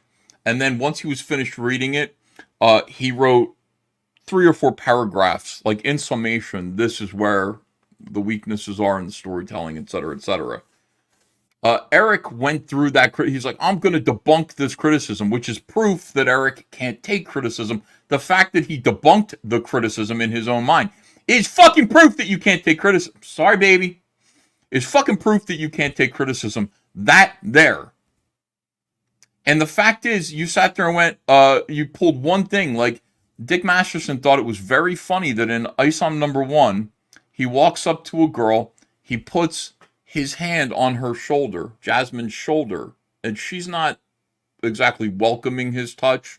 And Dick goes, that's kind of assault to do that. You don't, that is assault. When you put your hands on someone that they don't want your hand on there, that is legally assault in almost every state. It's not like assault like this. It's assault like you're not allowed to put your hands on people. You can't even spit on someone. That's assault too.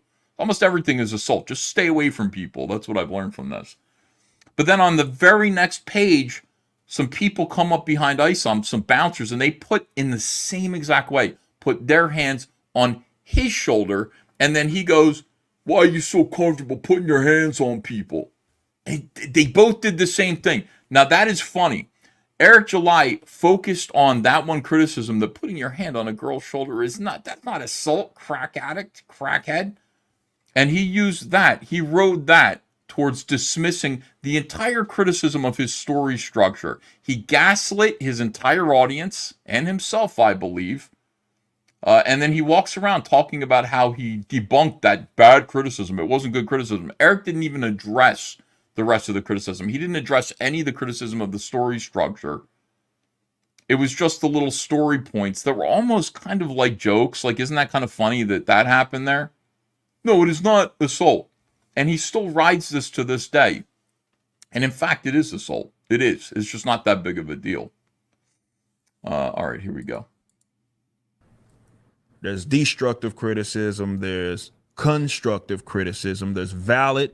There's invalid. And that's what it is that we... Now, granted, yeah, I might not hear you out. If you are... Again, I put that in Eric's head. It used to be good faith and bad faith criticism. And I said, those don't exist, Eric. And I got a whole shit ton of resistance to that. And now I said, Eric, there is valid criticism and there is invalid criticism. And now he's using my words. Again, I reprogrammed this guy.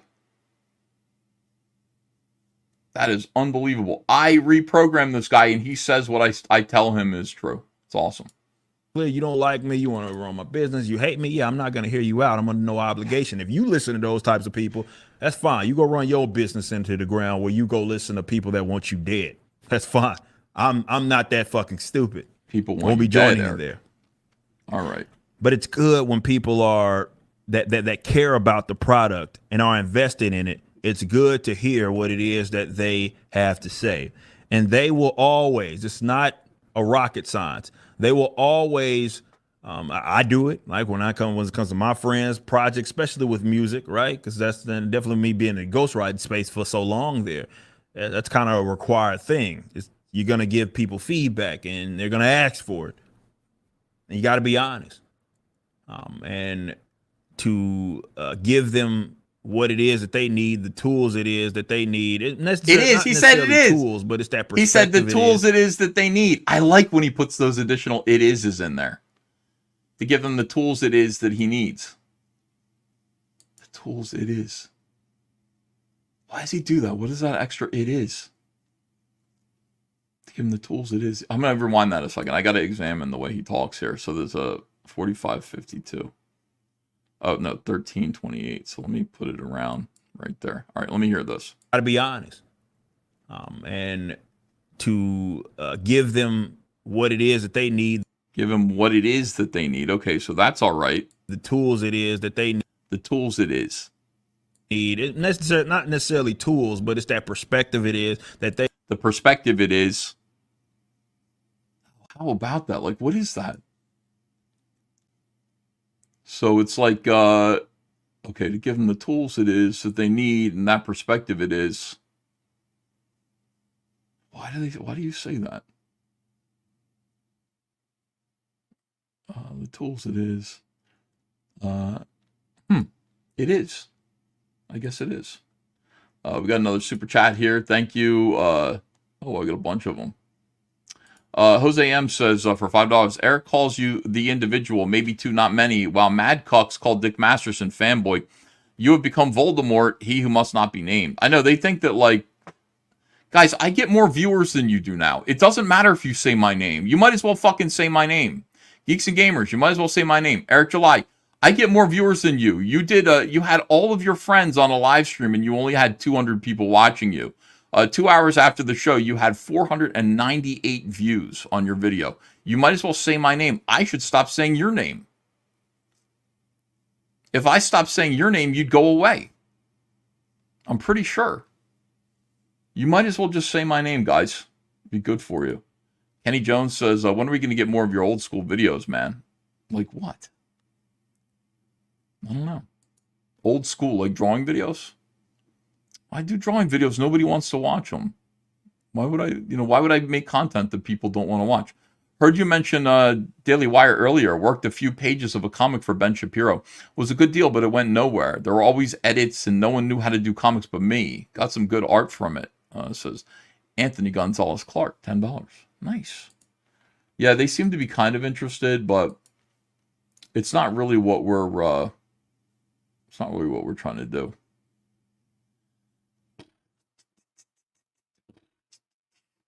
Katie Did's channel says, hang in there. It's going to get worse with this clip. Uh-oh.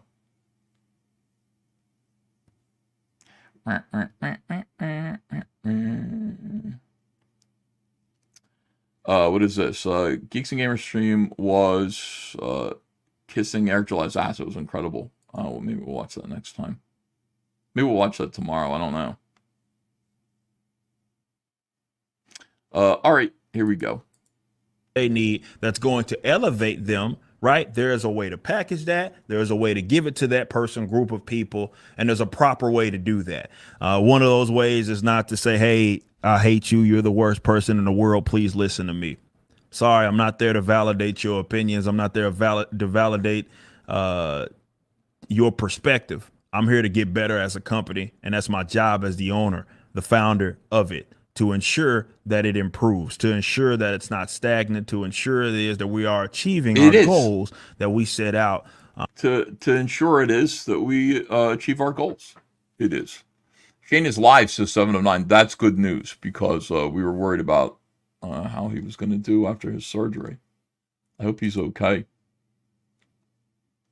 Depends on what the meaning of the word it is. It is. These are good questions here. It's fucking dumb. All right, here we go. Kyan Reynolds says, can you make your video thumbnails with AI like Yellow Flash? I don't know how to do it, man. I'm going to ask other people to make me thumbnails, and I'll just use those. I'm very busy. But I will ask other people. Make me cool, like, drama farming thumbnails. And I got a bunch of Eric July thumbnails that people made. I don't know. Kyle Langdon, thanks for $1. Alpha, it is core. This is good. Alpha, it is. It is. All right. Shane, okay? I hope so. To accomplish. And in order to do that, I'm selling to the people. I am selling to an audience. I am selling to my customers, not my peers, but my customers. And it's important that you listen to it, especially because I've made, I've said it before. We're going to do things that not everybody's going to be on board with. Anybody that's been in business needs to understand that. Inevitably, you are going to do something that it's not going to land. It's not the end of the world. You take it, you adjust, right? That's what Muhammad Atta said. Wait, let me make that joke again. Hold on. That's what John Denver said. No, wait. That's what JFK Jr. said. Eventually, you're going to invest in something that's not going to land. I could say Muhammad Atta, but I don't know. It's a little bit meaner. All right. Who cares? That's a stupid joke. Two, that it may have mixed mixed feelings with the general audience, right?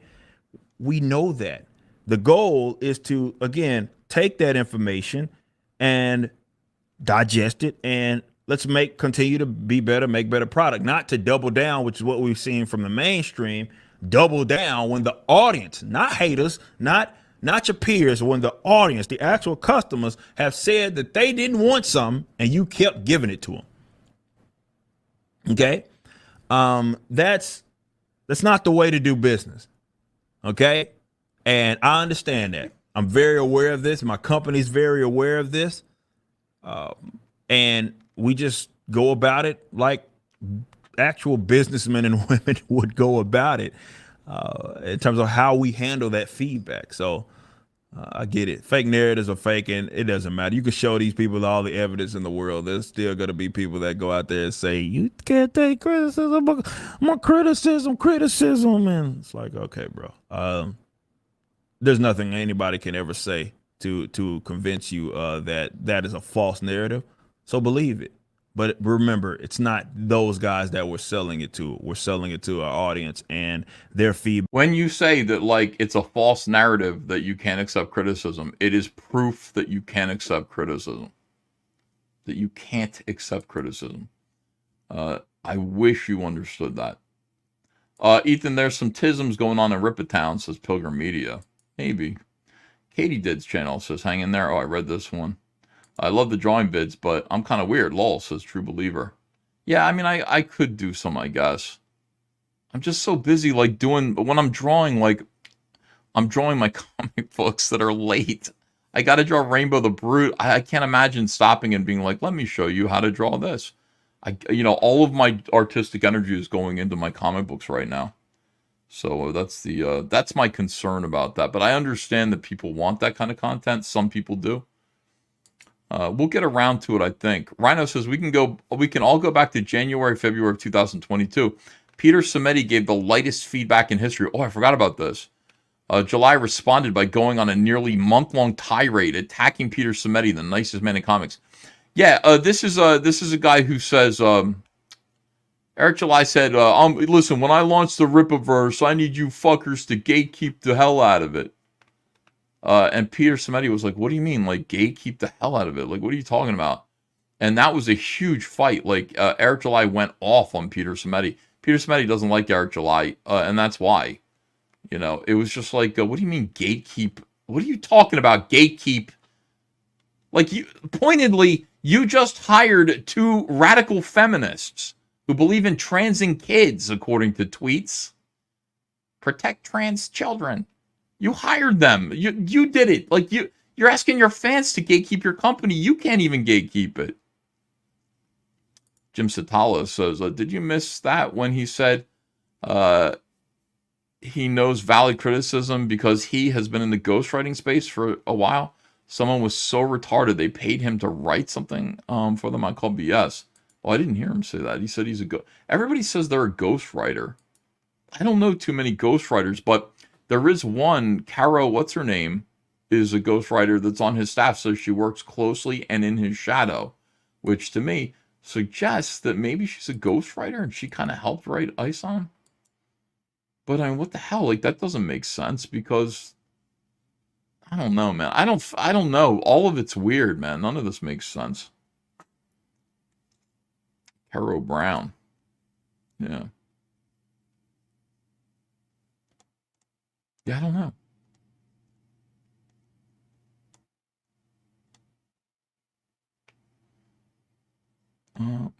Once like, dude, let me see. It's funny how EJ says critics aren't his customers, but you say that those who criticize you, that they are your customers. Oh, yeah, everybody's a potential customer, I mean, the thing about it is that I protect trans children from trans adults. You're damn right. No, the thing is, like, if somebody's interested enough to talk about your comic book positive or negatively, negatively, they're really just they're often just a couple of nice words away from becoming customers. Like, they're already interested in you. They're just interested in you in a negative way. Why don't you try, like, listening to them? And then maybe you can make a sale. Like, so everybody's a potential customer. I do believe that's true.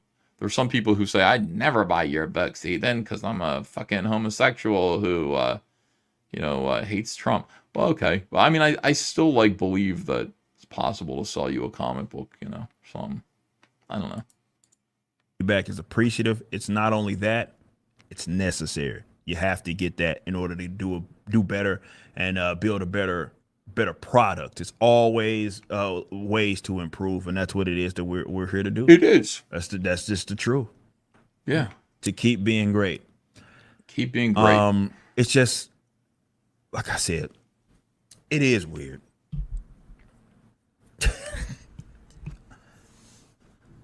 Like nobody goes to hey, J.K. Rowling, you need to be streaming. So and so said Harry Potter sucked. You need to be streaming and acknowledge everything it is that they have said. Otherwise, you can't. It is. Everything it is they said. I don't know what his point is here, dude. We have a different business model than J.K. Rowling. Eric, here's the thing. J.K. Rowling, she put her books in the bookstores and got positive reviews from New York Times. And then basically her business grew that way, Pointedly. You and I, our audiences exist because of our work on YouTube and the internet. I mean, some of my audiences here from DC Comics, but, maybe not even, I have no idea what percentage that is.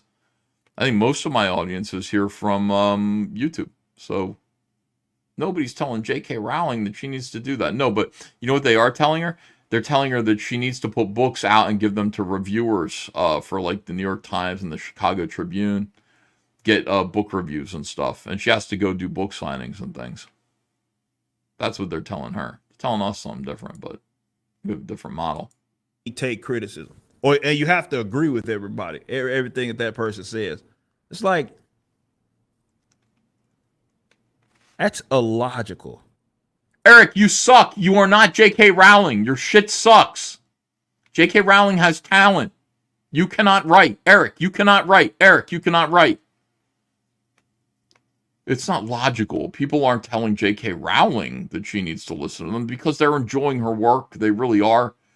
And she's a really good writer. You're not a good writer. They like people like you, Stop comparing yourself. You know what? Nobody told the Lord Jesus Christ that he needed to listen to internet criticism. Nobody told Jesus that. So why am I listening to you guys? I don't know. It's a good point. And just because I'm not doing that, just because J.K. Rowling isn't doing that, does not mean that they can't take my criticism. Really what this boils down to is, like I said in that when segment, you say my criticism, you are acknowledging that you cannot take criticism, that you resent criticism, that you don't see it as genuine or worthwhile.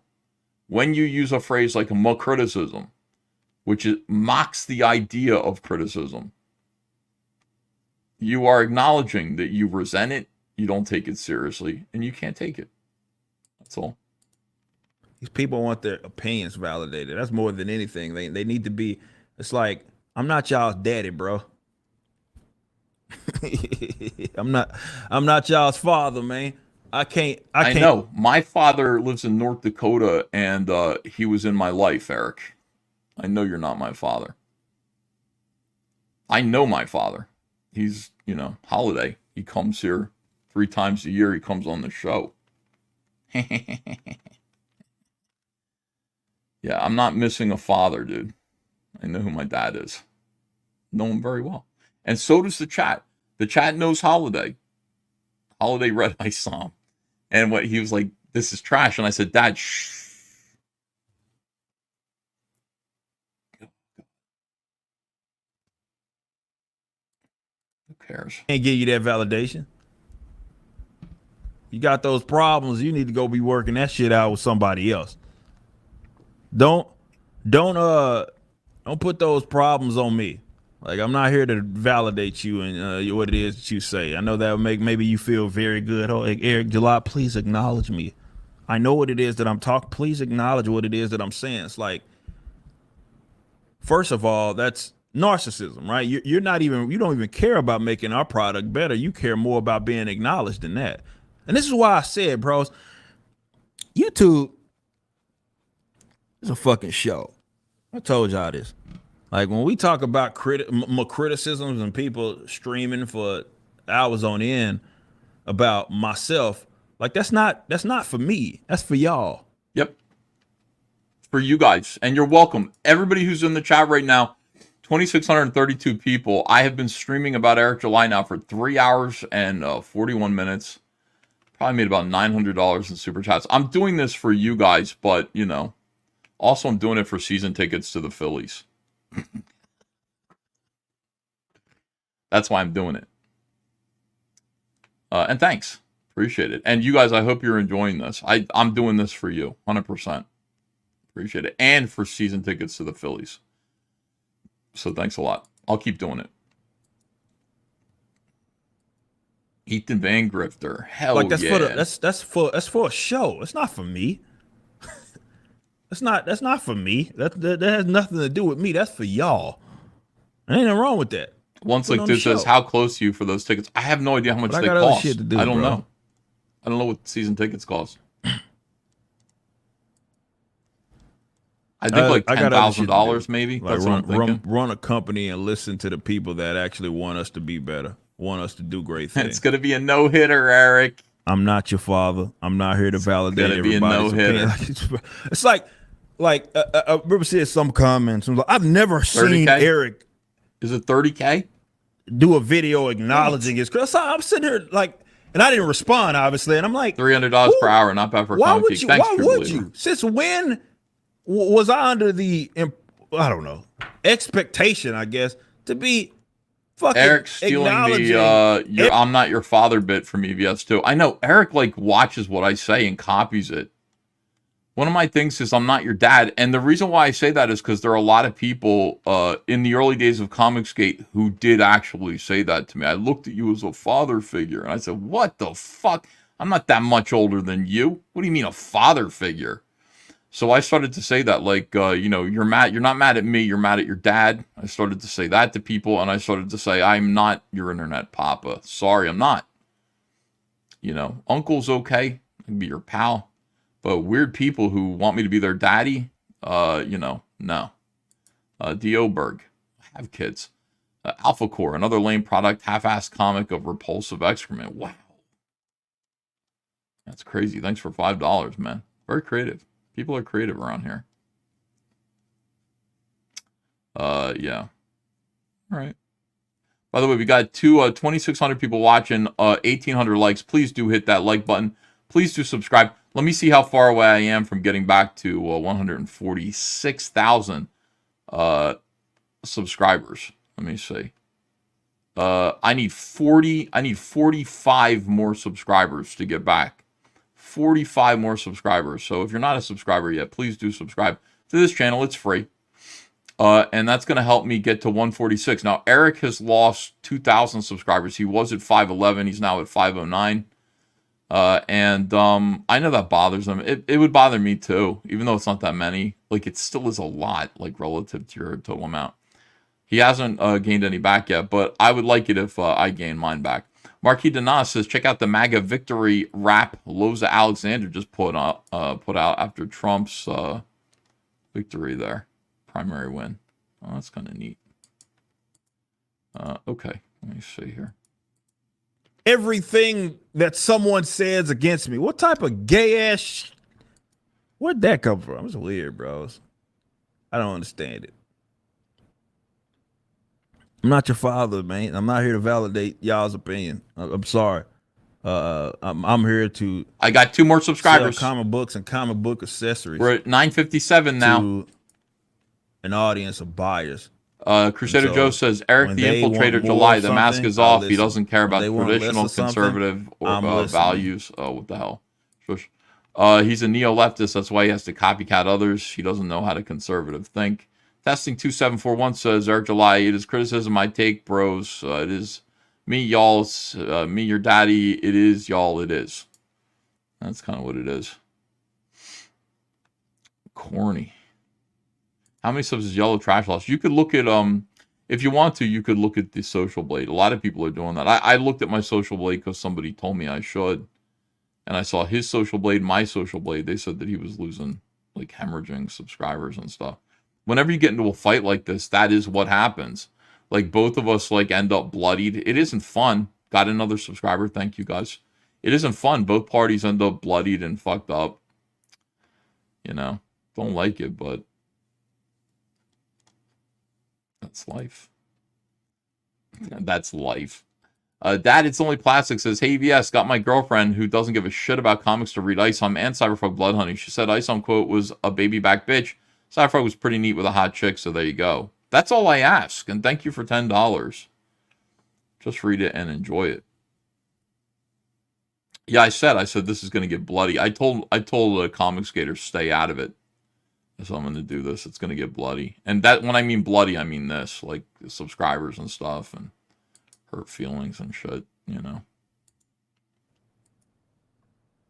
But when it comes to like critics and shit, I don't give like, imagine going from Hollywood, all this shit that I talked about, these critics, right? And imagine me adopting the same fucking thing. I take criticism well. These fucking critics.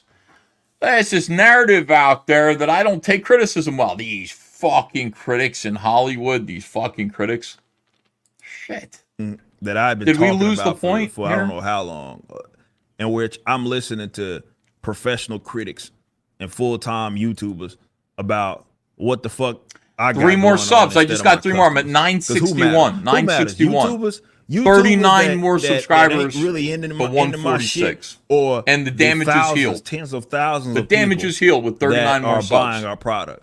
Which one matters? Now, if I was acting like the mainstream, right? The critic would matter. The critic, the YouTuber, all that shit. Eric, it should matter It should matter to you that your product be good. Okay, you're gonna have some people who are gonna buy what you do no matter what. But you're seeing those numbers sink really, really fast because your product isn't good. Your comics aren't good. It should matter to you. And maybe you could ask people who know and can actually like tell you in words. They have the vocabulary to explain to you what's gone wrong. There will be people that will buy your stuff no matter what, but that shouldn't be good enough for you. Everybody should buy your stuff. You should be out there going, everybody should buy my stuff. My stuff should be critically acclaimed. It should be acclaimed by the audience. And if it isn't, that's something I need to improve. But this lazy attitude about like, well, listen, I'm listening to my customers who are buying it. They're going to buy it anyway. Certain number of people are going to buy your books no matter what, just because they like you. And they could be dog shit, and it doesn't matter. So listen to criticism and try to make something good, because here's the thing. You know, selling comic books isn't the be-all, end-all. You're going to want to actually sell a story one day to Hollywood, maybe, or to whoever. I don't know, the Daily Wire. To Netflix. So make sure that you have a story there. Right now, you don't have a story. Isom is not a story. There is zero story there. There's no story. So even if like Hollywood came sniffing around, like there would be nothing that they could do with what you produced so far. So listen to criticism. Stop worrying about who's buying it. Make it better. Would matter more than my customers.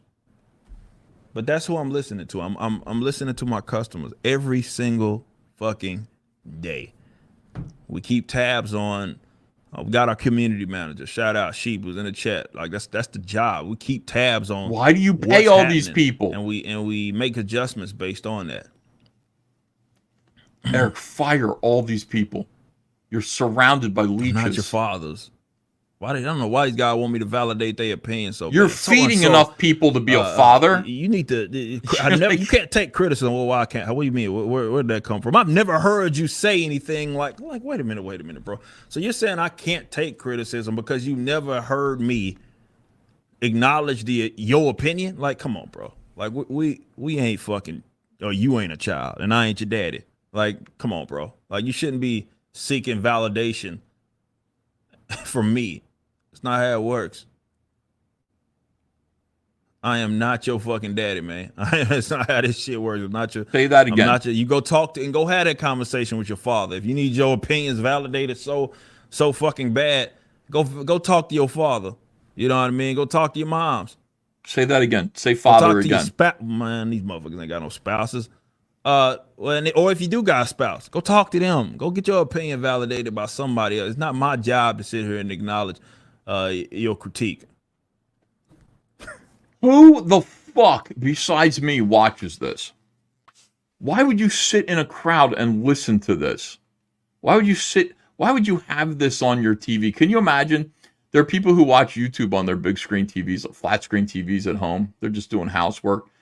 And you got this lunatic sitting there, you're vacuuming and stuff, and you got this lunatic going, I ain't your father, I ain't your daddy. The fuck, I'm not your daddy. I'm not your daddy. I'm not your daddy. You got these fucking, go talk to your daddy, your spouse. Go talk. How do you listen to this? Eric, you got it, dude. I can't take anymore. I can't take anymore. I know I haven't gotten to the part where he talks about me yet. That's why I got to keep going, but I can't take it.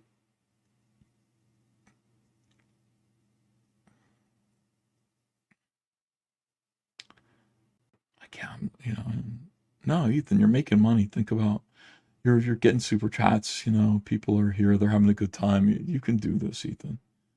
You can absolutely do this. You draw all day. You're suffering from sciatica.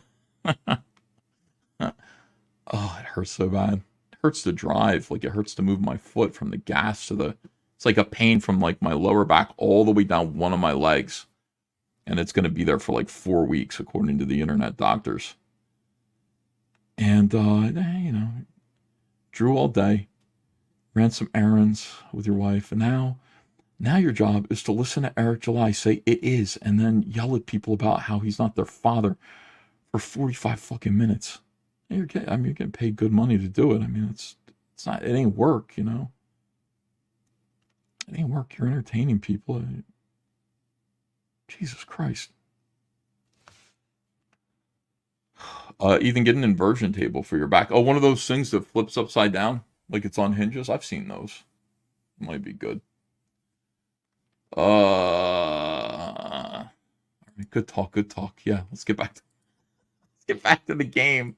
Here we go. Unless you're a customer. If you're a customer and you're like, you actually give a fuck about the product. Like, that's the thing. People want me to acknowledge people's opinion that hate me.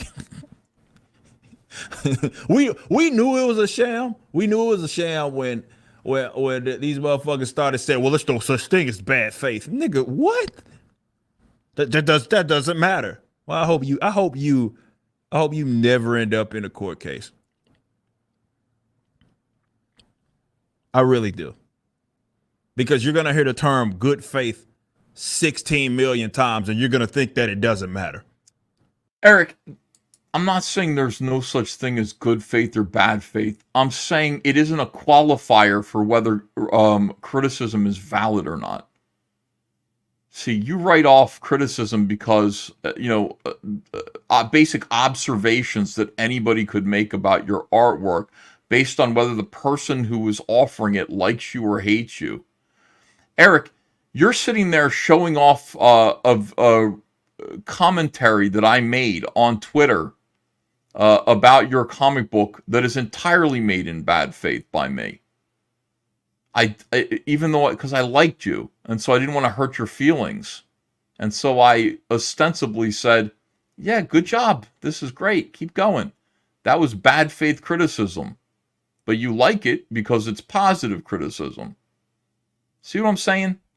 The real criticism is brutally honest criticism, where I'm actually objectively looking at your work and not giving a fuck about your feelings. And we did that here on YouTube. That's bad faith criticism. Bad faith criticism can be coming from somebody who either likes you or hates you. That's fine. All that matters is if it's true. And when I'm talking to you and telling you that ISOM 1 is good to not hurt your feelings, it's not true. Bad faith criticism coming from a place of love. Dick Masterson, I guess, hates your guts, but everything he said about your book was true. It was real. It was valid. So you're sitting there applying terms like good faith, bad faith, where they don't belong. I'm not saying they're not real, actual things. I'm saying they're not relevant to whether or not criticism is valid or invalid. I feel like you're having trouble with that. I feel like you're having difficulty with that concept.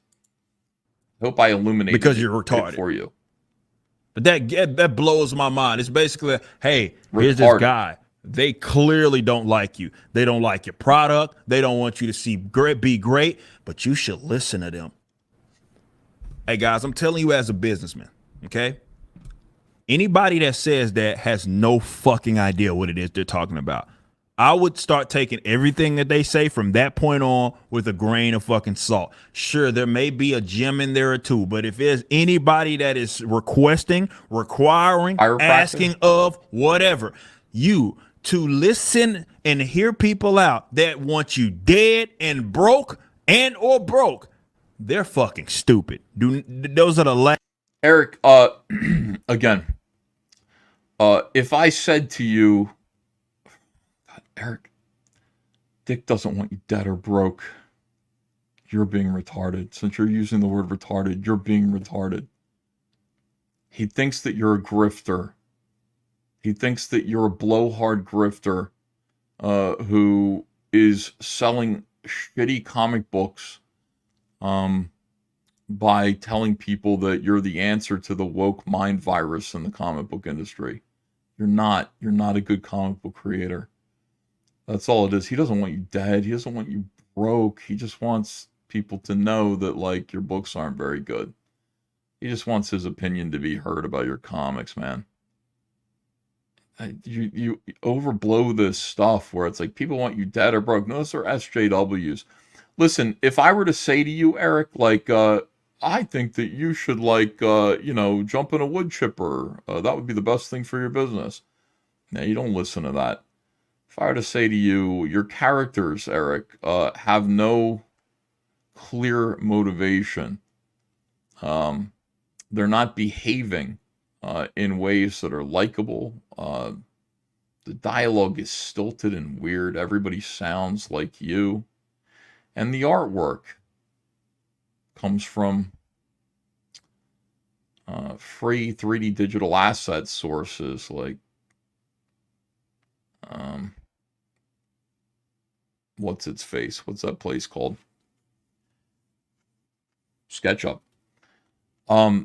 It doesn't matter. Like, it doesn't matter. Even if I did want you dead or broke, that doesn't make those things not true. Those things are still true no matter what. And not listening to that would be to your detriment.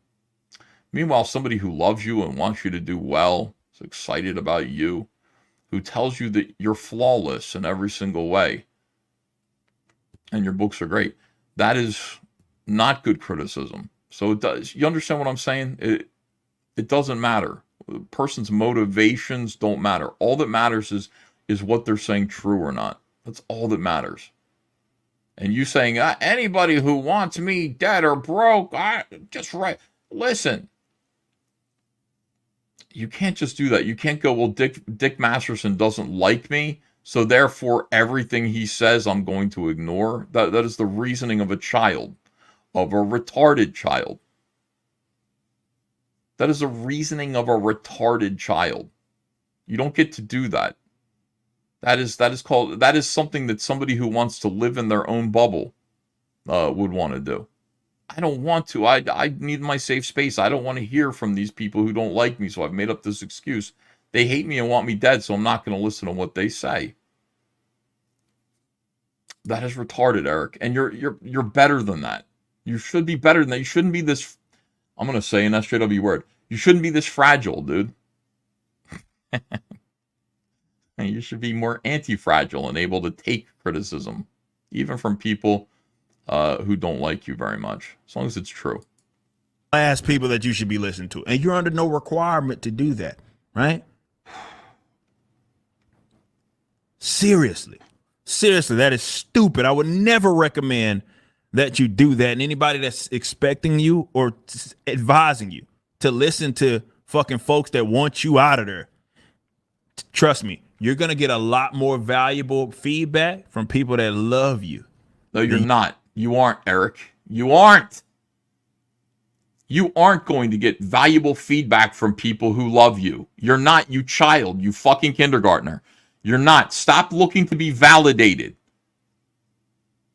People who love you don't want to hurt your feelings.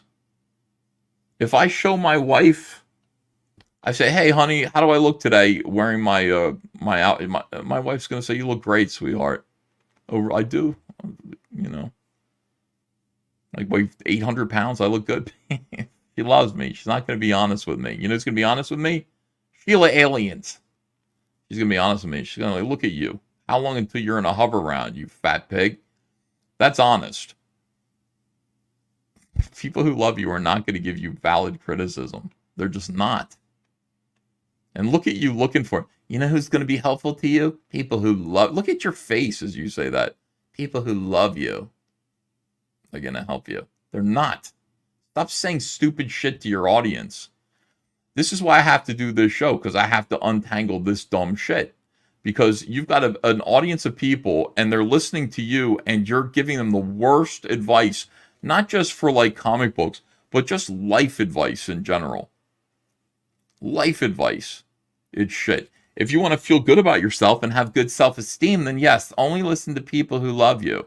If you want to get better at something, if you want to become a master, if you have a set of skills that you want honed, then you will listen to people who don't give a shit about your feelings and may even dislike you. And you will be smart enough to recognize that what they're telling you is true.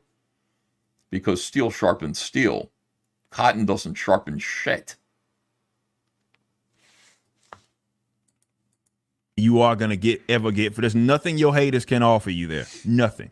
They can't offer you jack diddly squat. They can't offer you anything that someone that actually wants you to be great, actually cares about you, and they can care about you and still criticize you, right? They don't. Those people are going to be far more valuable than anything that a hater has to offer. Anybody saying that bullshit is just, again, it's the acknowledge me. These guys want to be validated so fucking bad. And that's, Eric, they just want to make fun of you. I don't think anybody wants to be validated or acknowledged by you. I think the people that are saying that your book is bad just want to make fun of you. I mean, to me, like, I did it because people paid me and they wanted to be entertained. But I mean, what use was me criticizing ISOM? It was helpful to other people. People can see what you did wrong and maybe learn something from it. I don't care if you get better or not, really, to be honest with you. As you pointed out, you're my competition. Not like this, you aren't. You know, you could sell books to your audience for a little while, but, you know, I can actually make comic books, dude. You know. Unless you want to get better, Eric, you'll never really be anyone's competition. Unless you want to sharpen up and become a good comic book creator, and by being a good comic book creator, you're gonna learn from other comic book creators who have very little respect. They don't do that. Like, they don't validate. They're aggressive and cruel, and they tell you that you suck, and you have to listen to them, and it sucks. But that's how you get better, dude. People who are your competition will often tell you the worst shit. Their way to say that, right? That's their way to weasel it's so around. Pleasant. Just, instead of being like, acknowledge me, they're saying, well, you should listen to someone that hates. Not everything they say is invalid. Okay, I'm going to treat it like it's invalid. Even if there's someone else that is out there that does love what it is that we're doing, that has a critique, those are the guys that we listen to. We're not listening to jackasses. They're stupid. It's terrible, terrible approach. And you're not going to go out there and be great by sitting here and listening to people that want you dead and adjusting based upon them, because they're not coming from a perspective. Stop telling your audience that the people who are criticizing them, or you, but by extension them, want them dead. Stop telling them that. That isn't true. That's a lie. Nobody wants you dead. What is wrong with you? What the hell is wrong with you, dude? You think that your critics want you dead? Kelly Sue DeConnick has a message for you. Go to therapy, please. You think Dick Masterson wants you dead? Go to therapy, please. You think Vito wants you dead? Go to therapy, please. My God, you think Nick Riccata wants you dead? Go to therapy, please. You're the one, you started out saying we need therapy, like everybody, all your critics need therapy. You need therapy. You think everybody wants to kill you and hates you. just because they're criticizing your comic book. Holy shit. And you get all your fans riled up. These people, now they have to protect you, right? Fans have to protect you from people who want you dead. Of does this sell? They're coming from a perspective of acknowledge my opinion and do what it is that I say, trying to strong arm you. They're not coming from a place of do this and more customers. This will ensure you more customers. This will ensure that you're being embraced by, because it's like with ISOM, right? As an example, you'll have someone that will say, well, hey, I don't know. You didn't write in crayon what exactly ISOM's power level was. Okay, let's assume that I took that and I said, okay, I'm gonna change it, and in ISOM 3, I'm gonna write in crayon everything as far as his power level, whatever the fuck that means. Considering there's a character. Yeah, you had somebody ask you that question. You had someone say, and somebody sent me this to show. I had so much. Well, I said, what are we talking about tonight? I had a flood, my inbox and my Twitter. People with stupid shit that you said for my show tonight. I could do that every day, probably. I could just get the fans to sit there and put together a show for me. I'd just say, what are we talking about with Eric July? And they would just send me all this stuff. But somebody said, I read ISOM number 2. When ISOM is fighting the Monkey Men, I need to know, Eric, listen to this. I need to know how strong he is and how powerful he is, because he's fighting a whole lot of monkey men from hell. And if it's the Incredible Hulk fighting those monkey men, he's not threatened. He's going to be able to crush all those monkey men. But if it's Daredevil fighting those monkey men, if it's Batman fighting those monkey men, you know what I mean? Somebody who just has honed human physical skills and strength, but they're human, then he's in real trouble. I need to know what are ISOM's power levels so that I can enjoy this comic book better. I need to know how much danger is he in so that I can be thrilled by the story. And Eric just told this guy, I don't know what the fuck you're talking about. What do you mean? And he's doing that. He's making fun of him now. Eric, these are superhero comic books.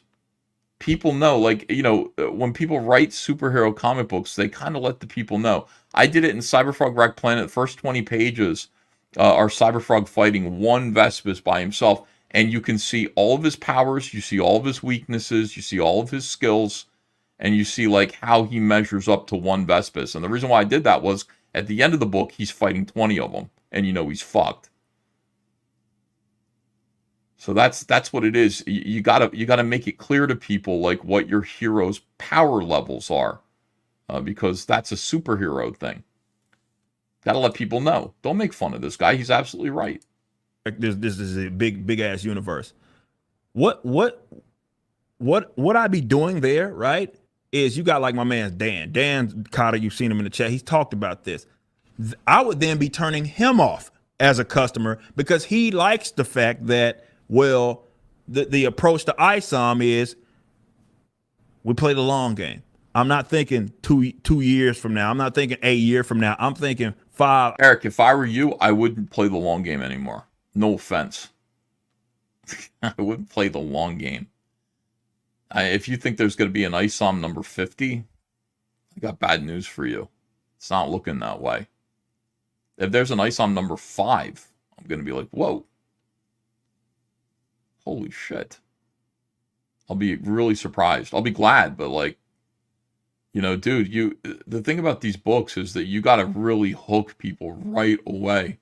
You can't just be like, well, I know you didn't get it, you didn't enjoy it, you have a bunch of questions, but hang in there for 100 issues. I'm playing the long game. There's no long game, dude. There's no fucking long game. You gotta give people what they need to enjoy the story right away.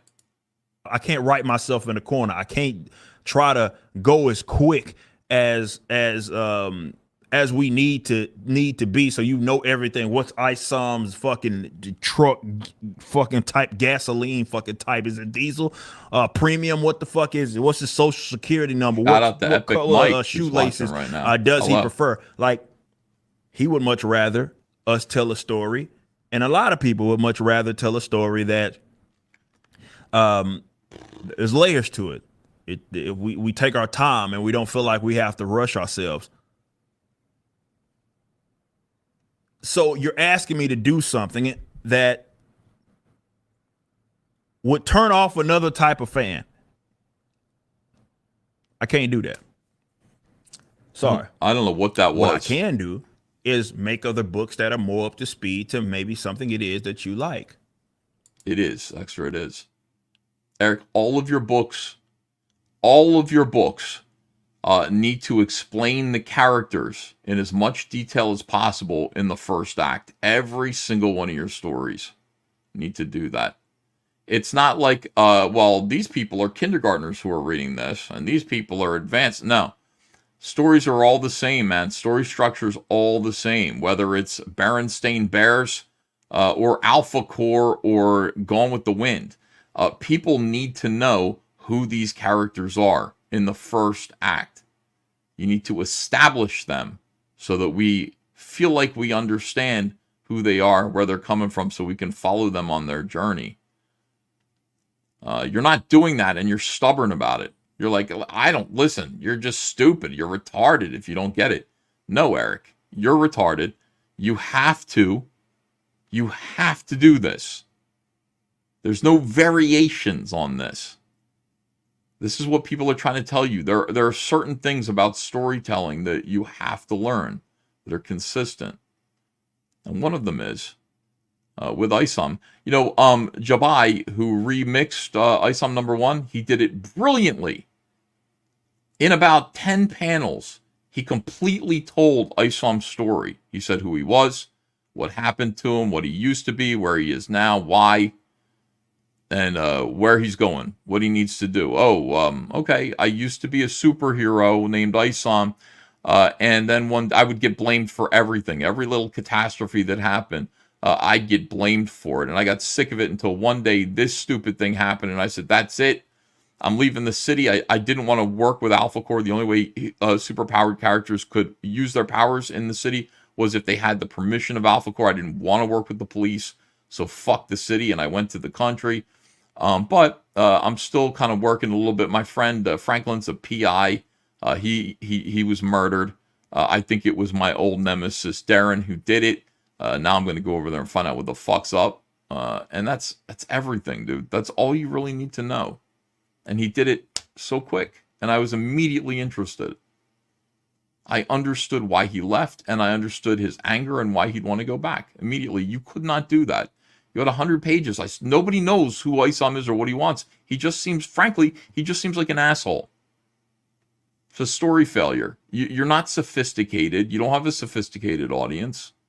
That's cope. You didn't tell a story. Now you're mad at everyone. You think people want to kill you over it. Nobody wants you to die. They want you to listen. As an example, the approach with Alpha Core is different. Alpha Core isn't an arc. Alpha Core #1 is just Alpha Core #1, and it tells a story within it. You know what else didn't happen? I know and notice this goes to show that these haters are full of shit. You know what else happens in that book? And they're not talking about what's the power level of exact power level of Brian. You see what he can. You see his limitations. What's his power level?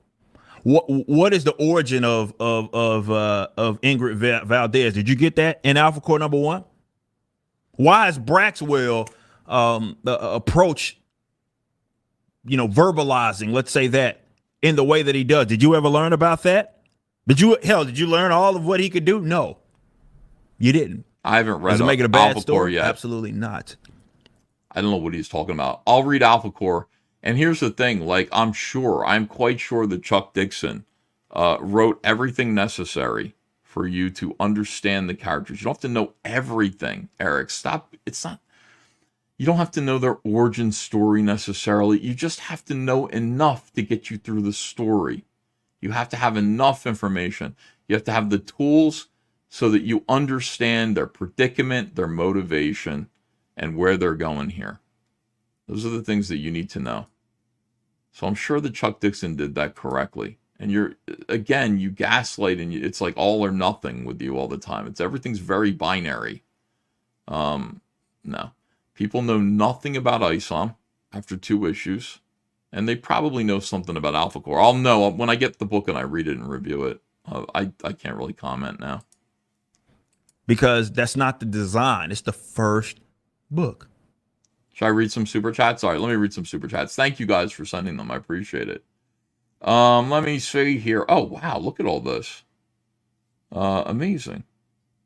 Thank you so much. Ted Lehman just joined the, hold on a second. Oh, his accent sounds inconsistent, says Sport Nugget. Hold on a second. Wow. I think this is where we start. Jose M for $5. People watch Az literally tell them what he ate for breakfast in the morning. Nothing surprises me anymore. Yeah, but that's different. Like, somebody just being like, hey, telling you about your day might be kind of pleasant to listen to. Eric's just sitting here lecturing people and yelling at them. I don't know why people want to, unless people are like, watch it to go, yeah, I'm with you. Like I'm yelling at this person too, who was not specified. I don't get it. I don't get this content. Sport Nugget says his accent sounds inconsistent. It is what it is. Thank you for $2. Yaresh Mataru says he's trying to use legalese to back his argument. Yeah, there's he's running into a brick wall trying to do that because he's wrong. Ted Lehman says, Was Campaign believed their opinion needed to be heard until you agreed with them? EJ and Yellow Flash are listening to Was Campaign. Angra says every single thing he says is every single thing it is he says. There it is. That's how to use it. Every single thing it is he says. It is unnecessary there, right? And that's how he uses that. It's interesting. Is projection. I like that. Strange Signal says Eric July is a clueless villain. Valdez D. Frank says, seems I missed this year's holiday card. Can I still get it? ID Crisis says EJ has a high opinion of his acknowledgement. People want better art equals death threats, says Testing 2741. The Daydreamer. Isom gets beat up by 2 monkey men, then takes 100 on later like it's not a thing. Here's $20 Canadian into chat with the DOX2G. Let's go. EVS Supremacy. Wow, thank you for $20 Canadian. Get over it. Says, I thought this guy was into comics and games. We have to have some understanding what the characters can handle. Of course, GC98136 says Stan Lee and Jack Kirby established the Fantastic Four's powers on the cover of Fantastic Four #1. They established the powers of the X-Men, Professor X, Magneto in 12 pages. Jose M says the long game is the warehouse leeches bleed you dry. BTM Review says critical critique does not equal hate. This is an SJW response. Agreed. Okay, here we go.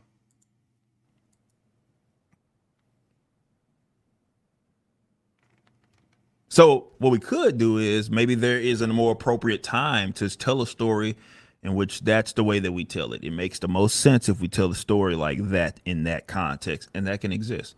But the goal is not to write for one specific type of fan or customer or who's in the X. Man, I mean, can you imagine his lack of knowledge of story structure and his refusal to learn about it?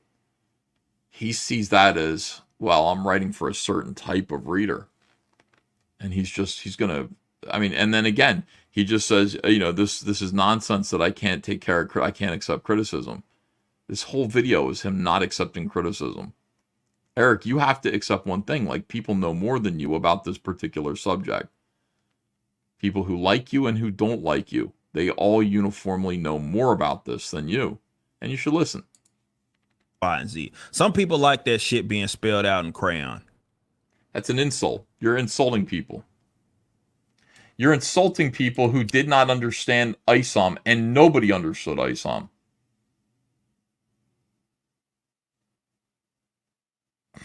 Nobody understood. It's like the timeline thing that happened in ISOM. I'm starting to not like Eric July. I got to be honest with you. Like he says, these people hate me, and I'm like, I don't hate you. I'm really starting to dislike him. I don't know how much more I can be gaslit and lied to. And provably, that's what this show's doing. It's not a matter of opinion. Like I'm showing you the gaslighting and the lies. I'm proving it to you. And I'm starting to lose my patience, to be honest with you. I'm losing my patience a little bit. right? Because he goes from, we start 2 weeks ago, and then we start 2 weeks, obviously after that, right? So the present day, we start earlier in the present day. And there was some cat, if you follow me on Twitter, you saw this. Some cat was like, and then we found out, shout out to the Riververse fandom, they did some research, and it's just another one of those detractor guys, right? And he was like, well, how the fuck was I supposed to know that? And I'm sitting here like, all right, man, my apologies. I guess next time I'll write it in crayon.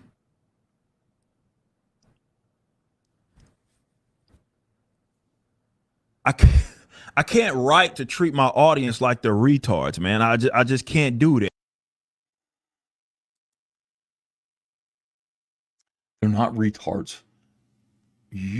By paying you $35 for your comic book, which is way too much, what they've said to you implicitly is, we trust you to take us on a journey that is a story. Storytelling is important to people. People are used to hearing stories, and skilled storytellers are able to tell stories and talk about characters in a way that immediately gets people hooked, and then they follow you on a trip. That guy's being angry with you. He was angry because you're a bad storyteller.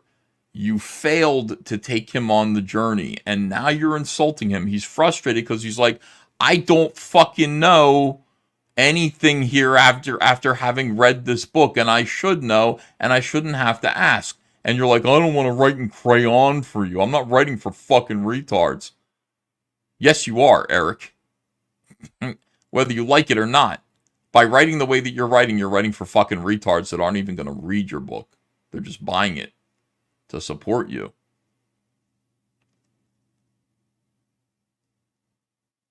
How do you talk to somebody like that who's like, I don't get the story? Don't you want to tell people about your character? Like, somebody says to me, hey, how far can Cyberfrog's tongue stretch? But I'm not gonna. What do you want me to write it in crayon for you? How far his tongue can stretch? Fuck you, retard. I'm not writing for you. I'm writing for smart people who can guess how long his tongue can stretch. I'm really getting angry. Yeah, I could, but I don't think that makes for what? The type of story that ISOM is trying to tell there. It's a lie. There is no story. Look at your face, dude. You try to it's like am I selling this? Am I pleasing? I feel good saying that about myself. Eric, there is no story. If you're talking about a detective story, there's no detective story where the audience is left in the dark about the characters. A superhero story, there's no superhero story.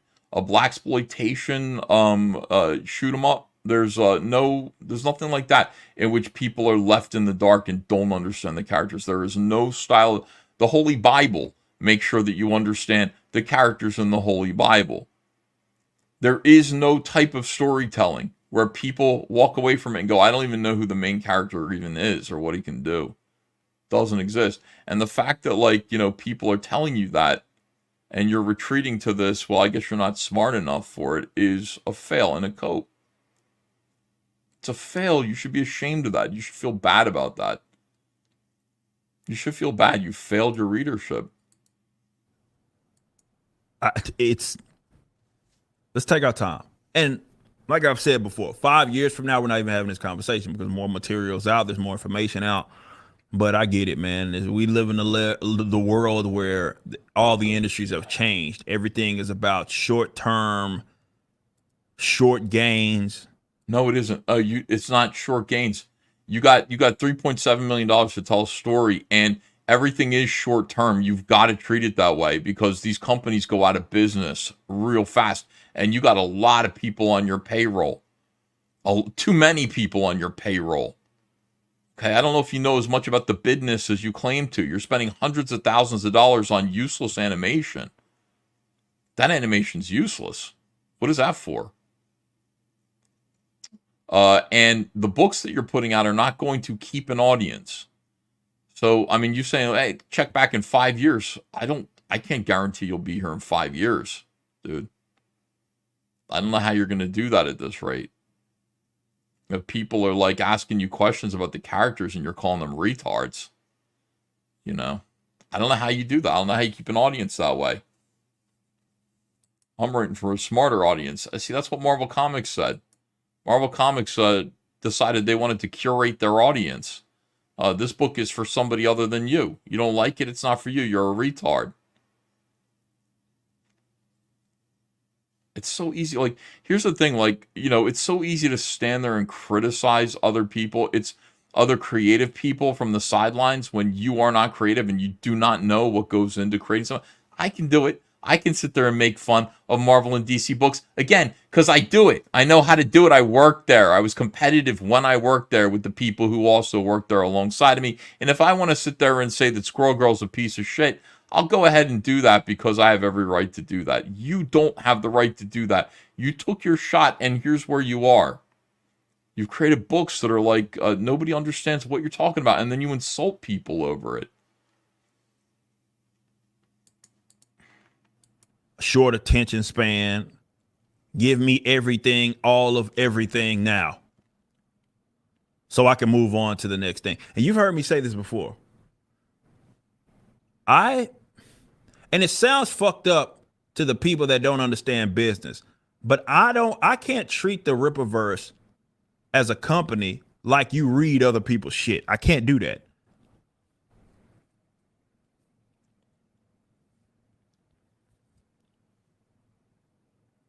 You know? No. I can't do that. I can't treat my company with the expectation that someone else that buys our shit is also going to buy some other people's shit. And what I mean by that is I can't consider the person that's just going to, here's ISOM, I'm going to read it, I'm fucking done with ever buying that product ever again. I'm going to go move on to the next thing. I can't treat my company like that. I have to treat the company like the people that are invested in it are invested in it. That's their go-to form of entertainment. That's the way I have to run the company. That's delusional. That is delusional, Eric. You're, oh my God. Oh my God. I can't treat my business as though the people who bought into ISOM are ever going to read or consume any other type of entertainment. Do you understand? Do you understand? I can't treat them. I gotta treat them like this is the only thing they read. I don't know. I don't know anymore, guys. I don't know. Is this me? Am I the? I don't know. I don't know what to say about any of this shit. It's just stupid.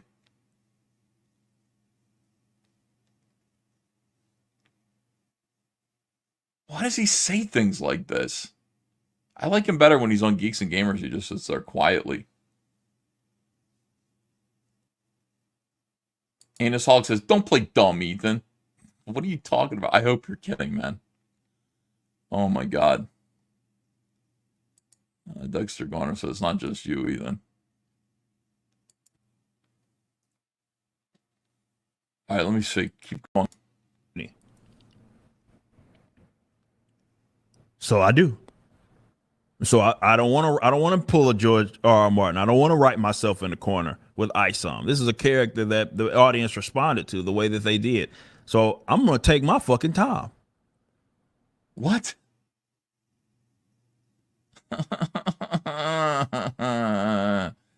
You're not George R.R. Martin. You're not J.K. Rowling. Your writing is not good. You are not a good writer. They introduced characters and everybody knew who they were. You know, they did it very quickly. You know who Harry Potter is. You know who all the characters in Game of Thrones are. You're not those people, dude. You're delusional. Oh my God. I'm going to take my time, he says. I'm going to take my time. Oh my God.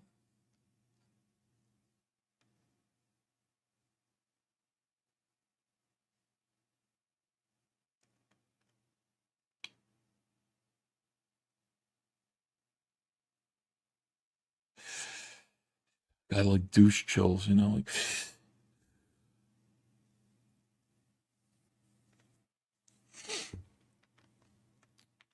And these fucking retards who think I can't take criticism. Let me just remind you that this video started out with him saying, there's a narrative out there that I can't take criticism, and it's not true. And here's where we are now. Do you understand? Like, if you were to go back to the minute 1 of this video, you'd hear Eric talking about how liars are saying he can't take criticism. And now, 32 minutes into the video, he's full on saying, I am J.K. Rowling, I am George R.R. Martin, I will not listen to the people who tell me that they don't understand what Isam's powers are. I'm going to take my sweet time telling them what it is that they need. It is to read the comic book. Like, that's...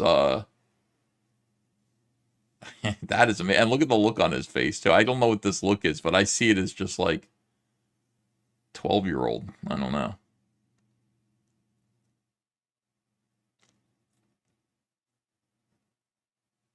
Oh, no, it's still funny, says Darth Cerberus.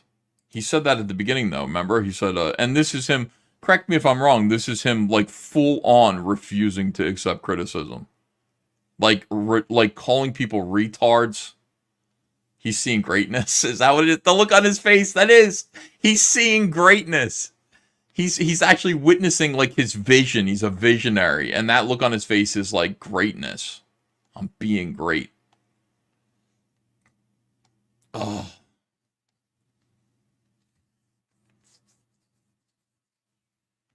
It's a child pouting that he isn't getting his way. All right.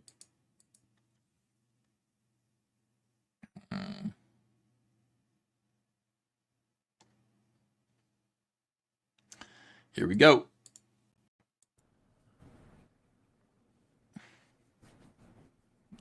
Period. There's so many stories to tell, man. You look at some of these characters, man, that we all know and love. They've been around for 50 plus years, man. And when you found out about them, like if you're my age, you found out about them in the 90s.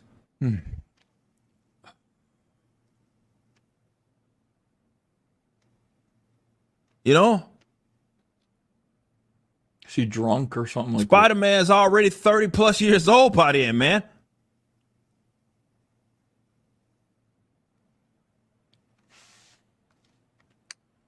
So that's the way that I treat it. The reason why Spider-Man is 30 plus years old in the 1990s is because in his very first issue,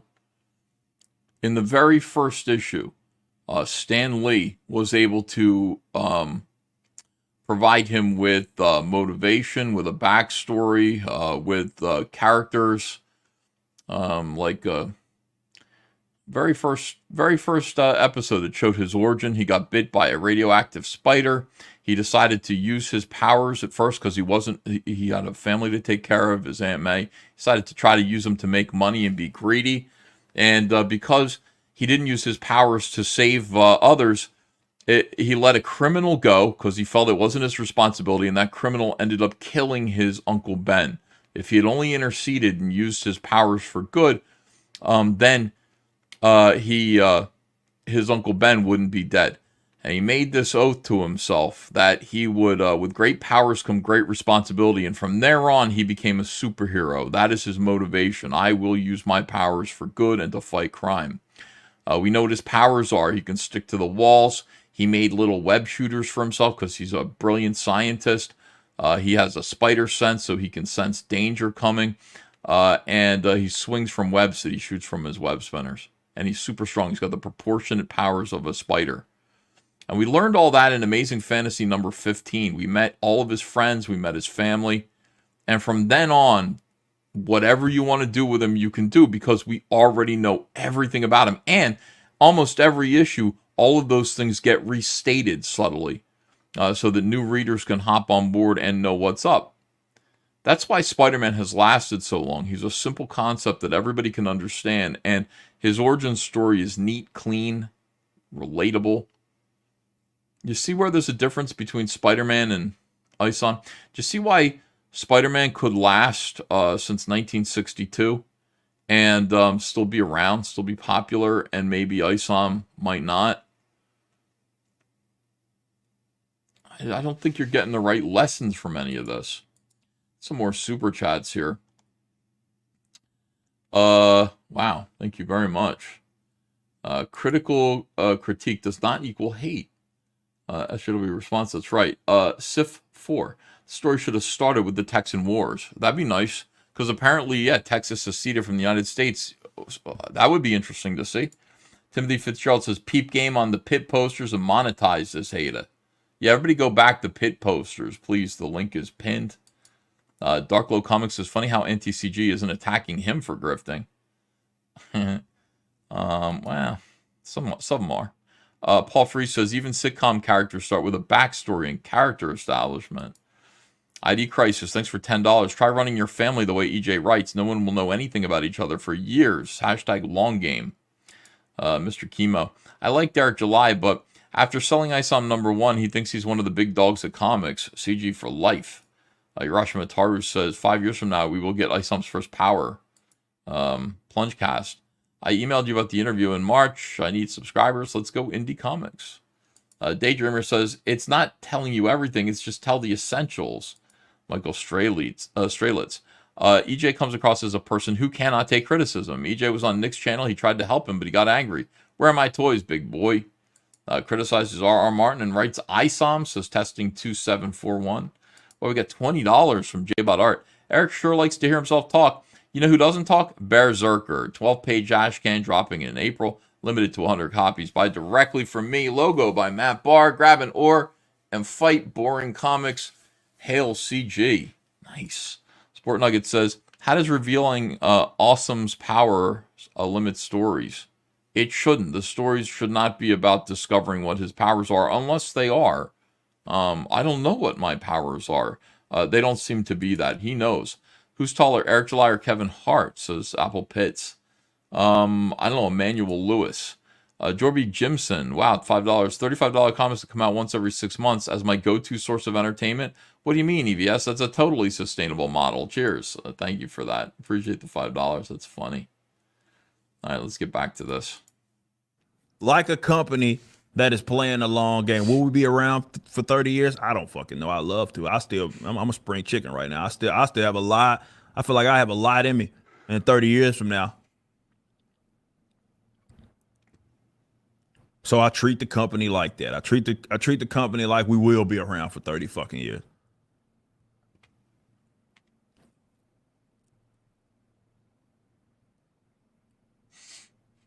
So yeah. There's that. Okay. Let me continue on, man. We got Blair Winston becoming an Ultramat. Appreciate that. We got Sound Engraver with a 2. So Alpha Core should be in the mail today. Shout out. Those orders are going out quick, bros. Oh, he did. He admitted to being a chicken. 5. Give your wife's biz a 2-page spread in the future book. The undying hate from the cat food eaters will be legendary. Hell, see at MegaCon, Joker's Disciple will be seeing it there. Yeah, she might get a 2-page spread, roll out, poster included that you can just hang up on your wall, rip out, hang on your wall. The we still got 10 minutes to go with this. I mean, way I see it, why not? Saskas, they call me the most criticized man in comics. They're not lying. I got criticized for supporting my wife's business. No, Eric. No, Eric, you got criticized for putting an advert for her jewelry store in the middle, breaking up the story of a book that people prepaid for. And it was $35. That ad had no business there, and if it was going to be in the book, it could have been in the end. You put it in the middle of the story, so it was really weird and it interrupted the flow. And when people who bought the book are criticizing you, it's because they're right. That was not cool. The reason why there are adverts in Marvel and DC comics is because the price stays pretty low. They're taking ads from Oreo and Nikes and Nabisco and whatever Hubba Bubba gum. Is that still around?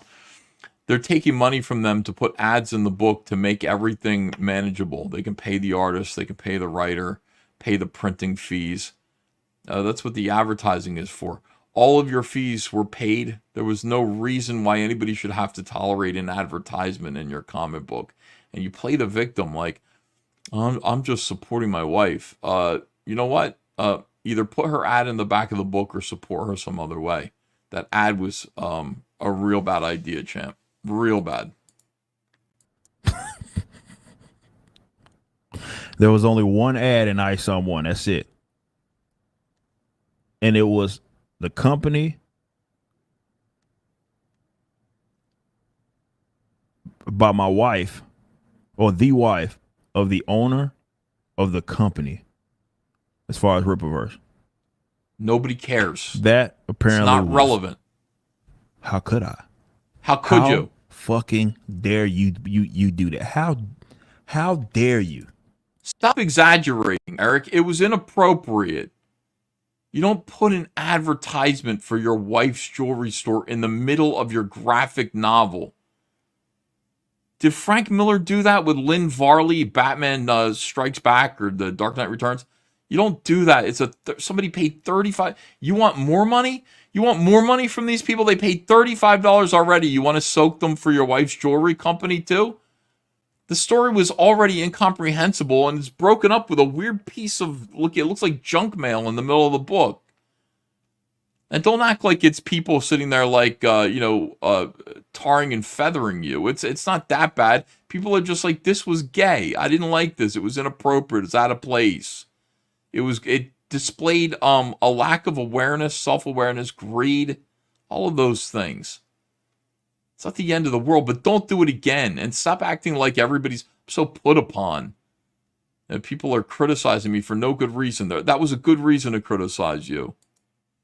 One ad and it's your wife? Put it in the back of the book. It doesn't matter. It's nobody's problem. Nobody knows your wife. How fucking dare you, Eric July, do that? Put it in the back of the comic after the story if you have to do that. He's receiving visions again. And it became very clear after that, like, these people are fucking crazy. You can't take criticism. That's why. You can't take criticism. That was valid criticism. These people are in fucking sane. No, they're not. Eric, do you hate your customers? They all complained about that. Insane. It is what it is. Holy shit. None of our supporters were upset by that. That all came from people that were not interested in anything it is that we have going. Just like Eric, lot of the I saw a stuff lot of your supporters complain about that. A lot of them. It's not coming from good places. It's not coming from people that give a fuck. It's actually often coming from people that want us gone. And I was sitting there praying for our downfall, like quite literally. It's going to happen, Eric, whether anybody wants it to or not. With this attitude, it's going to happen. You're not creating entertainment that people are enjoying. You're calling them retards. You're bilking them with ad space for your wife's irrelevant. Like, it's not even related. Jewelry company. The audiences don't really mesh in your book. And you got a terrible attitude about criticism, about getting better. You're not planning on finishing the story for 5 years. Like, we're going to be around in 5 years. And then how many issues is that? Very, very weird people, man. You're Alpha Core. I just read that. We got Marcus Henry with a 5. I also like that Anna, that Star Wars girl, or what Anna, that Star Wars girl said. People expect her to pick sides when she is cool with both parties. People doing that is gay. She's right. Well, yeah, it's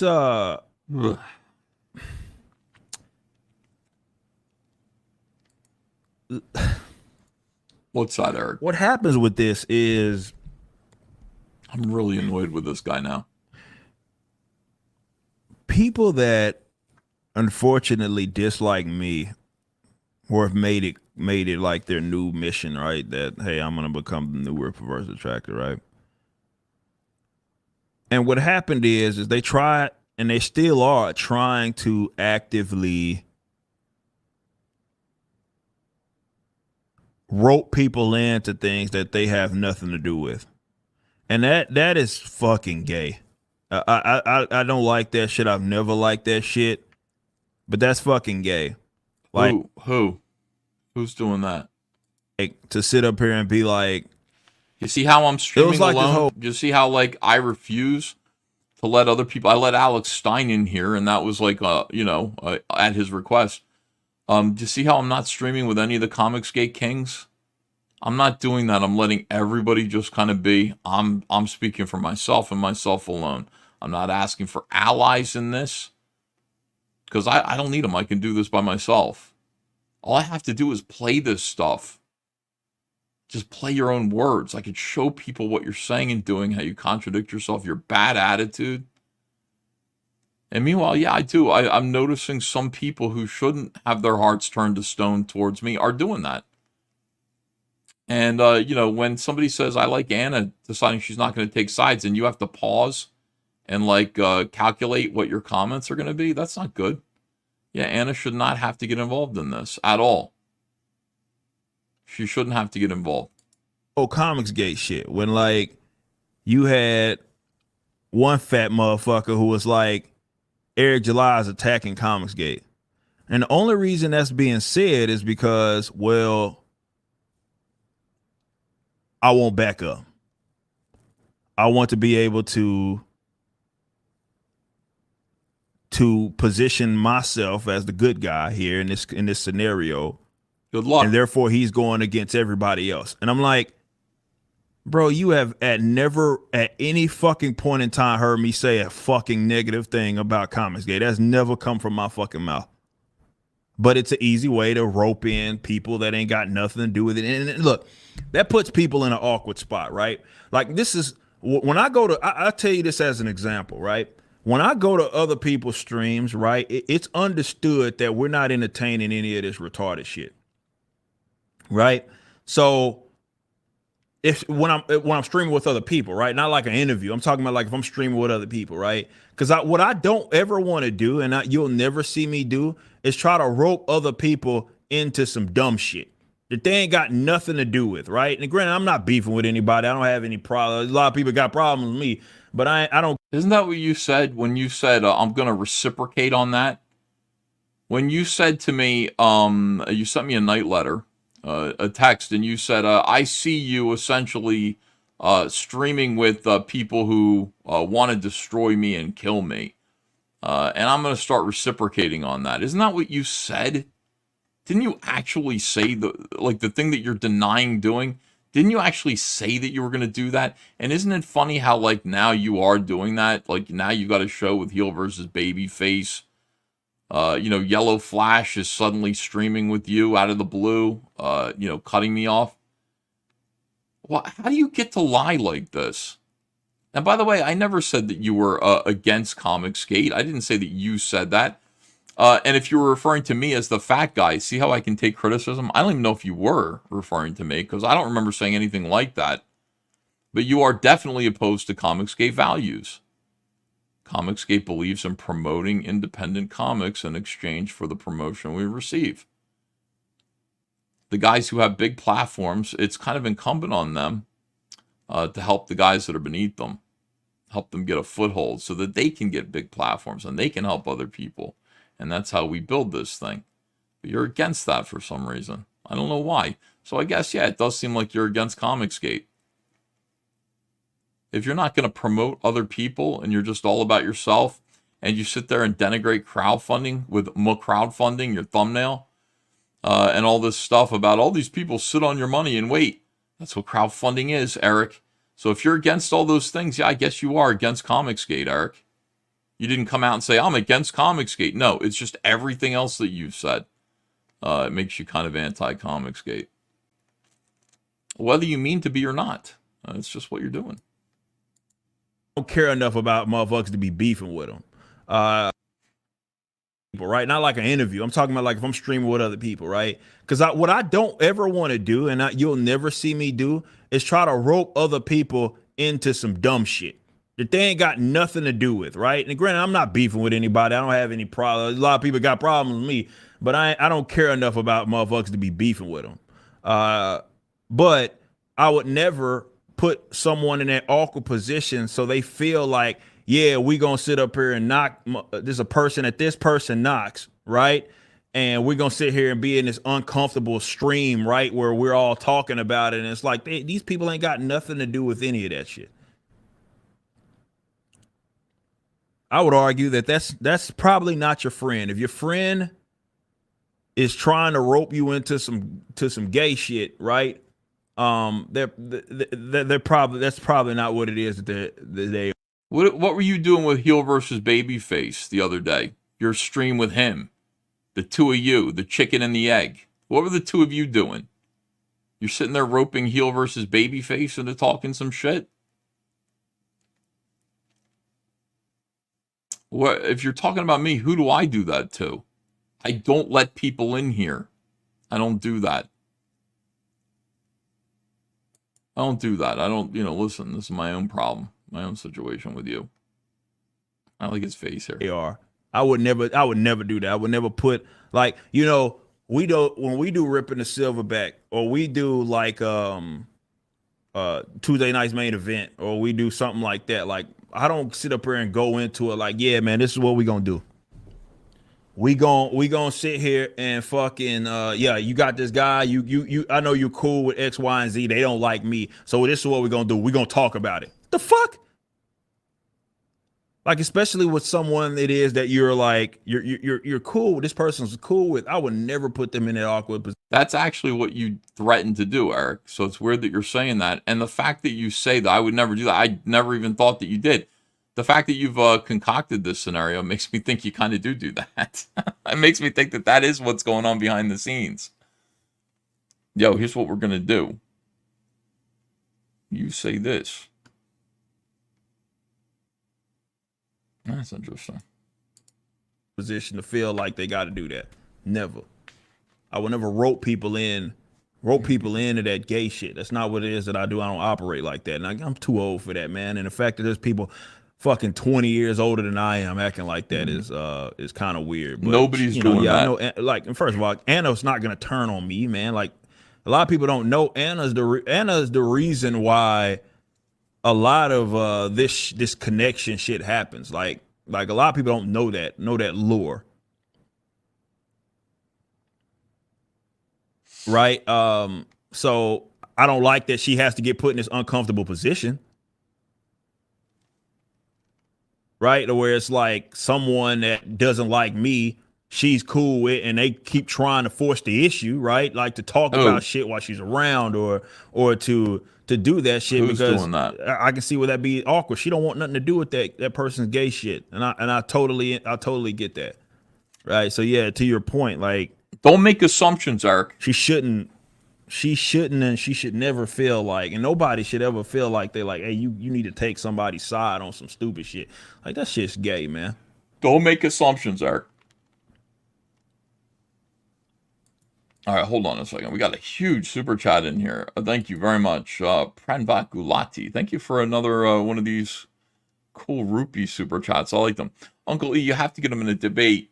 Get him to debate you and let him fumble and stumble into exposing himself as a room temperature IQ. You're seeing it here. I'm from India. My English is better than him. But yeah, get him to debate you and embarrass him. He doesn't want to. And by the way, I'm not that good at debating either. Like, I'm just not. I can. I'm not that good. I can talk about the things that I know and believe pretty well. But I don't think I'm that smart.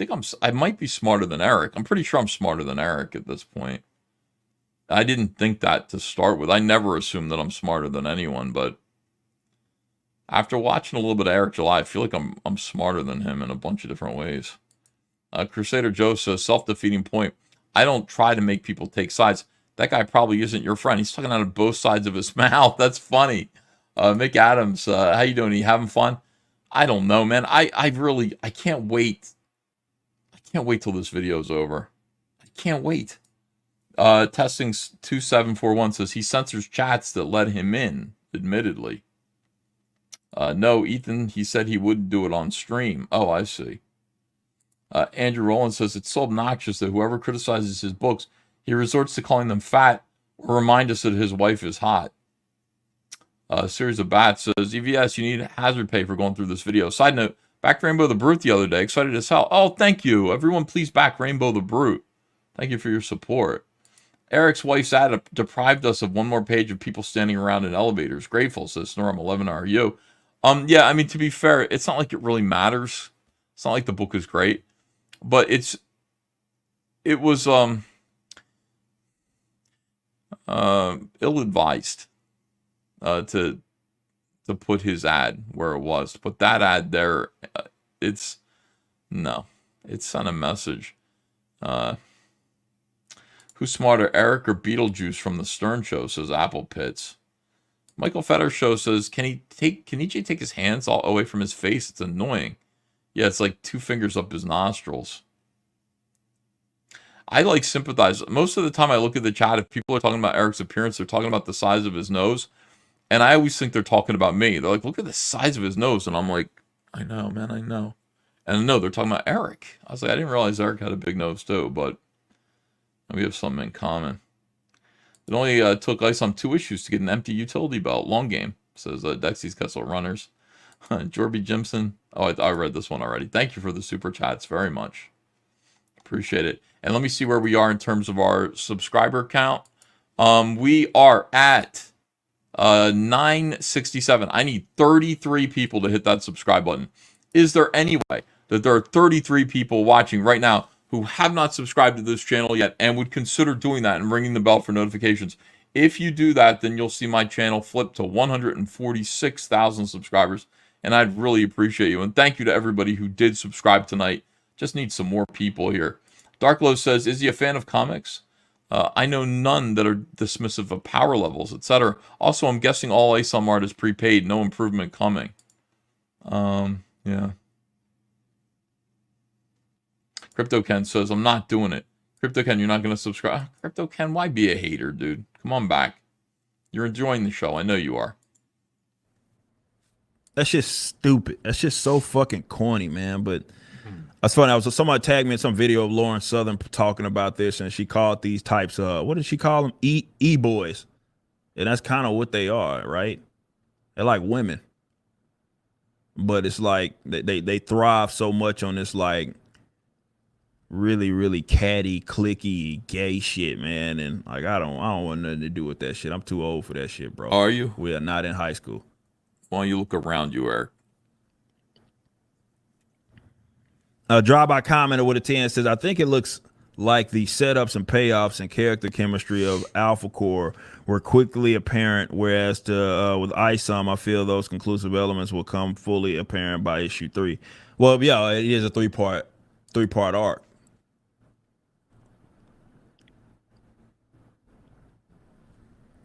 It's a 3-part arc, so that you're totally right. It's a different story. There's no, the different way that we're telling the story as opposed to, or in comparison to something like Alpha Core, right? Because Alpha Core there was no arc there. I'm falling asleep with Eric, like just. Red 720 says, what makes me mad about those people is what they do.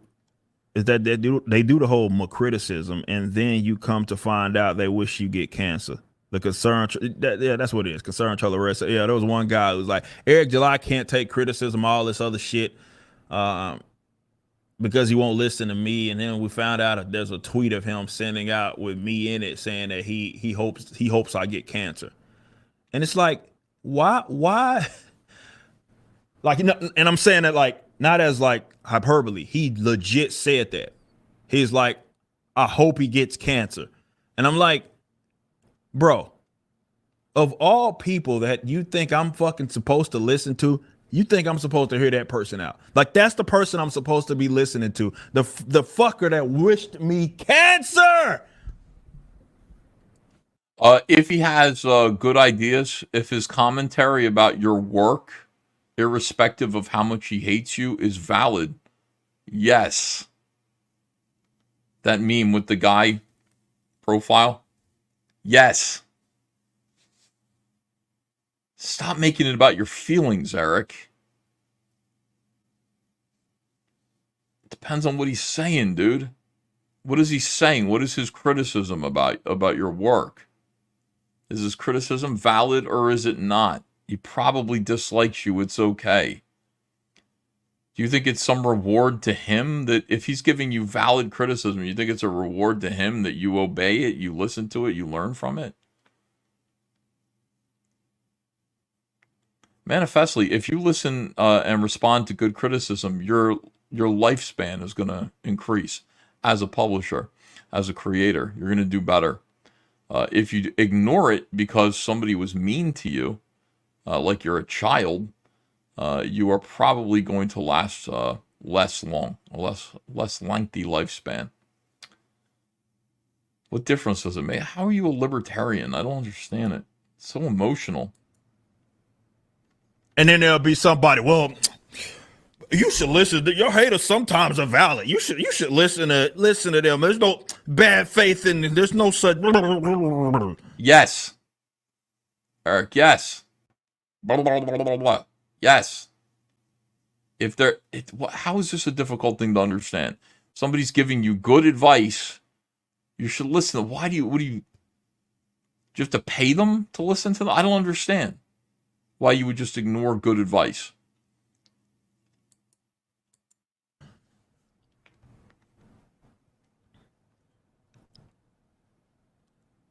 People are stupid, bro. We'll see. Oh, God. It's a nightmare.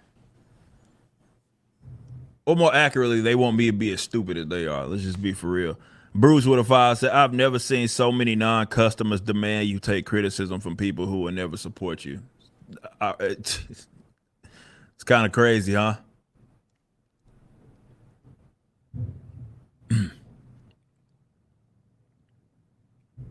It's crazy. No, it isn't, dude. You're immature. Profoundly immature. It is fucking nuts, ain't it? Nope. It isn't. Lord. Yeah, I see you, Jasper. Yeah, I agree, man. It was good, especially when he was like he really believed in Cliff as an artist. I really did respect that review there. He said some moments were jarring as far as the jumping off point, but he said it was great. Was really excited for Isom too. Yeah, I agree with you right there. Yeah, that was fair. I agree 100%. Bruce, thank you with that 5. Lower Lips with a 5 says, just got my CGC signature series Alpha Core D 9.8 over the weekend. Awesome. Appreciate that. And I thank you for being a customer. Yeah, all those sold out. All these CGCs sold out. That did happen. Okay, let's move on. Now that I'm caught up, like I said, I don't want to get backed up on all these. All right, so that seems to be it. What a big, goofy child. Holy shit. Well, I don't know if I could take any more. And I do have more. There are more videos that I'm supposed to watch. I can't take it. I can't take it anymore. I can't. I gotta just maybe save them for tomorrow. You know what I mean? It's a lot. It's a lot to take in. It's a lot to sort of Crusader Joe goes, is he drunk or stupid? I can't tell. Like, he seemed a little drunk to me, honestly, but I don't think he was. Even if my doctor hates me, I'll take his advice. His testing 72741. But why? He hates you. You'd be a retard to listen to him. Crusader Joe for $5 says, Ethan, I figured out the win here. Advise Eric to make lots of money and never burn his business to the ground. He'll be bankrupt with ashes the next day. Well, it does seem like he does the opposite of what I tell him to do, in terms of what would be kind, what would be good. Like, you know, when I say to him, this is how Comicsgate runs, the idea of Comicsgate, like, he says the exact opposite when I don't think it's good for him. I think just to sort of stand apart. But The other things that I tell him to do, he just does. Like immediately, he adopts the words, he adopts the ideas. It is weird. Margaret Miracle says, we made it through this. Hooray. JG says, Ethan has Eric July derangement syndrome. I do now. I feel fucked up, dude. I feel dizzy. It was a mess. Sif 4 says, I don't think Eric has any friends. If he did, they wouldn't let him upload these videos. Well, I mean, if they tried to stop him, I think he would decide they weren't his friends. I go into this like with a sense of humor about Eric and stuff. Like this guy's just kind of lying and being a little bit retarded. Like that video made me really dislike him. That wasn't like good, I never really disliked him. He's like, these people hate me. I'm like, why would you say that? Like, who hates you? We just think that like, you are somebody who is stubborn. You're making bad choices. You're arrogant. You have a lot of hubris, all these things. It's normal. But like hate you? No. Want you to die? No. What are you talking about? Want your business to fail? No, I don't. I think Dick Masterson said he did, but that was only because somebody said to him, do you want his business to fail? And Dick never thought of it before, but he thought about it and went, yeah, I do. He's selling shitty comic books. Why would I want him to succeed at selling shitty comics? And fair enough. That's one way of looking at it. Let me see here. Crusader Joe says, start using a made-up slang like, that's mustard, baby, and watch for it when he picks it up.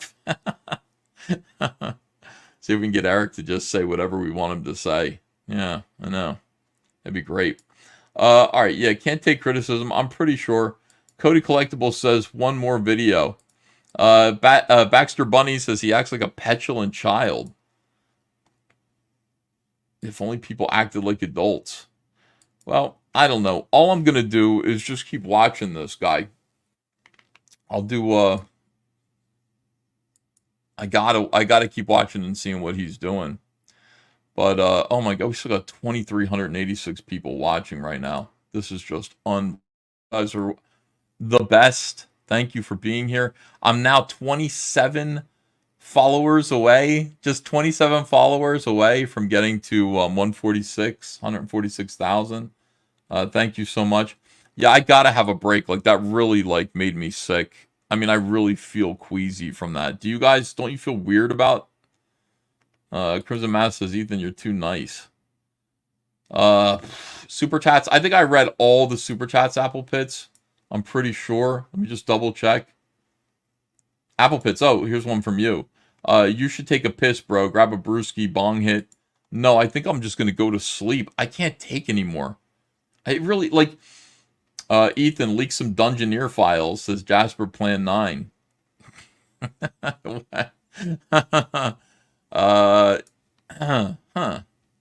Interesting. That's an idea. Dungeoneer files. Yeah, listen, I'm not opposed to doing that. But you know what? Here's the thing that's discouraging about that.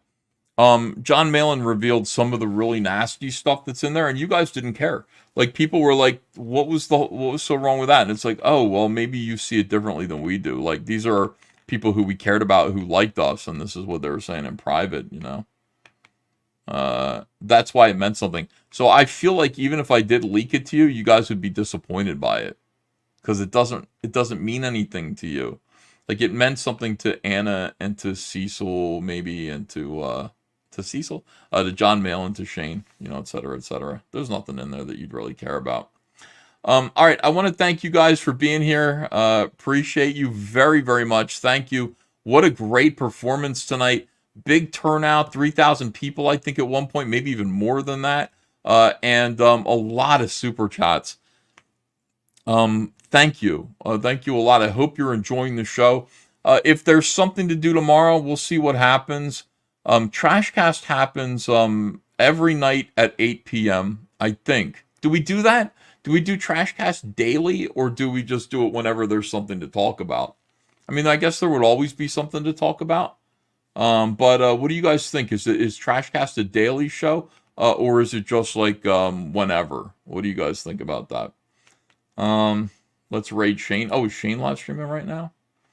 Thank you. I love you guys too. Not daily. Some people are saying daily, once a week. Once a week is not enough. Because here's the thing, like, once a week isn't enough. These guys make such a mess over the course of a week. I'm not sure that I could clean it up once a week. I mean, I just missed 2 days. I almost had too much content to do tonight. Yeah, I think it might be like whenever there's something stupid that's going on, I'll announce a Trashcast, and I hope you guys will be here for it. But I'll tell you, last week it was daily, and it just never stopped. This weekend, of course, we've got 2 review videos. Friday night, I am reviewing. What am I reviewing? Alpha Core.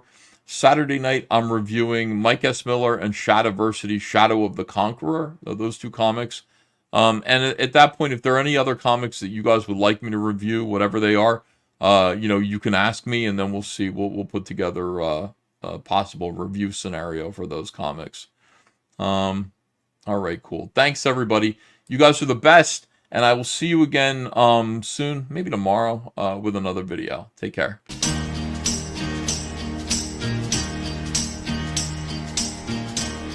Loneliness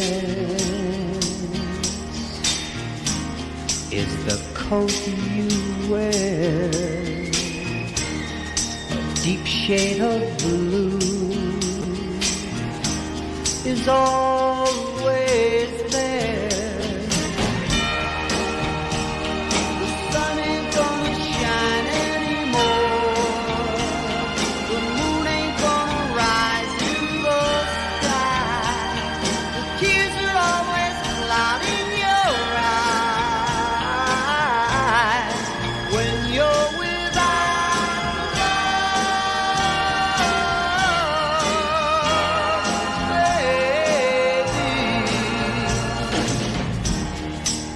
Emptiness is the place you're in, with nothing to lose, but no more to win. The sun ain't gonna shine anymore, the moon ain't gonna rise in the sky, the tears are always clouding your eyes when you're without love, lonely without you, babe. It'll be soon, but not tonight, Eric July. I'm not quite ready. Though my nights are sleepless, I still dream, Eric July. I dream of that ass. 50 years I've been chasing this dream, Eric July. I lost many things in my career. Championships, blood. In my way, there is a man, and that man has my goal. My ticket to the Eisner Awards. You may be the best in the independent comics industry today, Eric July. I should know. But you are no Alan Moore. You are no Jack Kirby, and you never will be. You may say, this is no dream. This is a nightmare. Maybe, Eric July, but it's your nightmare, and I'm gonna decide when you wake up.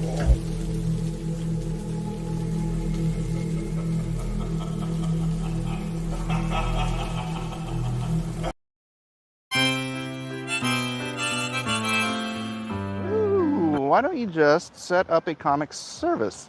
Put the comics reviewing online as a paid subscription service, and a charge if they want to buy a hard copy. You mean like Marvel does? You can get all the Marvel comics for like $10 a month or something like that. Oh, okay, here is the kumquat tree. Should I get some kumquats? They are quite tasty.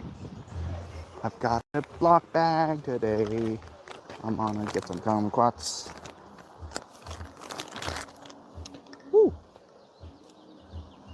Spiderwebs. Come, crocs, come quietly. Come quiet. Haha, get it? Excuse me while I take some fruit.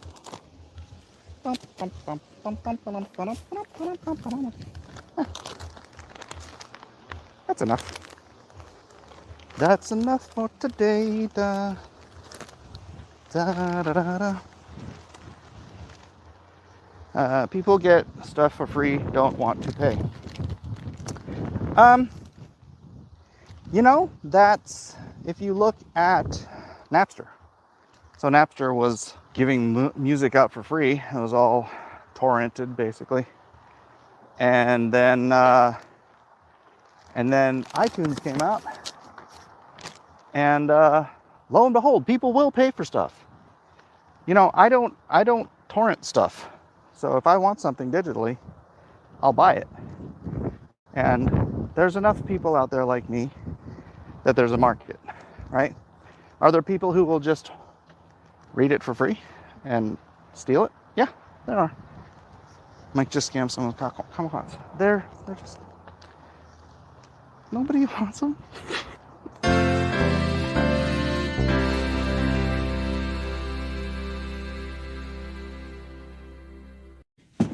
Fucking quiz! Look at that big ass. Look at that booty on AOC. Look at that booty. Look how sexy she looks in that dress. Look at that big ass, big juicy booty. Clap them cheeks. Look at that big ass, big juicy booty. Clap, clap, clap. Look at that big ass, big juicy booty. Look at that big juicy booty. Look at that big juicy booty. Look at that booty. Look at that big ass, big juicy booty. Look at that booty. Look at that big ass, big juicy booty. Look at that booty. Look at that big ass, big juicy booty. Look at that big juicy booty. Look at that big juicy booty. Look at that booty. Booty. Look at that booty. Look at that booty. Booty. Look at that booty. AOC. AOC. AOC. AOC. Look at that booty. Look at that booty on AOC. This is what ass looks like. Looks like. This is what booty looks like. Looks like. This is what booty. This is what ass looks like. Looks like. Looks like. Looks like. Look at that big ass, big juicy booty. Clap them cheeks. Look at that big ass, big juicy booty. Clap, clap, clap. Look at that big ass, big juicy booty. Look at that big juicy booty. Look at that big juicy booty. Big juicy booty. Clap, clap, clap. Big ass. Big juicy booty. Clap, clap, clap. Big ass. Booty ass. Booty ass. Booty ass. Booty ass. Big juicy booty. Clap them cheeks. Big ass.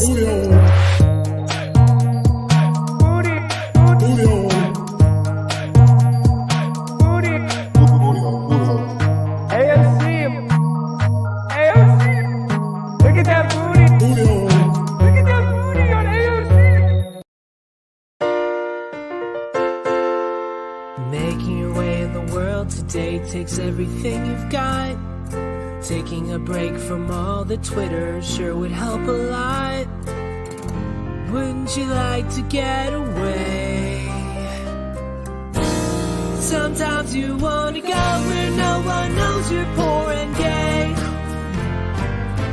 It's me love Monday every day. You wanna go where you can pretend to be a successful author and nobody knows you abandoned your daughter. You wanna go where people think you're Hunter S. Thompson on the brink.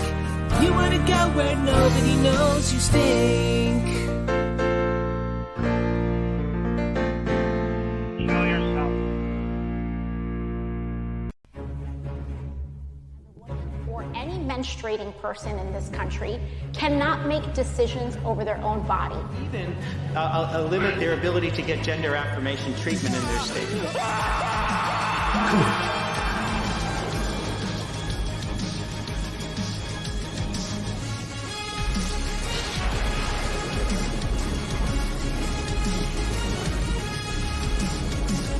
So when you think about it, there is great significance to the passage of time